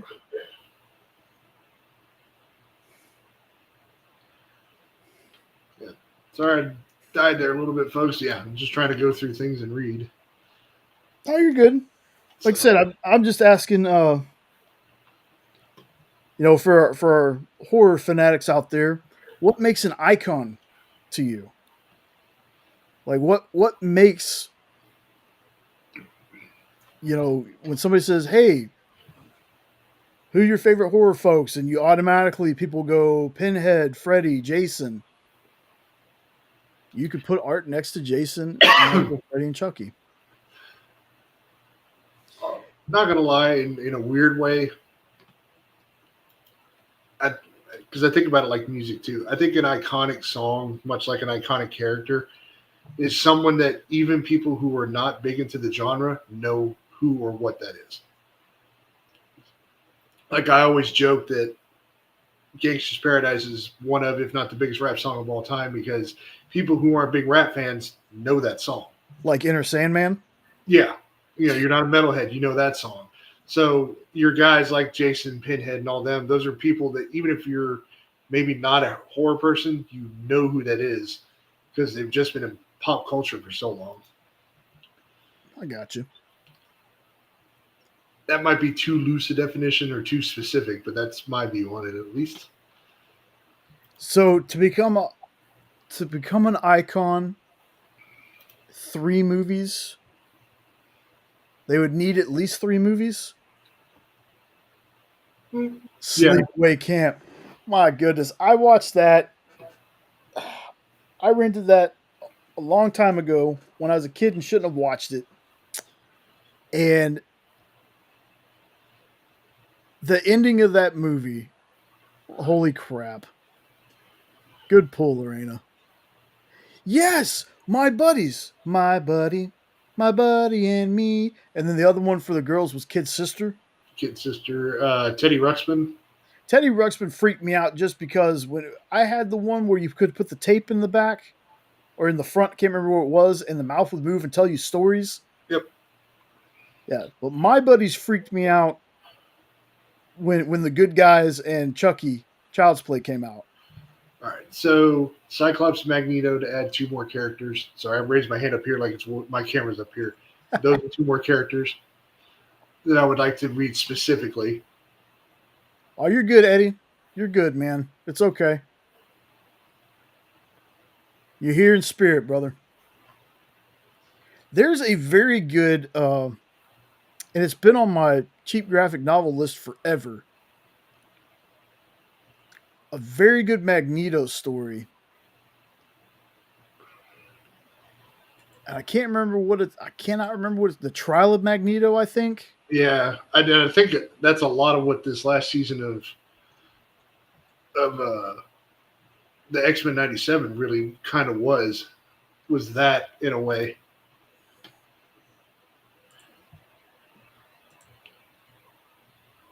Huh. But yeah. Also, I don't know if he's got individual comics, but like Sentry has always been an intriguing character since I learned about him. Oh man, I got a story for you to read. It's a Thor story called Siege. Oh yeah, the one where he has like a big epic fight with everybody. Yeah. Yeah, but Oh. he's always been very intriguing to me. The one I'm thinking of is called X-Men Magneto Testament. Oh, okay.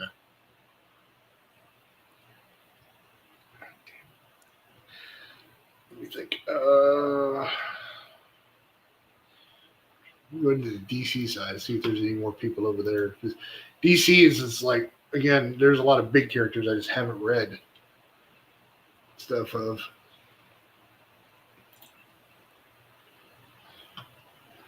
Let's see here. I do want to read more Flash. That's a nice little piece of trivia. Nope, I had no idea. Oh, nice. The Crypt Keeper, dude. Now that he said that, though, I can't unsee it because it makes I see it now. Holy crap! Why have people got to be like that? They just gotta. Yeah. Okay. So Flash would be my big character because I've read one trade, and that's that volume 1 of the Rebirth run. That Rebirth run was great when they introduced Godspeed and whatnot. So. Yeah, I want to read more Flash. And I've got that one like prelude to Flashpoint trade. But yeah, there's a bunch of his stuff that I need to read. Melted your brain with YouTube shorts. Hey, that does us some good because that's one of our big things. See, I have one too, but I think mine is more the Batman one. Oh, yeah. Like looking around, I probably have singles issues of Flashes, and then I have my. I put it away, I think. The part that sucks, though, there are some people. Oh, Dr. Fate. I do want to read some Dr. Fate. But there are other characters that I find completely intriguing that I'm sure don't really have single run. Like Cheshire has always been a really interesting character. Mm. But yeah, I think I would like to. I need to find a Doctor Fate book.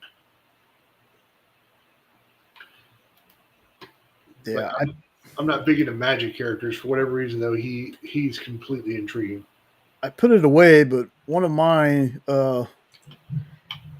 favorite ones with Flash. Let me make sure I'm looking up the right thing.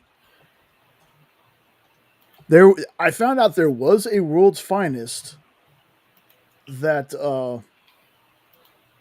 Flash and Superman raced in.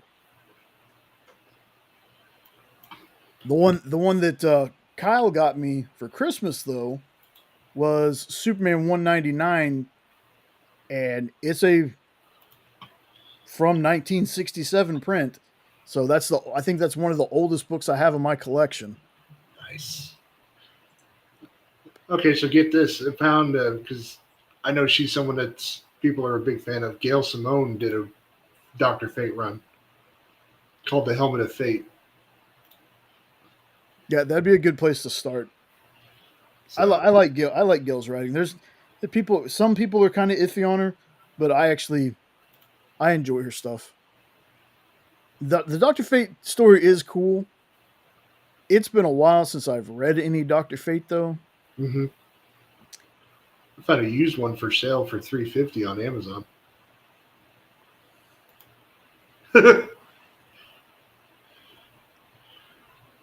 So Like $3.50. yep.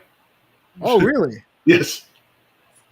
Oh. If I want it delivered by like sooner, I can pay more. But yeah, it's used from 348. Like not bad. Cover is dope. It's just a really cool like galactic thing with the helmet on it. But yeah, that might be a good place to start. I do. Okay. Yeah. Now my brain's restarted. I need to finish that colonized trade that Kyle sent to us because I got a couple of issues into that, and that was so good. It was one of those stories that kind of doesn't make sense, kind of makes sense, or you kind of hear it and you'd be like, well, and then you read it and it's great.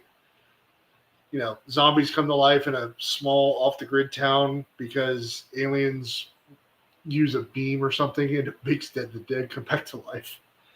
It's a comedy of errors. The first couple of issues that I read. So I need to get back and finish that. That was good. Yeah, my brain restarted. Is there? Trying to find it. There's another one called Dr. Fate Countdown to Mystery. It's but it's a sequel to Day of Vengeance. And I think it's about a new Dr. Fate, I think is what it was talking about. Oh, okay. 8-issue one trade. Yeah. Nope. Was it Mint Hunter?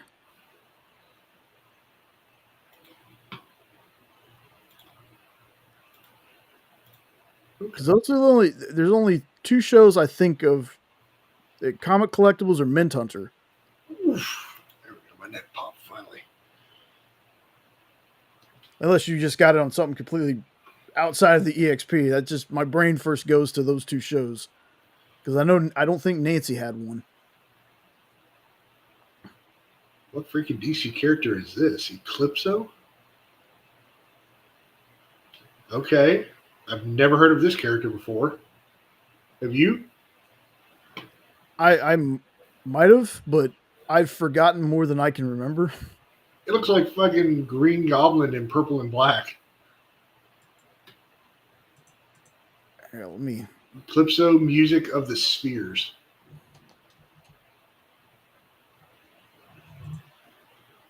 Huh. What the heck? Yes, but I can't remember what I've seen them in. Huh. Okay, that's totally cool. This is the part of our show where we just get completely random. Not gonna lie, I'm looking like the Countdown to Mystery, like the individual covers for that whole run are dope.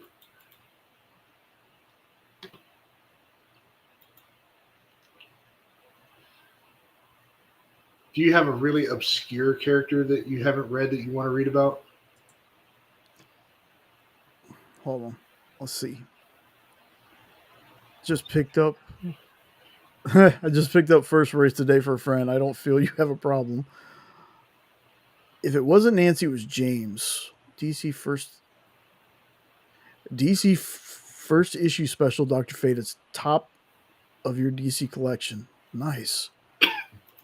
I think it was James. Nope. I think it was James. Like I said, you got the world's finest. I have a Superman 199. But you got the Flash race under world's finest. Ooh, Jay, I found a good retro rewind for me. Hmm. The Dark Side War. Oh yeah. Man, I'm telling you, I need to get my collection in order because I'm pretty sure I have something from the Dark Side War. Knowing you, probably. What the hell is this? DC. DC. Sorry.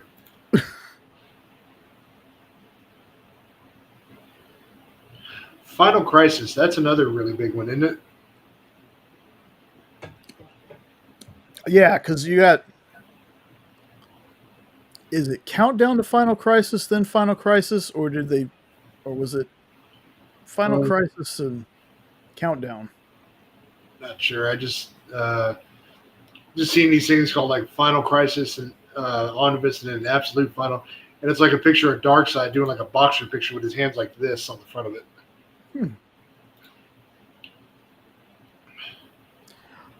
Yeah, Purgatory was actually one of those that I kind of enjoyed a lot more.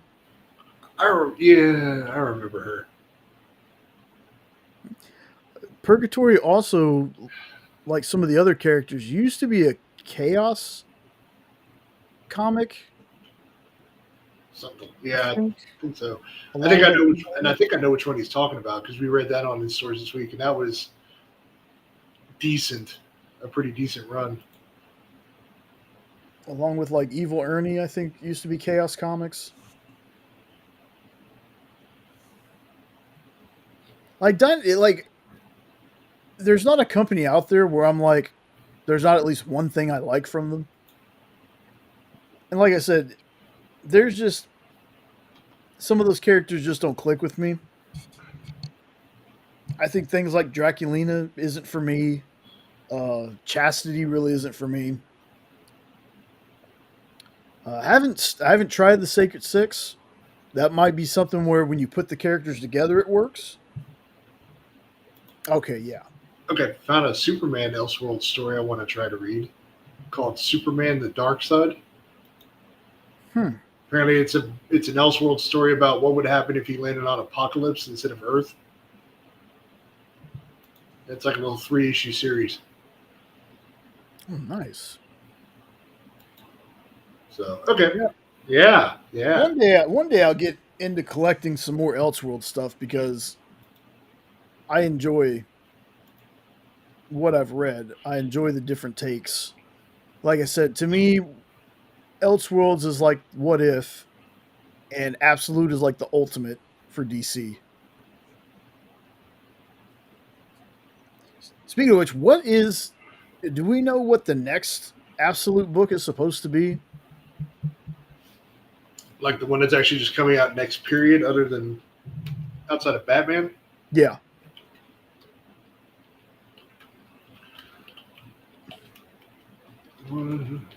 Oh, hell yeah. Triple B, hopefully that's why you're here.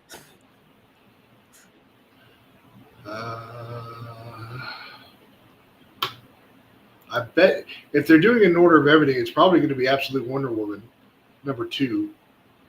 Oh, well, I didn't ask the question correctly. You're talking about The next new character, Flash. Yeah. Should be Flash. Should be Flash, and that's the Jeff Lemire one, right? Yep. I think it's Flash, then Green Lantern, then Martian Manhunter in that order. Okay. You're just wanting to know because you want to know when we're getting our next two covers. It's true. They still haven't shown the logo cover. It's like, dang it, come on, guys. Oh, wait. Maybe Green Lantern's next. I forgot about Green Lantern. Well, no, I think it's Flash, then Green Lantern, then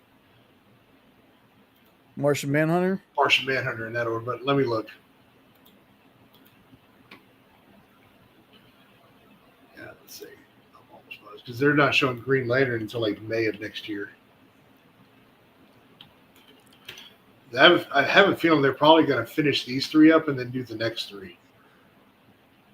So, maybe I'm wrong. What the hell? Okay. Actually, I'm not sure. Because now they have no date for the Flash one. Which is weird because I thought the last show we had, when I was talking about them, I already deleted those out of here. We'll see. They've got Martian Manhunter and Green Lantern is May. Flash has no date. Yeah, because I remember one of them was TBD. Okay. All right. Martian Manhunter is March of 2025. So not May.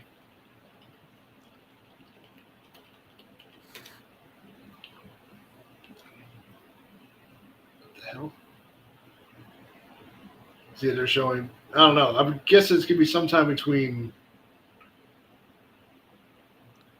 Obviously, Absolute Green Lantern is like March 11th. Oh, here we go. Reddit's my friend. All right, let's see. So you don't care about number twos, right? You just want to know next new character. Yeah, I just want to know the next crop of characters. Right. So it's supposed to be Absolute Flash, March 5th. Then Absolute Green Lantern, March 11th, and then they don't have Martian Manhunter on there just yet. Okay, I remember one of those said TBD, so it must have been Martian Manhunter. But okay, so we've got a few months to save up dollars to make sure we get our covers. Third Eye probably sitting there like, hey man, what happened to these guys? They were ordering from us every week. I was fixed to say 10 to 15 hours ago, Randy. That's a short job. 15 years ago. Okay. Yeah, like I said, I need to catalog our collection. There's supposed to be something. They talked about it on West Coast Comics one night. They brought the guy on.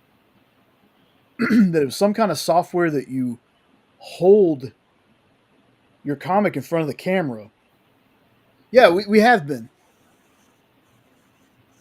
Yeah, Triple B, he has been. We will as soon as we know which covers they are. That's the big thing. Bearded uses the same thing because Bearded's talked about it on his channel. Oh, okay.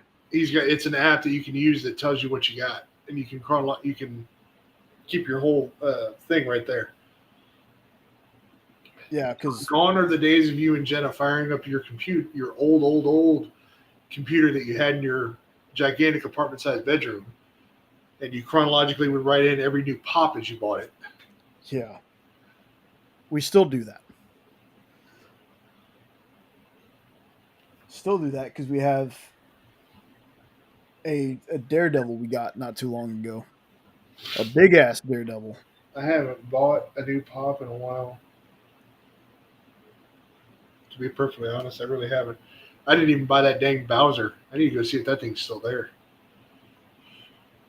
Overprice. Okay. I know because Ed, it's okay. I know you can't type anything if you're still listening. I think Ed won like a gold package or prize from the dude that was on talking about it with bronze. But my collection isn't like huge. we have a ton of trades. I can say that. We have a ton of trades. But as far as single Your issues go, your collection is at least 2 to 3 times the size of mine in all 2, 4, facets. 6 long boxes, 2, 4, 6, 8, and about 10 short boxes. Double mine. Stop me from buying dupes. Yeah. See, luckily for us, we don't have a ton of dupes. But the ones we did, we gave them to nieces and nephews. Or we started putting some back for when we eventually, we still got to do a giveaway eventually. We got to figure out how to do it still. But that is still coming. We just got to figure out how to do it. Damn it, Jay. Why'd you have to bring it back up? They might have forgot about it at this point. No, I will never let anyone forget about that.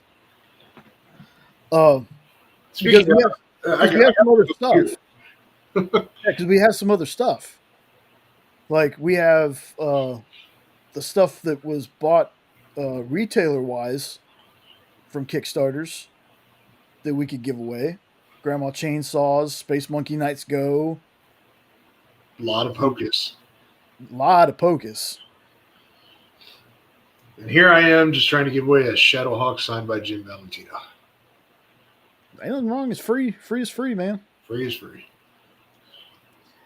I'm gonna have to look into that CLZ because, like I said, every time I get the problem I keep having is every time I start looking through the boxes, I find something and I'm like, oh, I forgot I had this, and I'll sit there and I'll read it.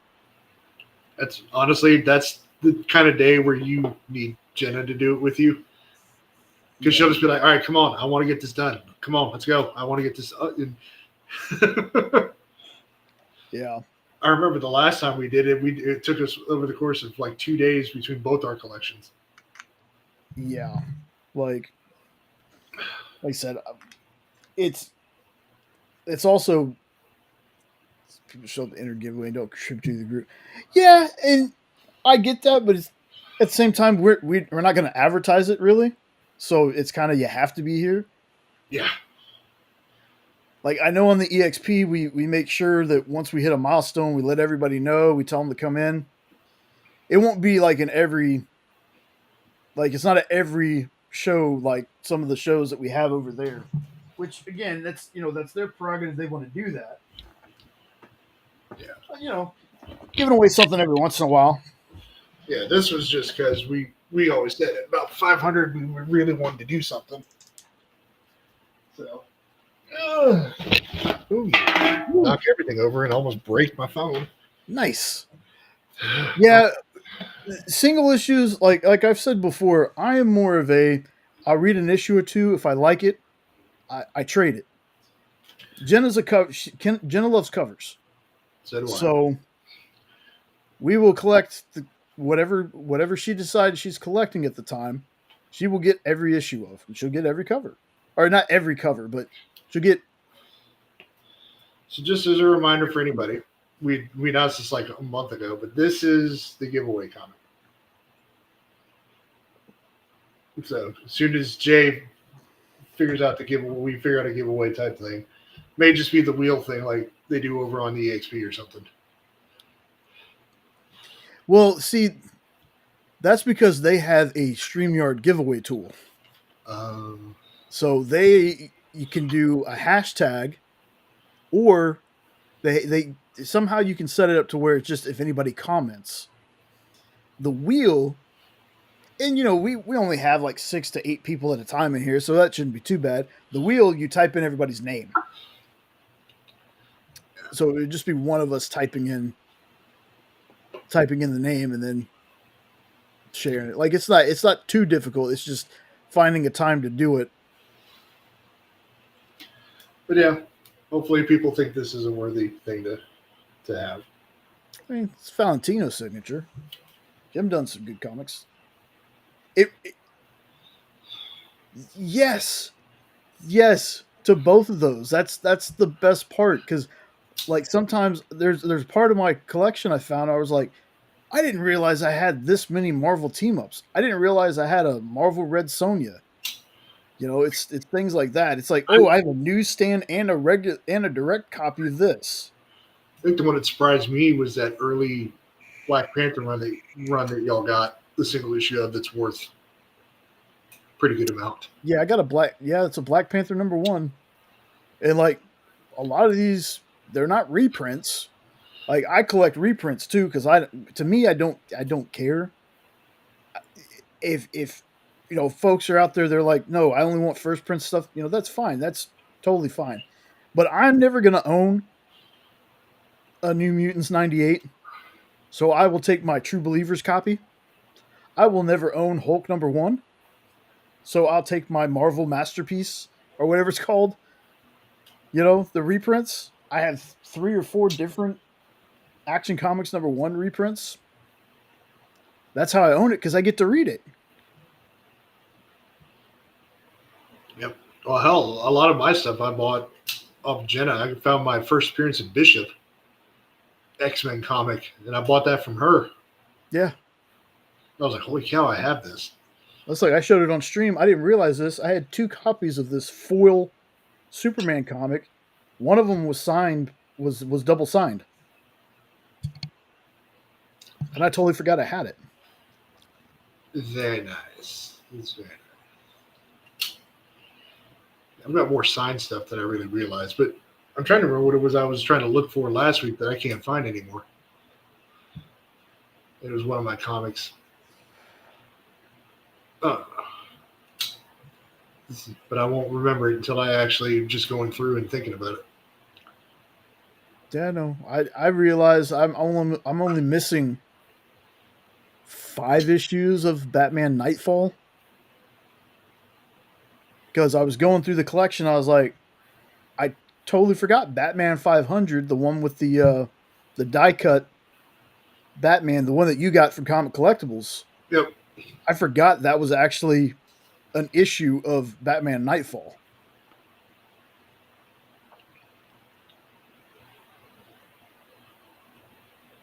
Yeah, and that's cool. Yeah, that's kind of. Hold on. Speaking of books I can't read that'll bum me out, in slabs. Oh, I thought he was trying to say pumps me up. My bad.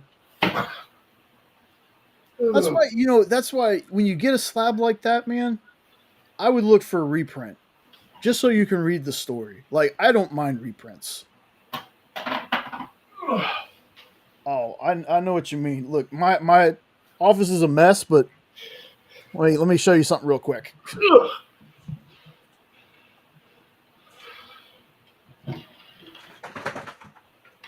I hear Puppo. Yeah. Like I said, office is a mess right now, but as you can see, there's just comics everywhere. But speaking of stuff that I've got that I can't read, that. Oh, the Daredevil? Yeah, my prized possession that Garrett did a wonderful job of talking me into. Yeah. It's like, man, Garrett, it's like, I just had to say it too, and Jay knew it.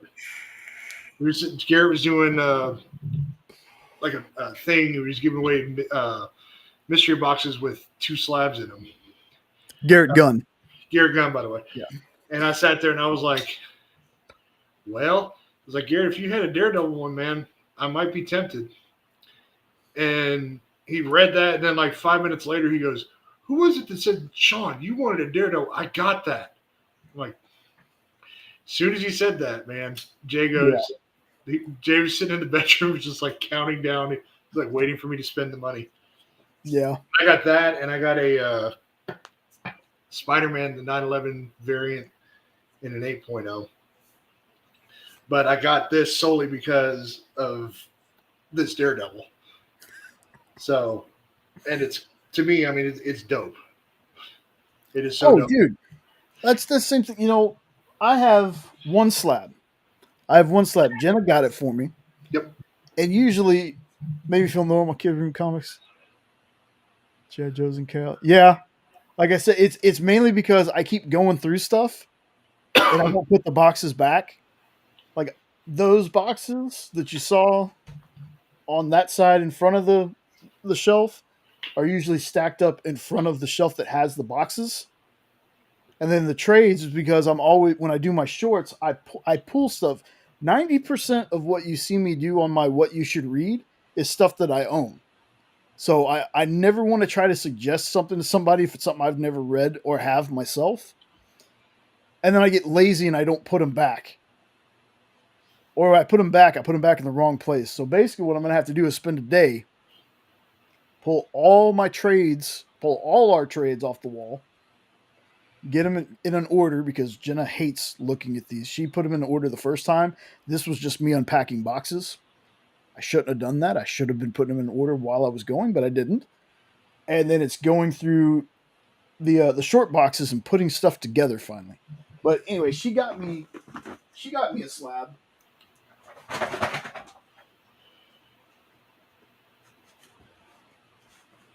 And it's a 9.6 What If Miles Morales #1.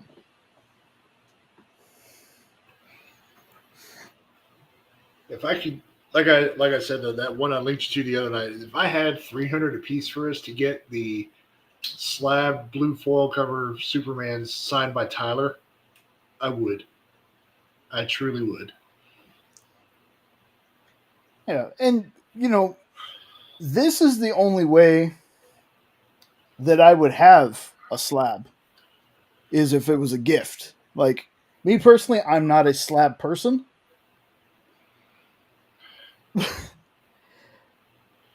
I would love to see your collection, man. Would love to see it. And I just noticed something that's weird in here is it looks like a piece of the slab. You're not going to be able to see this at all.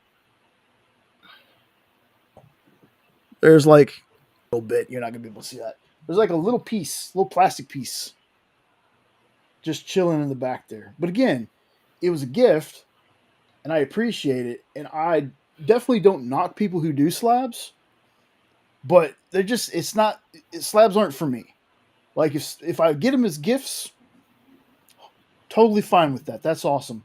But if I'm going to do something like this, I'm going to get one of those magnetic capsule things.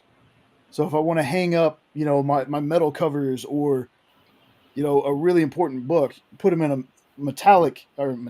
a magnetic capsule one. So if I ever want to take it out and read it, I can just pop it open. These, not so much.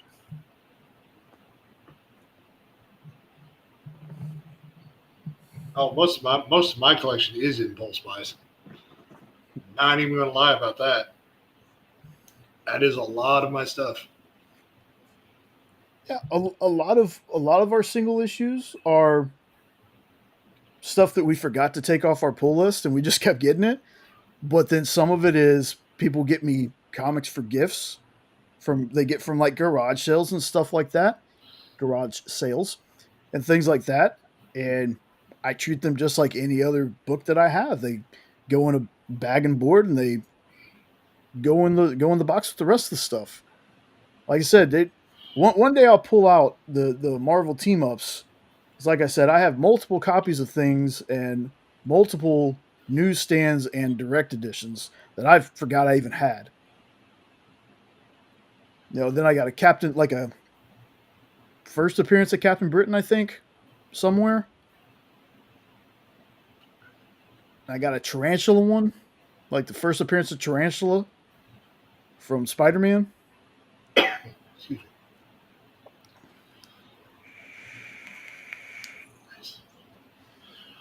Well, all right. For me, at least, I'm starting to get really hungry. So I am going to have to get close to signing off so that I can get some food. Can you last 15 more minutes? 15 more minutes just to make it a round 5-hour stream. All right, I got to chew another cough drop though because my throat is starting to get raw.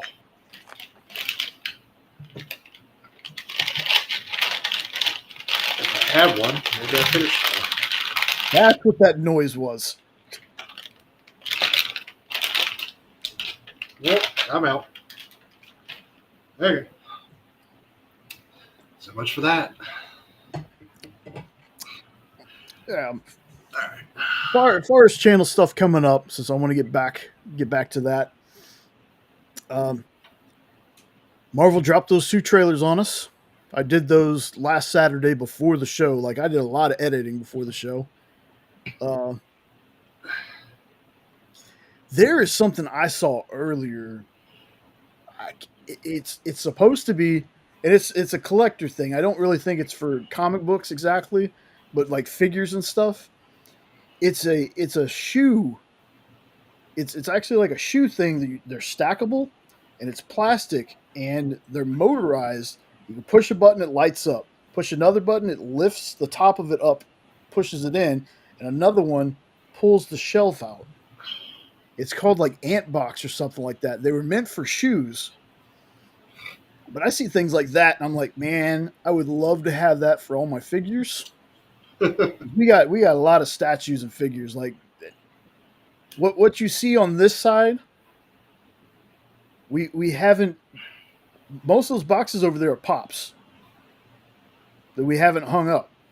Yeah. So right now, I have a section a thing of pops that are 3 to 4 deep. They go from the floor up to the wall and then over the door. And in our old house we were in, I showed the picture to Nancy one time, and she was like, "Holy smokes, that's the most pops I've ever seen." We literally had them all the way around, and this room is a lot smaller than our other house office. Yeah. Well, it was an office. So I see things like that, and then I look at things like there's a shelving that like is kind of skinny, and you pull the doors out this way. Like, I see how people do some of their comic collections. I was like, man, I wish I could do that. Right now, I have my boxes sitting on a wire rack. Just a few. Really, Round Guy, you're saying pops, and he's got a 10-inch Superman sitting right behind him. Come on, man. If you're talking about like channels who's got backgrounds that I'm in awe of, comic culture's background. Dang, nice. But yeah, comic culture, his room setup that he does all his videos in, I love that one, and I've told him that. Like, I am in awe of that man's setup. But that's that also because it brings back that little kid in me, because he's got arcade games off to the one side. That's like, man, if I could. Oh yeah, I would. We're real bad because pops, statues, figures, mystery minis. When they had mystery minis, I don't think they do mystery minis too much anymore. Yeah, most of my pop collection is on the wall that way. little things you can get out of gumball machines. Like, I'm telling you, we are hardcore collectors. But that Daredevil, I think, was the last one we bought. We used to be with all those collectors boxes, man. We had Loot Crate for a long time until Loot Crate became just like junk. Then we had the Marvel Collector Corps, the DC League of Collectors, and the Smuggler's Bounty from Star Wars. Like, we had all those boxes until they got canceled. I remember those. My pops are related to childhood things too. Some of them, yeah. I have like 30 Deadpools. We probably have a lot more than that. You have pretty much every Deadpool variant, suit color wise. Yeah. But I can tell you this, though. I'm very proud of myself. We have never paid more for a pop than they're actually worth. Same with a mystery mini. Most I did was $10 over what the mystery mini would have cost. That's it. And that was just to complete the Walking Dead selection. Because we had the Walking Dead series, we were missing one. See, and I'd love to have something like that too. Because that's just his DC part. At 1 a.m. Triple B, there's no pizza place open, unfortunately. Best I can do is fast food or this place. It's like 20 minutes from me. It's called Drip Burrito, where I can get like burrito tacos and burrito ramen until 4 in the morning.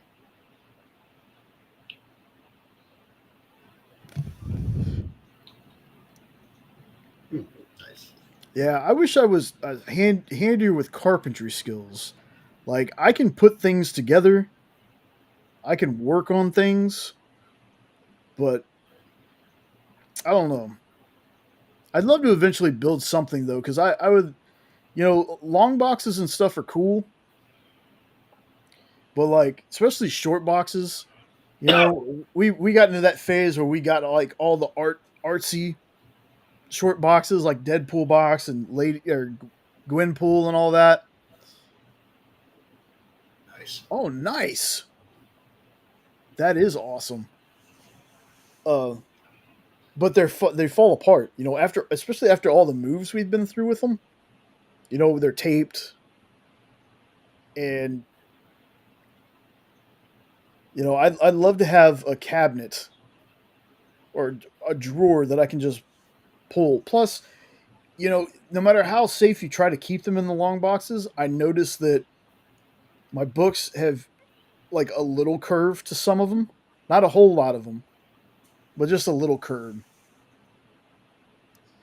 Yeah, that's another thing I've been looking into as well is the plastic boxes. But I'm looking at we have the long boxes where the top comes off. We have the long boxes that you pull out like a drawer. But it's just like after a while, I'd love to just have something like a filing cabinet, basically.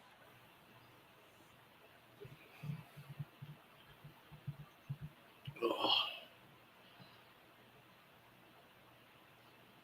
I just want to have a second room to put all my stuff in. Like I said, it's just.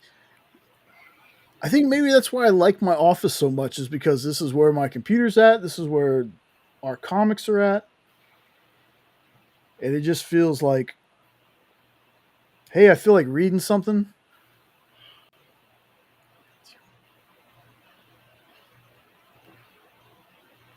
Nice. And I've seen those too, and I'm just not. I don't know. Because I've seen a lot of people that have had. Maybe you haven't had the problem, and that's great if you haven't. But the handles ripping is what I've heard is a big problem with those.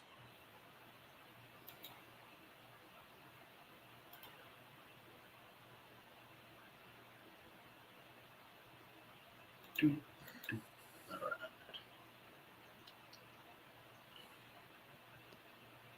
Yes. Spring loaded spacer, yeah. They still slope and get bent if the bin isn't full. I know, and that's especially if you're somebody who separates the comics. Like you have a long box, but it's not full. But you have like your long box is, let's say, Marvel, but it's not full. But you have these comics from another company that are packed out. Do you just take those and put them in with your other ones? You've never had an issue with the fabric ones with the handles ripping?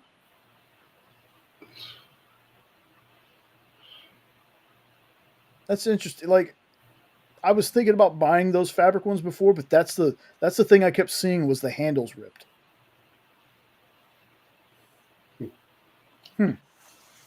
50 short boxes. Jesus. Yeah, yeah. See, my collection is small in comparison to some of our folks here.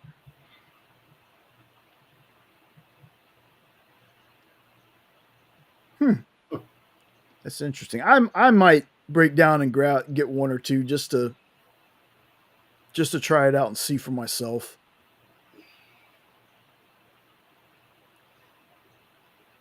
Like I said, it really is a bitch because it's then when you get new comics, then you got to decide what box you're going to try to put them in. if your other boxes are full, or whenever you get Kickstarter comics in, does your Kickstarter stuff get a different, like, I don't know, but it's gonna happen eventually. Uh, like I said, it's just I gotta get to the point where I stop being like, ooh, look at this, and then I'll sit down at the computer and I'll look up the covers. Um, like I have so much of the Funeral for a Friend and that Superman story, and then I noticed that I also had two of the die cut covers that went along with the Reign of the Superman stuff. And then I'm like, man, I want to look these up. I want to see, I want to just look them up just to see. I don't normally care about the prices of my books. I'm just interested to see if there is something in here I have that's like worth anything. If not, it doesn't bother me. If so, awesome. But I've just never been into knowing the value. But it is cool to learn stuff about the comic too.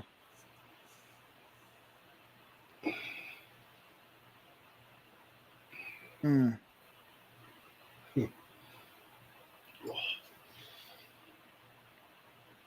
Yeah, I do need to look into some kind of dividers because, like I said, there's some of my books, not a ton of them, but some of them are starting to get that weird bend.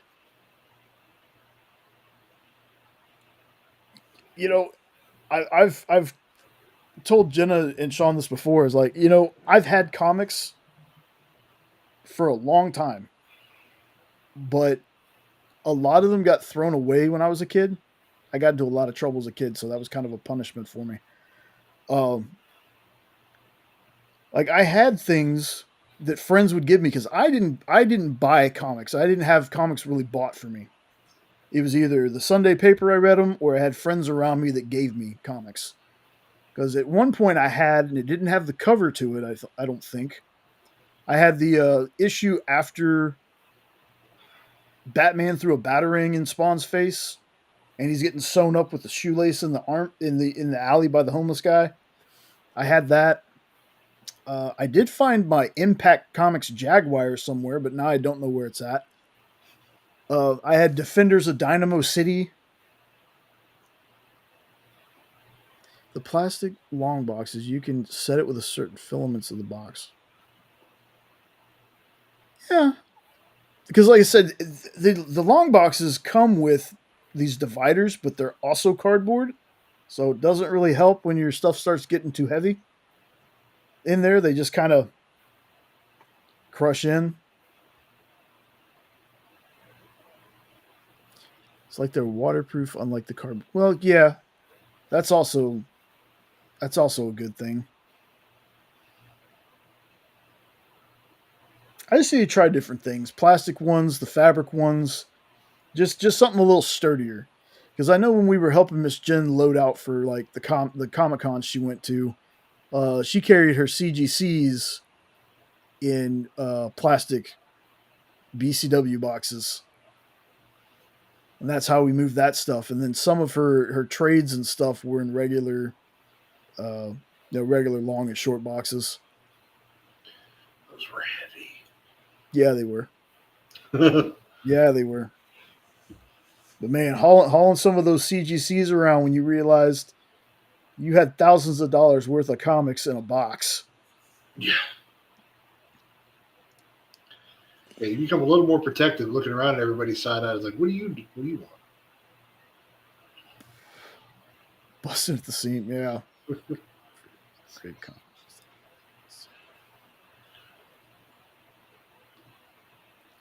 Dude, I'm gonna be completely honest. I wouldn't know how to grade a comic if my life depended on it. Not Like I have some books that don't have the covers. I have the books where the cover's starting to deteriorate.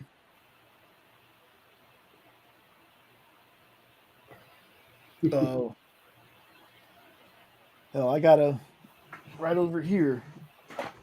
I got a little magazine holder. I think I showed these off before. I got a little magazine holder.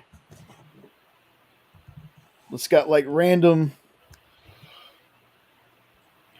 ones that I should have bagged and boarded many years ago. And look at the very ultra rare white polybag Superman.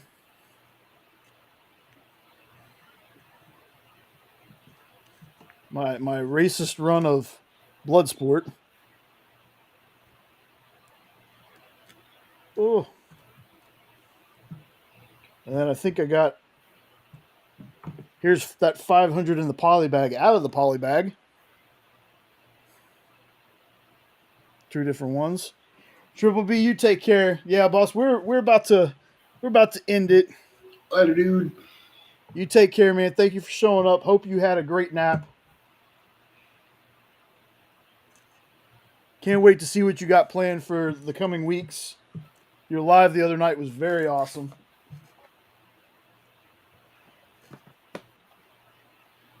But yeah, there's some stuff that I'm like, man, I don't know why, but I've had these sitting in this magazine folder for I don't know how long, and have never thought about, maybe I should bag and board these and put them away. I should though. But I figure they're in that magazine holder. They're not going to get messed up. I reread them every once in a while. Instead of reading the new books I have, I'm like, you know what? Let me pull out some stuff from like 20 years ago.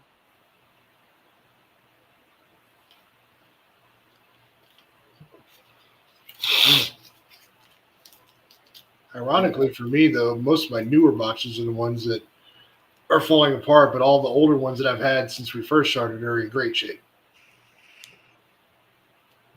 Like that Iron Man box that was the very first one I bought. That thing is still perfect.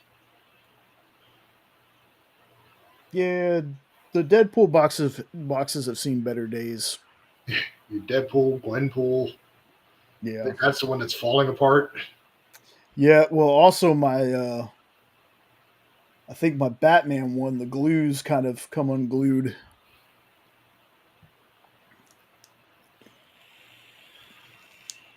Well, all right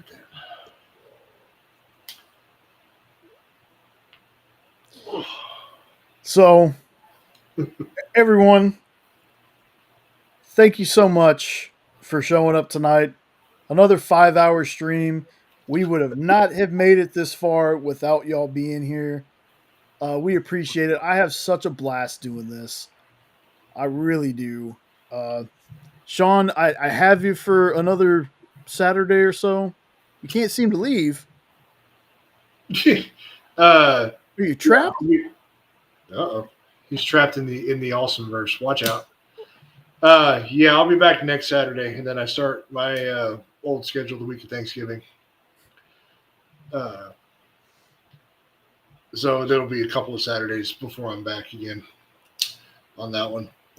Yep. So some of those Saturdays will just be me. Might be shorter streams, or if I can convince anyone to come on, might do something like that. I need to talk to Castle. I haven't heard from him in a bit. Was doing shorts and stuff. Hadn't heard from him, so just need to check on him, make sure everything's okay, or maybe if anybody else feels like hopping on and talking. Again, no issue. And if there's days that can absolutely. I'll see everybody next week. I gotta do my clips for the experience. Yeah. Next week after this. We'll be here Triple same Hydra time, same Hydra channel. Oh God. Now DC's gonna sue us on top of Marvel. Yes, Triple B, you're definitely one of the folks I want to bring on here. I want to bring anybody who wants to come on. Believe me. And then we'll also try to do some, like, if Sean happens to be off on a Wednesday or Thursday, we might do an earlier Wednesday, Thursday show. Yeah, that's true. I figured you would. Might do it earlier Wednesday or Thursday. Might be able to get CJ. I know Saturday's hard for some people to hop on.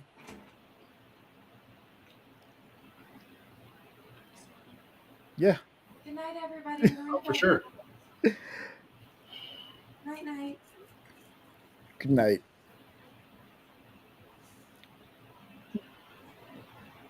Oh, okay. We'll do. Okay. Um.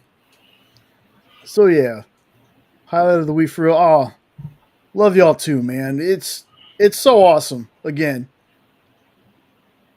once the band stuff comes in, I'm DMing for. Yes, absolutely, Randy. Thank you again, man. That's awesome. Can't wait to show that off. Can't wait to see what it is because I'm not gonna check. I want to be surprised. Some sleep, maybe. Some sleep. I gotta get work done and then some sleep. That's the only sum I'll be able to get tonight, at least. Oh, I that's still got I still got some EXP work to do. that's great. But yeah, y'all. Honestly, outside of work and home, this is like one of my favorite things to do. Y'all are crazy. One of my favorite things to do. I love the chat. We talked for 5 hours about nothing. And I thought I prepared pretty good this week, but it's like, all right, so next week I need more drinks and more stuff, and then I'll be good. I think what I've learned my lesson though, I'm gonna save this for once we get like a couple of hours in, and I need the boost. Yeah. And then more. And remind me to get you like these too, so that you got stuff for our throats while we're doing this. Yeah, I feel like I talk so damn much on these streams. So it's the most talking we do all week. But That's true. Definitely get you some of these. We'll just munch on these while we're going. And then snacks. So I may just start munching while we're talking. Yeah. I'm gonna go through a bag of pretzels one night. We're like the Seinfeld of the comic YouTube space. It's a show about nothing. What is the deal with the Super Batman comic? Yeah, exactly.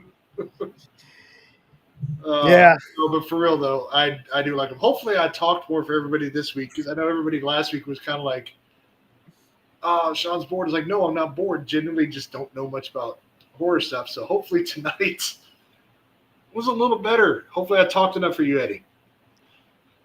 Well, that's awesome to hear though. There were no lulls for 5+ hours. That's literally the only reason for me is hunger is kicking in. And truth be told, I actually woke up a little earlier today because I fell asleep at like 4 in the morning. But yeah, creep it real. Creep it real. Yeah, everybody just throwing around these nice little slogans. Yeah. So. But yeah, now we'll be back next week with. I've got a topic in mind. Awesome. And for anybody wondering, it's going to be comic series we started and completely forgot about until we started going back and looking through our collections. Because I was looking through mine and I've got several that I got like 1 or 2 issues of, loved them, never got anything else because they weren't in my pull box. So I think that could be a cool one. Hopefully we'll get some news, maybe some more new comics.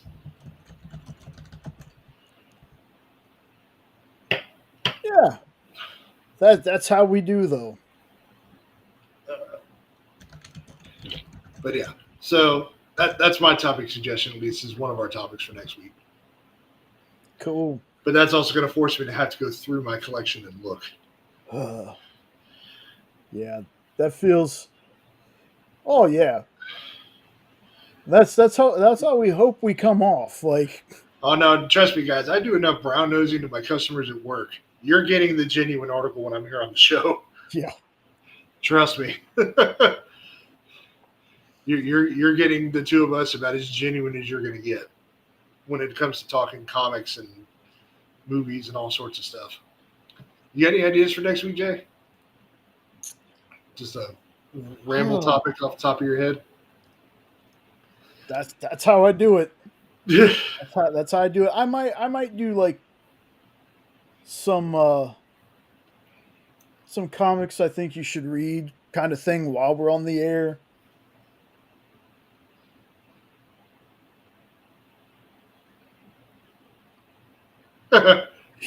Nice. I'm not gonna. Triple B needs to save that for his show though. Creepy Real. That'd be a totally great shirt for him. But yeah. You know, that could be something we could do. We've got so many merch ideas we've never shown anybody. That could be almost an entire segment of the show. We've got, not saying that we're going to do it, but we've got merch ideas. We've got shirts. I don't know how many, but we've got a regular channel shirt. We've got the Gears homage shirt.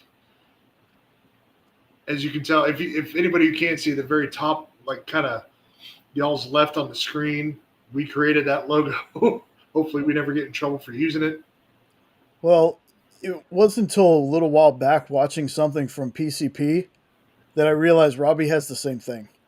Does he really? Yeah. Nice. We've actually come up with dog bandanas too. Yeah, dog bandanas.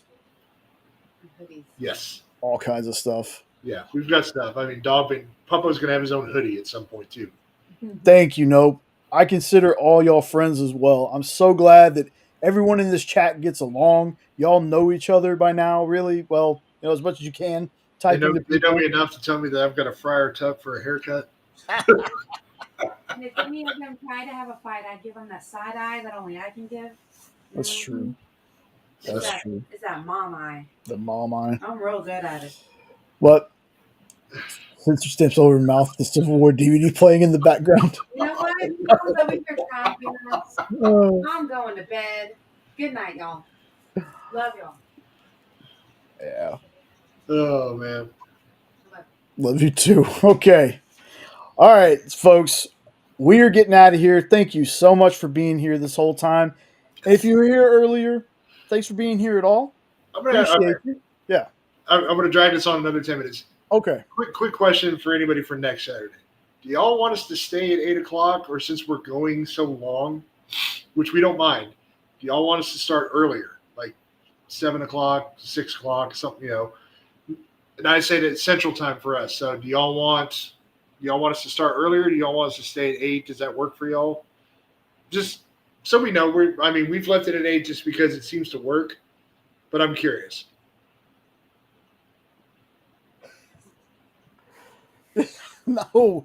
No, she's going to sleep. I'm telling you. Yeah, and I've told people we have never once asked people to say that to us. If we're gonna do something close to that, it's probably gonna say "Hail Hydrasylum." Yeah.